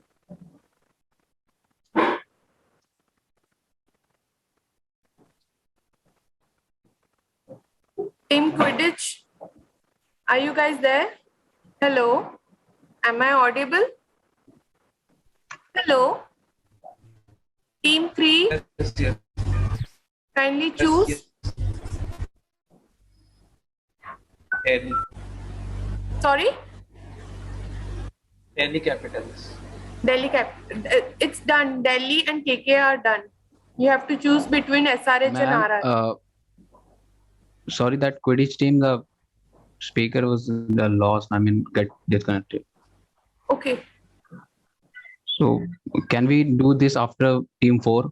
Okay. Yeah, no issues. Team RX, kindly unmute yourselves and choose one of them. Rajasthan. Okay, we'll go for Rajasthan. Rajasthan also.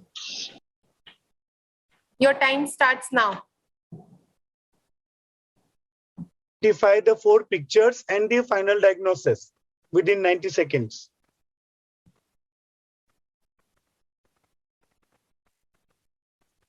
A lot of brain work.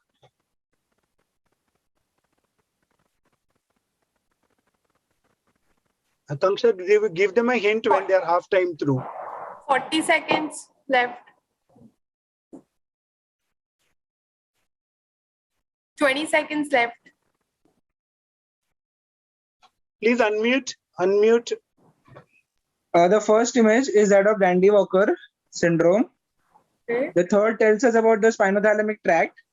Fourth is that of the flag of South Africa. Second is of the Powerpuff Girl and bubble cup. Time is up, guys. Sorry. Sir, we'll pass it on to the next team, team 1. Sorry, team 3. We'll pass it on to team 3. Team 3, your time starts now. You will get 30 seconds to answer this.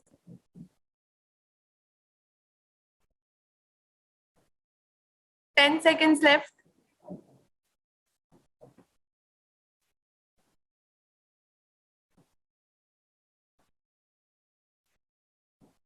The time is up. We'll pass it on to team 1. Team 1, kindly unmute yourselves. Your time starts now. The brain images should give you a clue. The professor can't resist to intervene. So, Syringomyelia is associated with enlargement of the ventricles. Syringomyelia? yes. The answer is right. Sir, and first image is showing enlargement of the ventricles. The below image is showing the tracts which are affected. And sir, this is Powerpuff Girl. What's her name? Bubbles.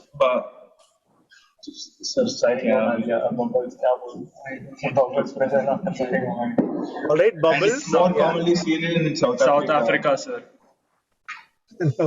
Okay. Akanksha, I think will show the answer. Yes, sir, we will.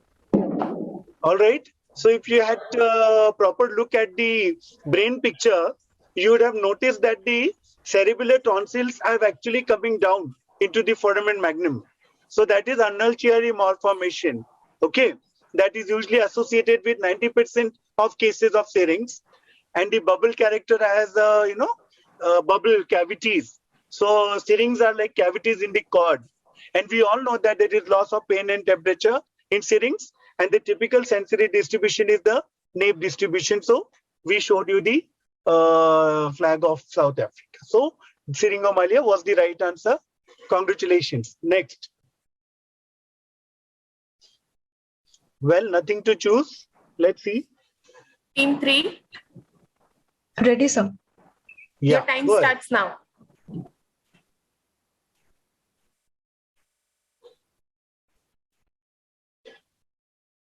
$50 seconds left. We would like to answer. Yes, please. Is it cortical sinus thrombosis? Yes. Can you identify the 4 figures? Sir, second image is a MRI showing loss of venous filling in the lateral sinus.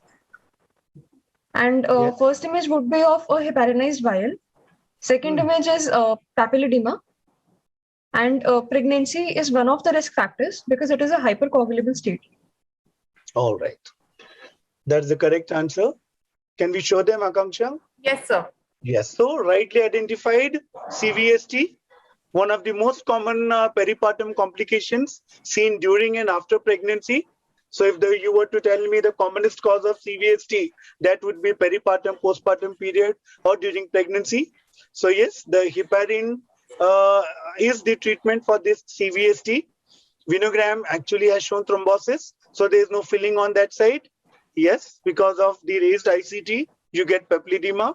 And as I told you, pregnancy is a hypercoagulable state. So you would, as a complication of CVST, you will get papilledema, right?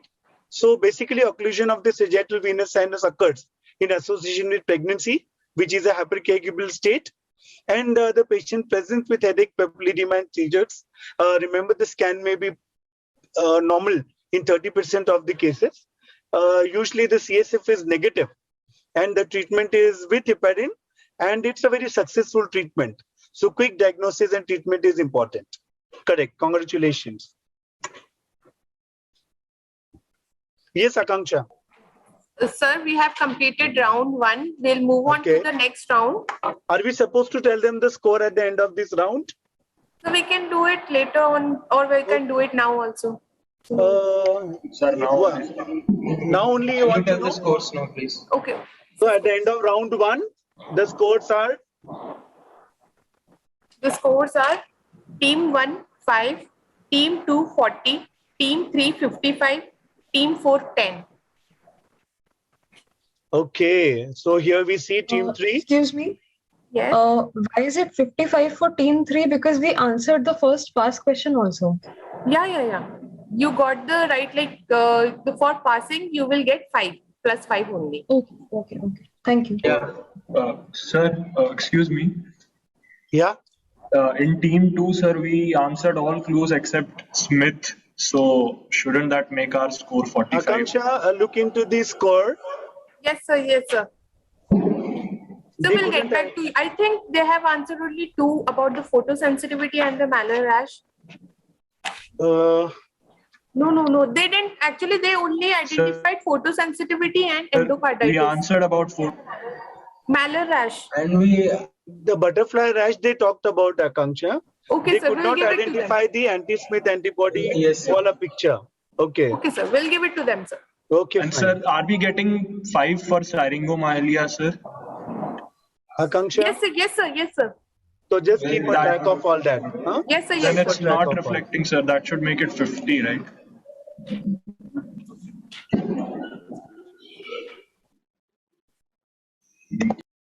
Akanksha, tally the scores first, then we'll move ahead.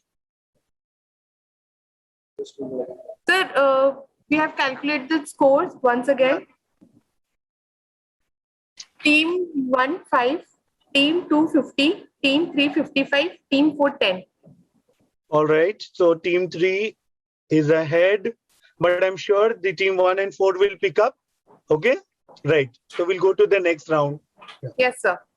So this is a clinical round where you will be given a clinical scenario question. A single answer has to be given. Discussion must happen on screen. Actually, I would like to request you all to unmute yourself, the team which is answering. And only the wrong answers will be passed on to the next team. Time limit is 60 seconds. For every correct response, you get plus 30. And for there is no negative marking. And if it's a past question, you get plus 5. So shall we start? Shall we start, sir? Sir, kindly unmute yourselves. Akanksha. Yes, sir. When they pass on, when a past question is answered, yes, sir. Do they get full marks for that? No, sir. They get plus 5 only. Only 5.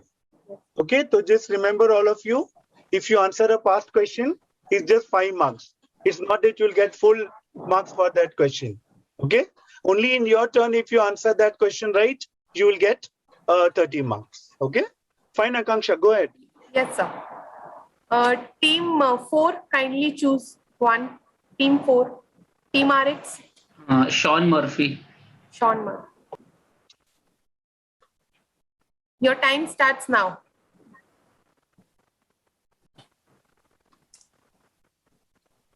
So the next step would be CECT abdomen.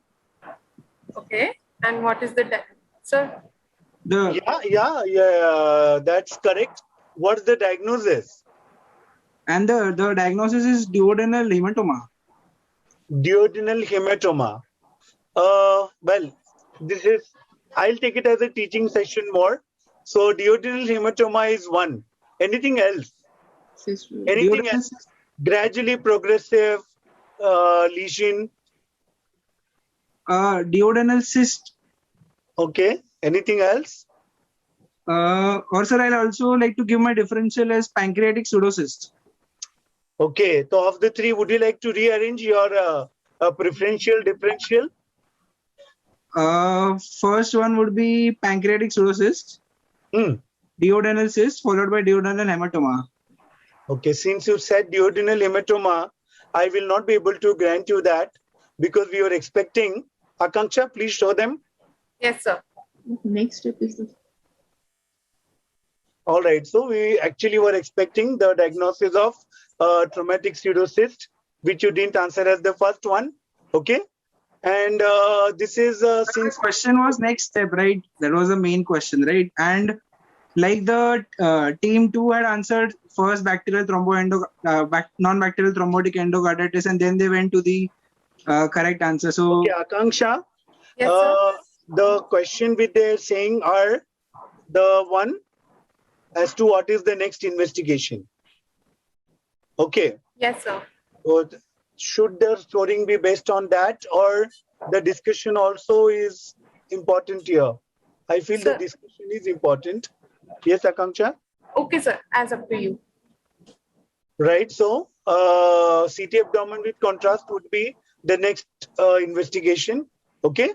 And the presentation is progressive increase in the swelling, and because it is compressing over the stomach, there is also loss of there is early satiety. Okay. And location and pain actually point towards the pancreatic origin. Right. Of course, rightly the CECT would diagnose. If it resolves, well and good. Otherwise, you would have to drain it. Okay. So we'll give you that. Right. And we can go on to the next question, Akanksha. Yes, sir. Give them the marks. Okay. Yes, sir. Team 3. House MD.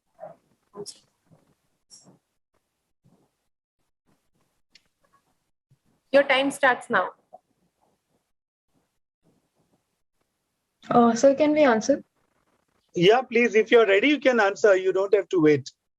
So this looks like a cholinergic crisis because of an overdose of anticholinesterase inhibitors. Anticholinesterase, acetylcholinesterase inhibitors. That is, could be galantamine, could be rivastigmine. And administration of atropine would be the next appropriate step. Okay. As I told you, I'm going to take it as more of a learning session. So why is that the patient still has cramps and all once atropine already has been given?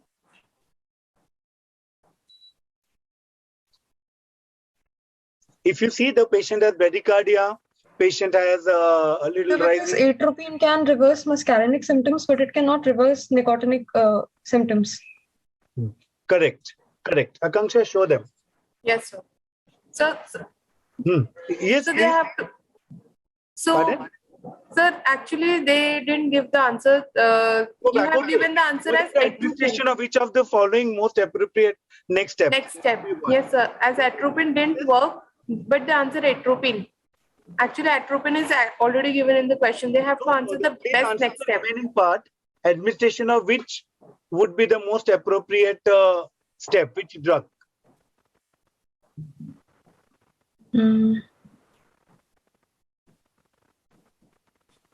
I think, sir, we cannot. The time has already. So the time is up actually. Akanksha, okay, we'll show them. Okay, okay, sir. I'm not going to interfere with the marking system. So you all decide about it. Okay. The time and all. So yes, we are talking about a likely carbamate poisoning, skeletal muscle relaxant, and nicotinic receptor blockers which are used. Patient is actually suffering from Alzheimer's, so must have overdosed himself. And the clinical features, bradycardia, hypoventilation, all those indicate a cholinergic crisis, as rightly pointed out. And the drugs could be either rivastigmine or galantamine. Atropine is already given and the muscarinic effects are still persistent. So you would like to give a nicotinic blocker, right? We cannot give oximes because that is supposed to worsen carbamate poisoning. So you would give something like baclofen or some relaxant. Okay? So can we get part points for this question because it also had a part of diagnosis? Yes, yes, yes. I am not going to interfere with the marking system. The scoring team will do it. Time You and will everything. get half marks for it. Yeah. Next. Half of the total. Let's go to the next one. Team 2, are you guys ready? Please choose. Team 2. Yeah. Sorry, Gray. Team 2. Meredith Gray. Gray.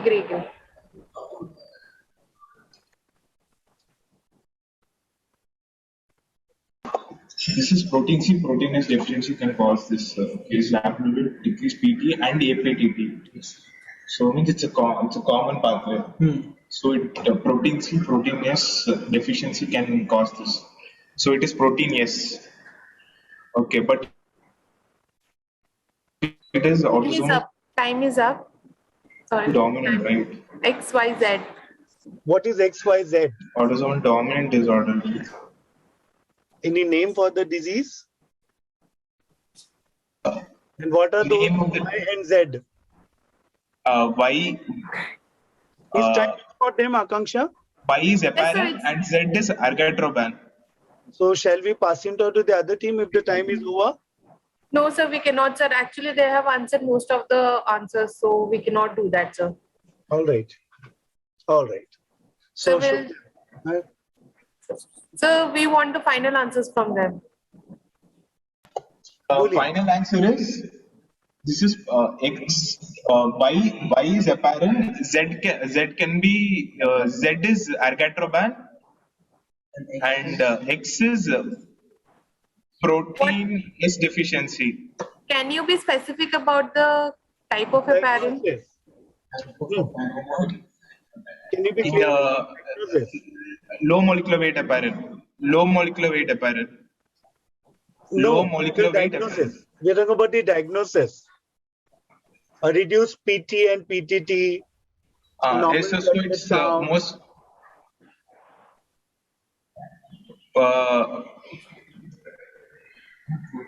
protein S deficiency or purofulminant. Sir, we'll show them the answers. Show them the answer now, Akanksha. Yes, sir. See, this is factor V laden disease. Okay. S deficiency is not that common. So this would be the diagnosis. And heparin, of course, unfractionated heparin and argatroban, what you have said is correct. Heparin is known to cause thrombocytopenia. Heparin-associated thrombocytopenia. So that fatigue and other things what the patient developed. Okay. So replacement with an oral anticoagulant is what is expected. Okay. Fine, Akanksha. Yes, sir. So, sir, only one answer is correct, right? Yes. The scoring team will decide. Yeah. Okay. Because protein C is the consequence of it. It is not the direct disease. They are supposed to say factor V leading deficiency. Yes. Okay, we will not argue. We will argue. Team 1, only one question is left.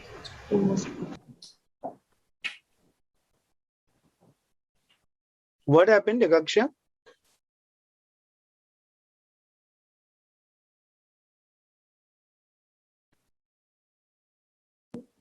Sir, actually there is some technical glitch. We'll solve it within a minute, sir. Yeah, sure. So team number 1, are you ready? Team Shelter? Yes. Yeah. Here is the question. Your time starts now. Sorry. This is not the question. I'm so sorry. No, this is the previous one. So. Yes, team 1, we are ready with the question. Your time starts now. Can you show the next slide?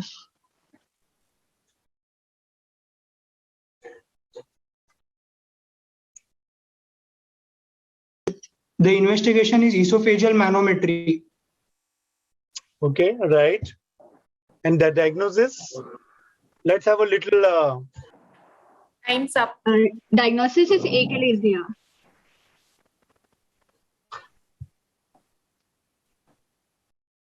Sir, you're unmute. Sir, kindly unmute yourself. Sir. Diagnosis achalasia cardia and investigation esophageal manometry. They're talking about a weightlifter lifting a weight and then the symptoms worsening. So would you like to think about some other cause? Can you show the previous slide? Longitude. They have time, Akanksha? Yeah, no, sir. Time is up, sir. Okay, so they've answered the manometry thing, I suppose. Yes, sir. And they said achalasia, which is not acceptable, right? So since it is is it a possible question? No, sir. All right. So I think then an academic discussion only, no marks for this. So any differential diagnosis you would like to consider? Sir, hiatal hernia. Hiatus hernia. So you should have said that the first one, no? Okay, fine. All right, Akanksha. Yes, sir. Yes, sir. The answer is hiatus hernia, and the investigation is esophageal manometry, and he is more likely to suffer from hiatus hernia, where a part of stomach herniates through the diaphragm. Very common condition, and whenever there is an elevated intra-abdominal pressure, and this patient is a wet lifter, so that probably has triggered, and the features are symptoms like GARD, heartburn, epigastric burn, belching, dysphagia. Of course, endoscopy and esophageal manometry will give you the answer. The treatment is with band pressures, okay, and surgical treatment. Fine. So we are done with this round. We'll move on to the next round. So, okay. So the scores are as follows. Team 1, 15, Team 2, 10, Team 3, 15, Team 4, 30. These are the scorings of the second round. Yes, sir. Not the score at the end of the 2 rounds. No, sir. Okay, fine. Go ahead, Akanksha. Yes, sir. We'll move on to the next round. This is a buzzer round where question will be first displayed on the screen. You have to say your team number. Like Team Shelter is Team 1. So you guys, if you guys know the answer, you have to say Team 1. The person who responds first will get the chance, and if the team doesn't answer correctly, we'll keep more 10 seconds so that you can say your name. Like if Team Shelter doesn't answer, then you get more 10 seconds to say the team name. Like Team 3 or Team 4, we'll give it to the person who responded first. So you get 15. Time limit is 15 seconds. You get to answer the question. For correct response, you get plus 20. For incorrect response, you get minus 10. And if it's a past question, then you get plus 5. So, are the rules clear?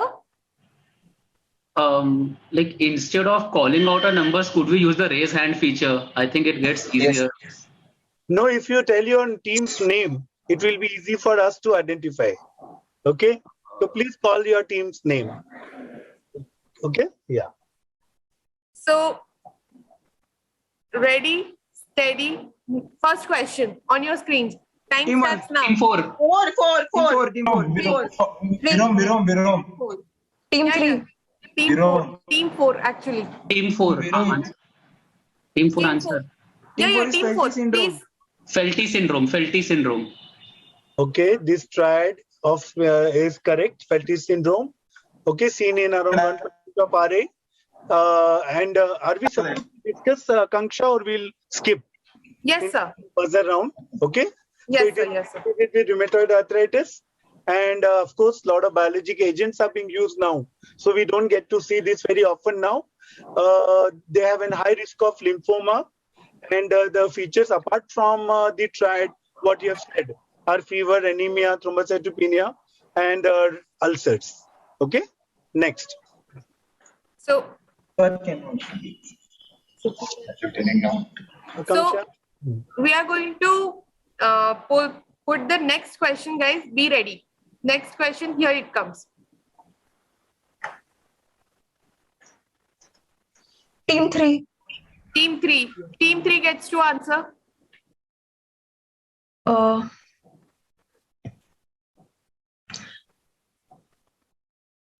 this is Schwarzman-Diamond syndrome. Yeah. Okay. Show them. This is the correct diagnosis, Schwarzman-Diamond syndrome, a recessive disease, mutation of the SBDS gene, and what you get is pancreatic acinosis and development of bone marrow failure, so bone abnormality. Correct. Excuse me, is there any negative for past answers? Like +5 for correct, but is there any negative also? Yes, yes, yes. If you answer it incorrect, you get -10. So answer if you are very sure. Okay. Yeah. So the next question comes now. Team 4. Team 4. Team 1. Team 1. Team 1. Team 1. Team 4. Team 4. It was Team 4. It is Meeks syndrome. Meeks. MEIG Meeks syndrome. Yeah. I think every undergraduate knows this. Ovarian tumor, ascites. So yes, it is Meeks syndrome. 1% of ovarian fibromas present with Meeks syndrome. Features are huge abdominal distension, fatigue, weight loss. They have menstrual irregularity, shortness of breath, non-productive cough. Usually symptomatic treatment and of course surgery later. Fine? Yeah. Yes, sir. So the next question comes now. Team 4. 4. 2 side 2. Team 4. It was Team 4. Hey, we called Team 4 by mistake. Lofgren syndrome. Repeat, okay? How quick you want to answer? And we told Team 4 like by mistake. So what team name for Team 4? That's my mistake. Sir, actually, if you have said Team 4, we'll give it to Team 4 only. Lofgren syndrome. Lofgren, it's correct. Right. So you are all very expert with syndromes. I don't know how come everyone, third year students are answering all syndromes. But yes, it is acute inflammatory condition of thyroid presents in young patient with acute onset erythema nodosum.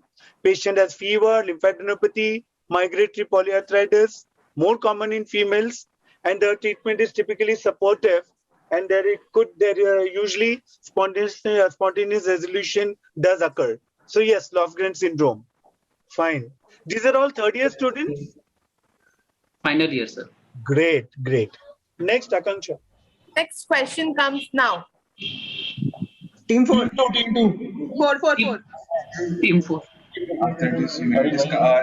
Reader syndrome. Wait, let them call out the first. Let them Team call 4. out. They said Team 4. Why are they answering? No, we called out Team 2. Let the host call out now which team has to answer. Yeah. Before answering. Quizmaster decide which team has to answer, right? Akanksha? Sir, it was Team. I think it was Team 2 if I heard. Team 2 it was. Quizmaster is saying Team 4. Wait. No, it was Team 2. Team 2. It was Team 2. Even We'll I give it to Team 2. Reader syndrome. Reader syndrome. Reader syndrome, yes. Every undergraduate knows this triad. Reactive arthritis, 2 to 4 weeks after a genital or GI infection. It's a very acute presentation, malaise, fatigue, and fever. Asymmetric, predominantly lower extremity. Oligoarthritis is a major presenting symptom, and low back pain occurs in 50% of the cases. Heel pain is common. Okay? So, right, Reader's triad.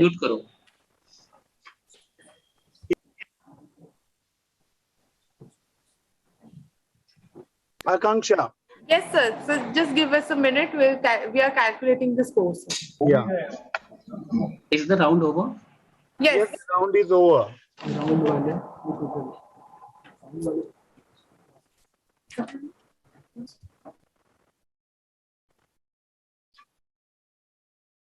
Is this the result of the NEET preparation that is already going on?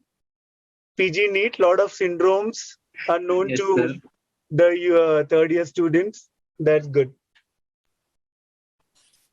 Team 1 nil, team 2 20, team 3 20, team 4 60. Team 4, how much, Akanksha? 60, sir. 60, okay, fine. You said team 2. Team 2 20. One question was of 30 points, right? 20. All right, Akanksha, let's go ahead. Yes, sir. We'll move on to the final round. That is a rapid fire round. Team 2 gets to choose the option. Like there will be 10 questions given. First answer response would be considered, and participants have to say pass to go for the next question. Time limit is 60 seconds for 10 questions. For each correct response, they get plus 10. For every incorrect, there is no negative marking. So are we ready? No, you have to answer 10 questions. You have Sorry? to answer 10 questions in 60 seconds, remember. So will the questions be asked or will you displayed on the screen? Displayed We'll ask you the questions. Typical rapid fire round of a quiz session. Okay? Yes, sir. So team 2. Give me a second, Akanksha. Yes, sir. All right. Fourth, Hera Fairy. There is no discussion in this round, so only right answer will be told to you quickly. Yes, right? If you're wrong, we'll say wrong and we'll tell you the right answer. Just a second, sir. Just a second. We'll start. So give us a minute. Okay.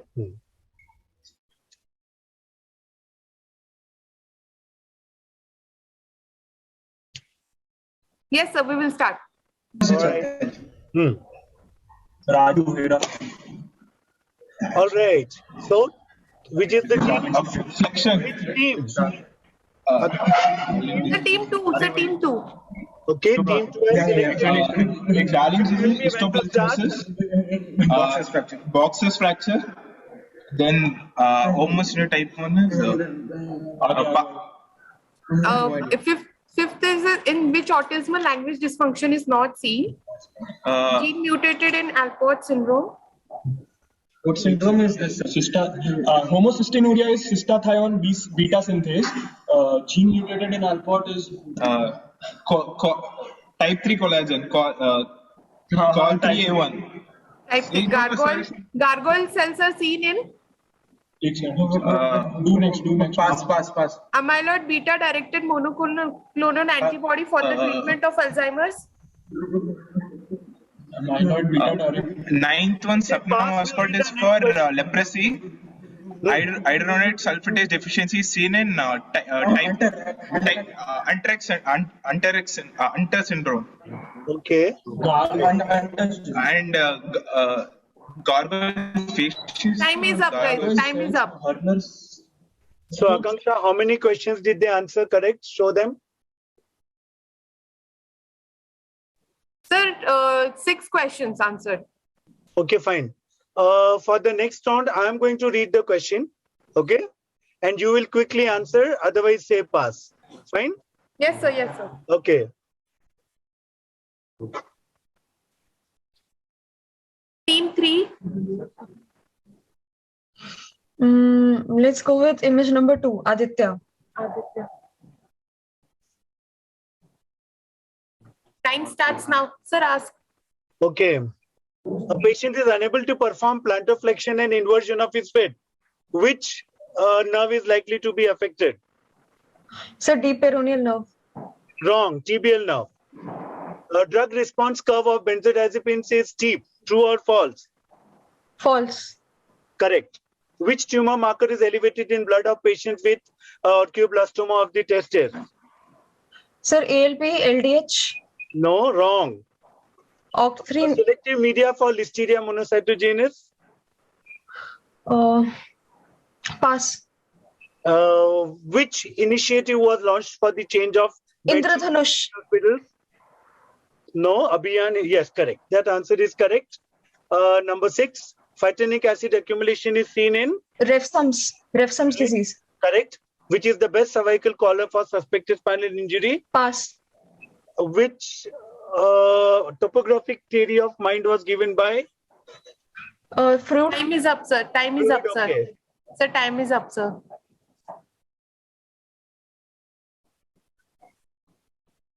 Sir, time is up, sir. But read तो sir कर रहे थे ना, 10 तक पहुंचे नहीं.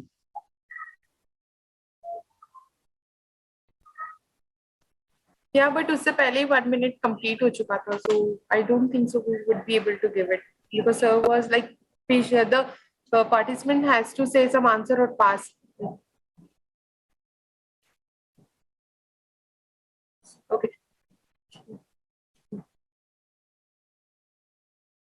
Team 3, 3 answers were given, so plus 30 for team 3. We'll move on to team 4. Akanksha, sir. Hello, sir. Respected sir. Sir, kindly unmute yourself. Yeah, tell me. So can we answer on number-wise basis, like number 1 answer this, number 2 answer this, rather than you reading it? Okay, we'll fine, sir. I think Akanksha, that will save time. Fine. Sir, but that should happen for all the teams. It was wrong for us then. See, in the rapid fire question rounds, the quiz master reads the questions and you're supposed to answer. You must have seen the quizzes. Okay. So then, okay, fine. If there's an objection for anything, we'll follow the... So, sir, before you complete the question, can we answer? So that can be done, no, sir. That can be done. Yeah. Okay. That works, sir. Yeah. Akanksha. And sir, could you please not say whether it is correct or not? Can we come to it later?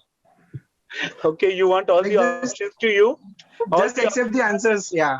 Akanksha has already told you the rules. Okay. So what should we do, Akanksha? Let them read and answer. Sir, I think you should read out the questions, then they should answer. Otherwise, it would be unfair for the other teams. All right, fine, Akanksha. So, if you know the answer, you can say. We can skip to the next question. Fine. Yes. All Team right. number 4, Bala or Kishan Chopra. Bala. Your time starts now. The flocculonodular lobe of cerebellum is supplied by? Pica. Selective serotonin reuptake inhibitor in urinary incontinence? Pass. Which cells are CD4 and CD25? Irregulatory cells. Which component of Tinsuda's medium reduced imparts black color to the color? Sulfide, potassium sulfide. IFA content of pill under the program Anemia Mukt Bharat? 60 milligram of iron, 500 micrograms of folic acid. Most common ocular manifestations in Raman-Thompson syndrome? Vitreous hemorrhage. Hornblower test is for? Pass. Declarement is a Erotomania. Which transporter is mutated in Tanger's disease? Pass. Which glycogen storage disorder are Pompey's disease. present? Pompey. All right. So 9th one. That completes the 10 questions. 9th one, sir. We can come back to the past questions, right? Is there time? Time is up. No, sir. Time is up, sir. Time is up. Okay, There fine. was time. Akanksha, you're keeping the count? Of Yes, correct- sir. Yes, sir. Yeah. Okay.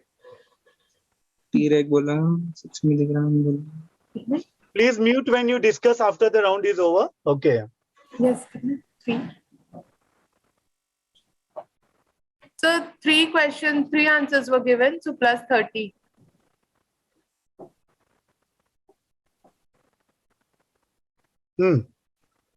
Team 1, are you ready? Yes. Hi, can we get to see the answers? Yeah. Sorry. एक minute. That will be remaining. After वो पीछे वाला बाला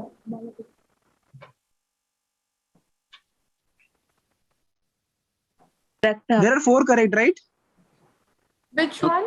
Yeah, we T-reg, got 4 correct. folic acid, Folic acid. erotomonious declarambold, right? That is the same thing. Delusion of Yeah, it's love the and same thing. erotomanium. Okay, okay. Yeah. And Pompey's, 4 correct. And Pompey's. 1, 2, 3. 3, no? 3, 4. Okay, 4. Okay, 4 answers correct. So we'll give it, we'll give plus 40 to you guys. So team 1, are you ready? All right. All right. Done already, huh? Yeah, Kishan Chopra. Yeah. Start. Your time starts now. Which artery supplies blood to the infundibulum of the right ventricle? Right coronary artery. Antibiotic that can be used as a prokinetic due to its action on gut motilin receptor. Erythromycin. Which troponin molecule is not specific for heart and is not used as a marker? Troponin I. Selective media for Neisseria isolation. Chocolate agar. A recently launched initiative with goal zero preventable maternal neonatal death. All the initiatives like PM, SMA, Lakshya program and Janice RMNCHA. Dyskeratotic congenita is a polychodermatitis syndrome. False. Rupture of extensor digitorum commences. Pass. Formed visual hallucinations are commonly seen in The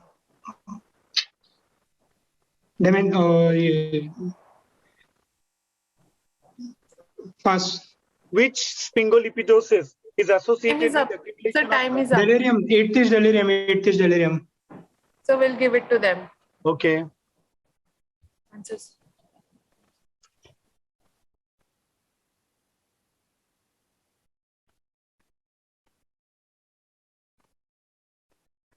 Sir, only 2 questions were, like 2 answers were given, so we'll give them plus 20. Okay. Sir, we are done with today's quiz.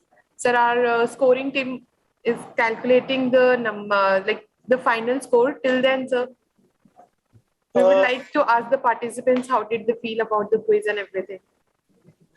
Actually, frankly speaking, when I was going through this quiz questions made, I was a little skeptical. But the way the entire team has, answered the various uncommon syndromes and all. Can you hear me? Can you hear me, all of you? Yes, sir. Yes, sir. Answered and, Yes, sir. Yes, sir. Yeah, the way you have answered all the questions, and they were really tough ones. So even while preparing, I'm sure the quiz team has worked hard on the questions and trying to find the answers. You all have done a wonderful job. Okay. And I'm very happy to be a part of this quiz. The teams can share their experience. What did they feel about it? And your experience. Team Shelder. What does Shelder mean? What does Shelder mean? So Sheldor is so we see a series called as Big Bang Theory, and in it the gaming name of the main actor is Sheldor. Okay, So, it's a name. Fine. yeah. Tell us your experience about this quiz. Sir, it was really well organized, and it was a unique experience for us.